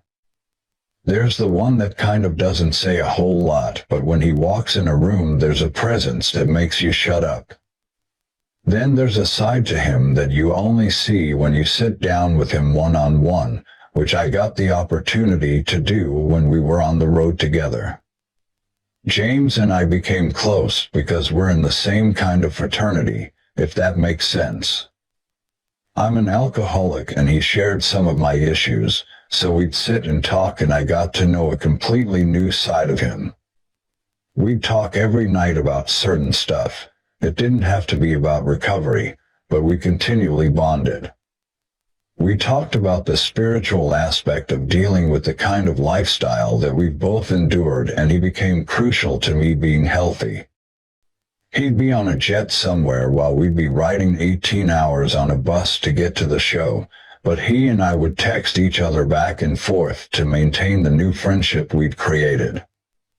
I'd sit and watch Metallica every night from the same spot at the side of the stage, and at the same point in For Whom the Bell Tolls, he'd come over and hit my hand, and I'd stand there thinking, this is the guy that I met over 20 years ago in Dallas, and now they've sold 100 million records. I couldn't believe that they had come full circle like this.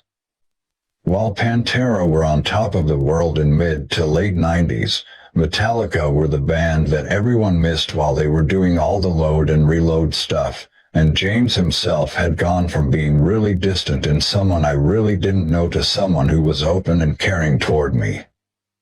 I was always respectful of him when I was around him, and that's something that a lot of people forget about. When someone's geared up and about to get on stage in front of 20,000 people, they need that kind of respect to allow them to go ahead and do their job. It can't be party all the time. Despite being a control fucking freak, James is a very, very knowledgeable, down-to-earth person. He's been in control from the very start, despite Lars being the spokesman. You've seen the movie Some Kind of Monster? Well, what happened to Metallica was not dissimilar to what happened in Pantera, in that the tensions were caused by years of living, breathing, and shitting together. You could say that James had problems when that film was shot, but they all had fucking problems for the same reasons that we had. And as I learned finally, it doesn't get any happier until you get yourself into a place where you make the connection between your health and your happiness. If you take care of mind, body, and soul, everything else that comes is just a blessing. After you've been through all the shit that rock and roll takes you through, and you get clean, sober, and start to recover from the disease, you really start to look at your life and say, thank you. When you're out there drinking and the whole bit, none of that thankful stuff matters. You don't even stop to think about it, so you can lose yourself very easily in thinking you're a god, and I say that from personal experience. Touring with Down was a completely different experience than it was with Pantera, particularly outside of the US, and the reasons for that were that I was much more open to new experiences than I had been when I was younger, and because some of the other guys, Pepper Keenan in particular, wanted to get out of the hotel to go and visit whatever's around that's worth seeing. I would never in a million years have wanted to go to Tel Aviv when I was in Pantera because I had preconceived and inaccurate notions of what it might be like. Don't judge a book by its cover. 98. They say. Turns out Tel Aviv is not unlike walking down a beautiful American beach. like walking down Santa Monica. We canceled the first time we got offered a chance to play there, but Pepper was so adamant we go that we took the next offer that came. The place we stayed at was nothing spectacular, but it was 1 block from the beach and I went surfing every day with Pepper. The surf was great, too, even though it almost killed me on the last day. There was an American restaurant and bar nearby, completely unexpected, right there on the boardwalk at the beach, and it was just perfect. Chapter 22. 7 till 7. No one knows what will happen. Despite being in a far different headspace than I'd been in for many years, I was still in a lot of pain in 2009 and 2010. I eventually couldn't take it anymore and went to my doctor and said, "Doc, something's really killing me. I'm in a lot of pain," and he jumped to an incorrect conclusion straight away by saying, "Well, Rex, you've got to quit drinking." I told him the truth, "Dude, I haven't had a drink in over a year." So he goes, "Okay, let's get a CT scan then," but that didn't show up anything, and neither did the initial MRIs. Finally, I got turned on to doctors at the United Methodist Hospital in Dallas by some friends of mine who'd heard of a trial procedure that had yielded a very high success rate. During a 3D MRI scan, they finally established that my pancreas was full of stones, or polyps if you want to be more medically precise. The condition was called acute pancreatitis, and they told me that I also had some issues with my gallbladder and that it would have to be removed. It could have been the booze that caused all these issues, yes, but equally, this condition can occur in anyone between the ages of 35 and 45, and I was right on the upper edge of that category. And it can be fatal.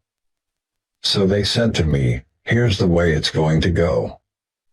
We'll try to get as many of these stones from your pancreas as we possibly can." So I went in about 5 times for non-invasive surgery.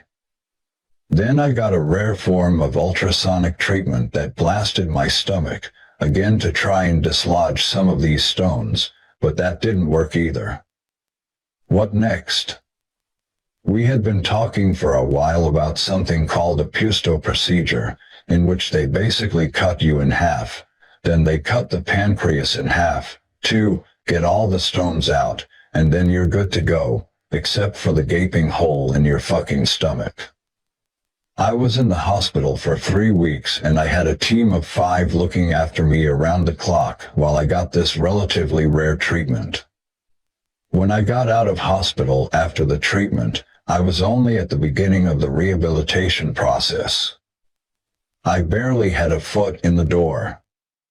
I still had to go back for regular checkups, and during one of them they found that they'd sewn me up with a surgical stent still lodged in there. This uppity dude said, "Hey, I'm the one that sewed you up." And I'm like, "Great, but I found out there's a band in there that you forgot to cut." So, I was in and out of there non-stop, pain after pain. I was taking a lot of fucking pain medication, and it wasn't helping at all.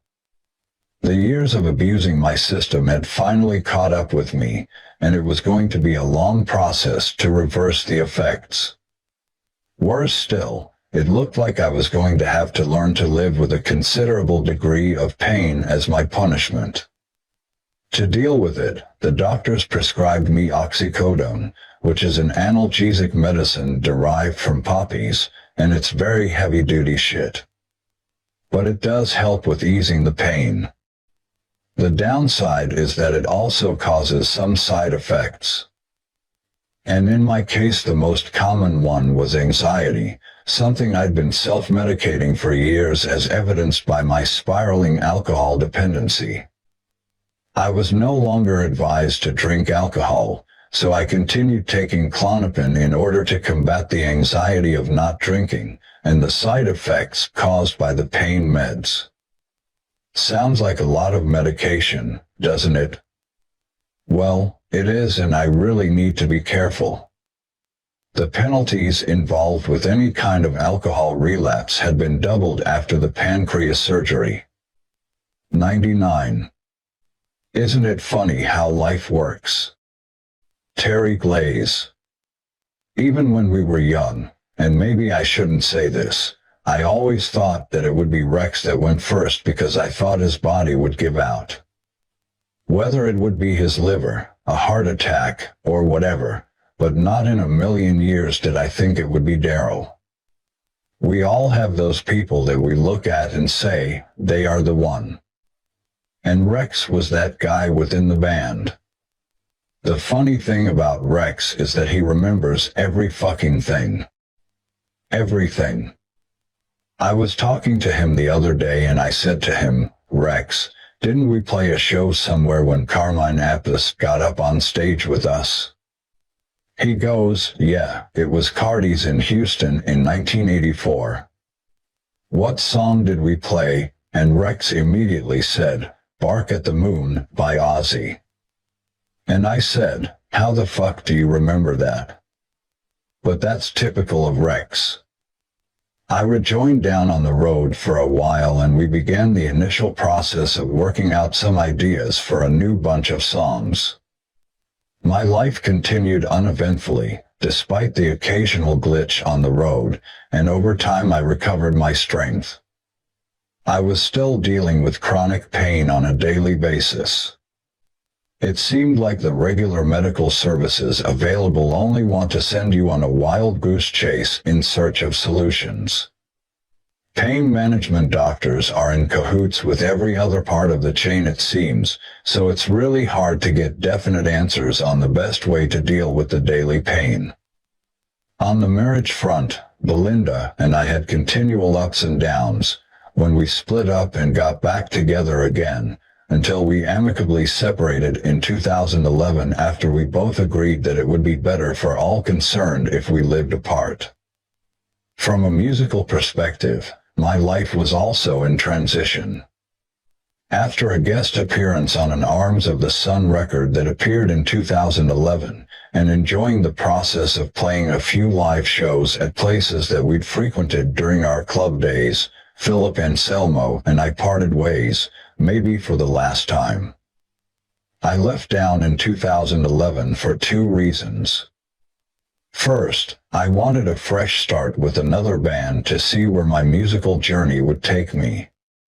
Second, I was tired of dealing with some of the hypocrisy regarding lifestyle choices within the band. Philip and I had been working together for almost 25 years, and while we complement each other in many ways musically and will always be brothers in a spiritual sense, it was time for our paths to diverge, and for each of us to do our own thing away from the shadow of Pantera's legacy, while still carrying Darrell's spirit with us. Rita Haney. My line has softened over the years since Darrell's death, probably because I feel an element of forgiveness and a desire for everybody to get along. No matter whatever happened, nobody did this to Darrell. I mean they, Rex and Philip, didn't. The person who did it, and no matter what reason the killer, if he was still alive today, could give to justify that, it wouldn't change anything. But when you go through something like this, you want to lay blame somewhere. Obviously I had resentment to Rex and Philip because I had to watch Darrell trying to save his band. I wanted to fix it for him. As far as Philip is concerned, we are at least communicating, albeit on a fairly surface level.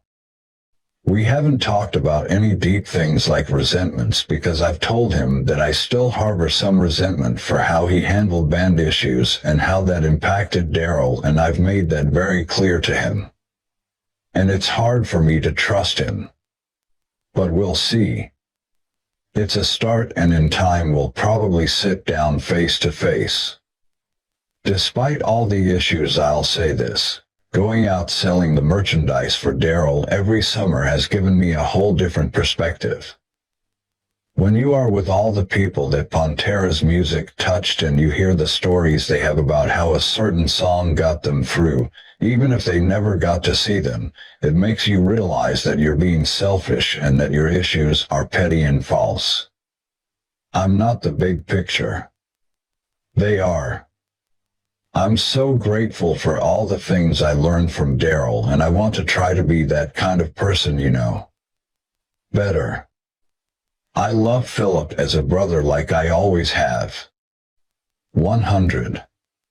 We still speak on the phone and have agreed not to talk publicly about each other's musical projects, and that's the best way our relationship can possibly be left. Despite a measure of disagreement on some levels, there will always be that mutual respect between us, and that will live forever. We went through everything together since we met as naive teenagers with the same drive to succeed, and that bond just cannot be broken by petty disagreement or a desire to mature in different directions. Rita Haney. I wish Vince was more like his brother when it comes to welcoming new people into his world, instead of feeling strapped up or that it's a problem or an inconvenience. Of course it can be overwhelming. I used to watch Darrell every day and marveled at how amazing he was at handling it, but I wish there was more of that in Vinnie. I know he has never really dealt with the death of his brother head-on, and instead he's chosen to shut it away and hope that he'll never have to discuss it.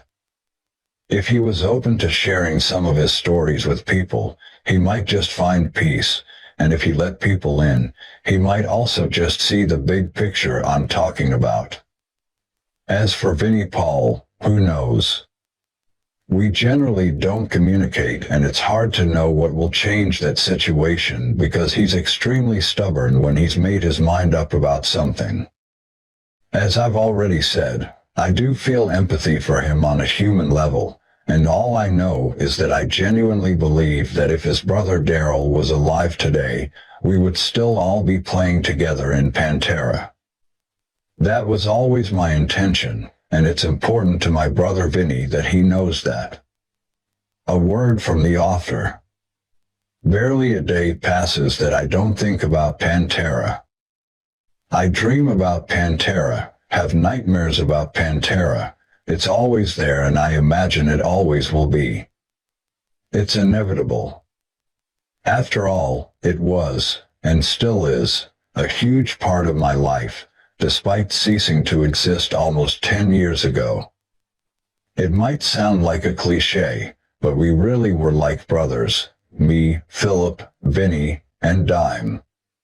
Unified from the beginning by a shared sense of how tough it was to be accepted in this business. As one, we lived and breathed every second of the wild ride that changed our lives in so many ways and came to a sickening, premature end one night in Columbus in 2004. Along the way, as terrifying fame and huge piles of dollars start to fly at us from every fucking angle on the way to selling almost 20 million records across our major label career, our personalities changed, not always for the better either, and in doing so we began to want different things from that one precious shot at life that we were given. The problem was that while the albums and tours were grinding on relentlessly, we never got a chance to breathe, far less figure out who we were and where we really wanted to go, so instead of pulling us all together, the tension caused each of us to seek different, dark avenues of escape, which in turn drove us apart. There were lots of valid reasons for writing this book and many sound arguments not to, but with the benefit of time and the critical perspective it brings, I felt that the real story of this band, at least from where I was standing, needed to be told. I intentionally never said much back then, and in many ways I'm glad I didn't, because I know now that whatever had come out of my mouth would have been motivated by something other than simply an honest desire to tell my story as I lived it. Instead, I left the talking to the other guys, because that's just the kind of person I am. I'm the Silent Bob character in this whole scene, and while people look up to me, I don't really see myself that way, as famous, and I definitely don't need or want the attention. But being the buffer, the guy in the middle of warring factions, was draining, and even if I'd wanted to, I just didn't have the energy to get involved in what quickly became a shit storm of accusations and counter-accusations. I thought plenty, though, and after years of tight-lipped silence while dealing with my own personal Pantera aftermath, I gradually came to realize that in spite of everything negative that comes along. 101. You have to be thankful for whatever is put in front of you in life, and only once you reach that point of realization can you even think about recounting the past with any semblance of clarity. A note from the CO author.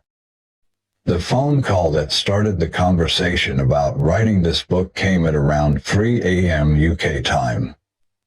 In fact, quite a few of Rex's calls came in the middle of what was my night. He'd been good enough to lend some interview material for a previous book of mine, and during that short process I felt that we formed a bond, despite being, in every sense, from two different worlds. We talked at length about the process of telling the Pantera story from his point of view, and the well-known conflicts that had blighted the last few years of the band's existence. I soon learned that the gravity of the situation could not be underestimated, and also that an honest account of what really happened would make for compelling reading.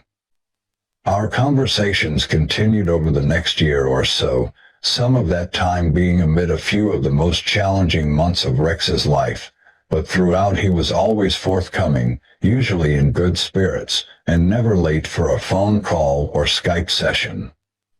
That's just the kind of guy Rex is. He arranged for me to travel to Bucharest, Romania, in May 2010, where Down was brought in to support AC/DC on short notice due to a cancellation by Heaven and Hell. That was the night we heard that Ronnie James Dio had died. Rex was devastated. Nothing else mattered to him that night because, as I said, that's the kind of guy he is. Then I went to northern Spain for a week with Down while they headlined a metal festival in Ribeiro, a place none of us had ever heard of, but the thousands of fans who descended on the place for the weekend obviously had directions.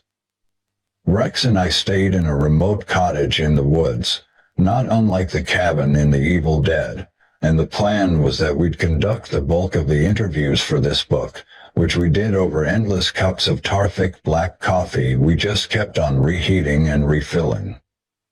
To break the days up we drove around the little Spanish town incognito, in a rental van that had only one CD, British Steel by Judas Priest. We also strengthened our connection, while I also gained an understanding of how the personal dynamics of Pantera worked, now that I was around two of the former members at close quarters. I learned a lot of things during that week, not least the sheer gravity and depth of the project I was involved with, the tensions, the resentment, the deep hypocrisy, and the not-so-easy life of a rock star. I also discovered that the only item in the bedroom that would be my home for 2 long weeks was a large axe. I'm just glad I never had to use it on Rex. Acknowledgements.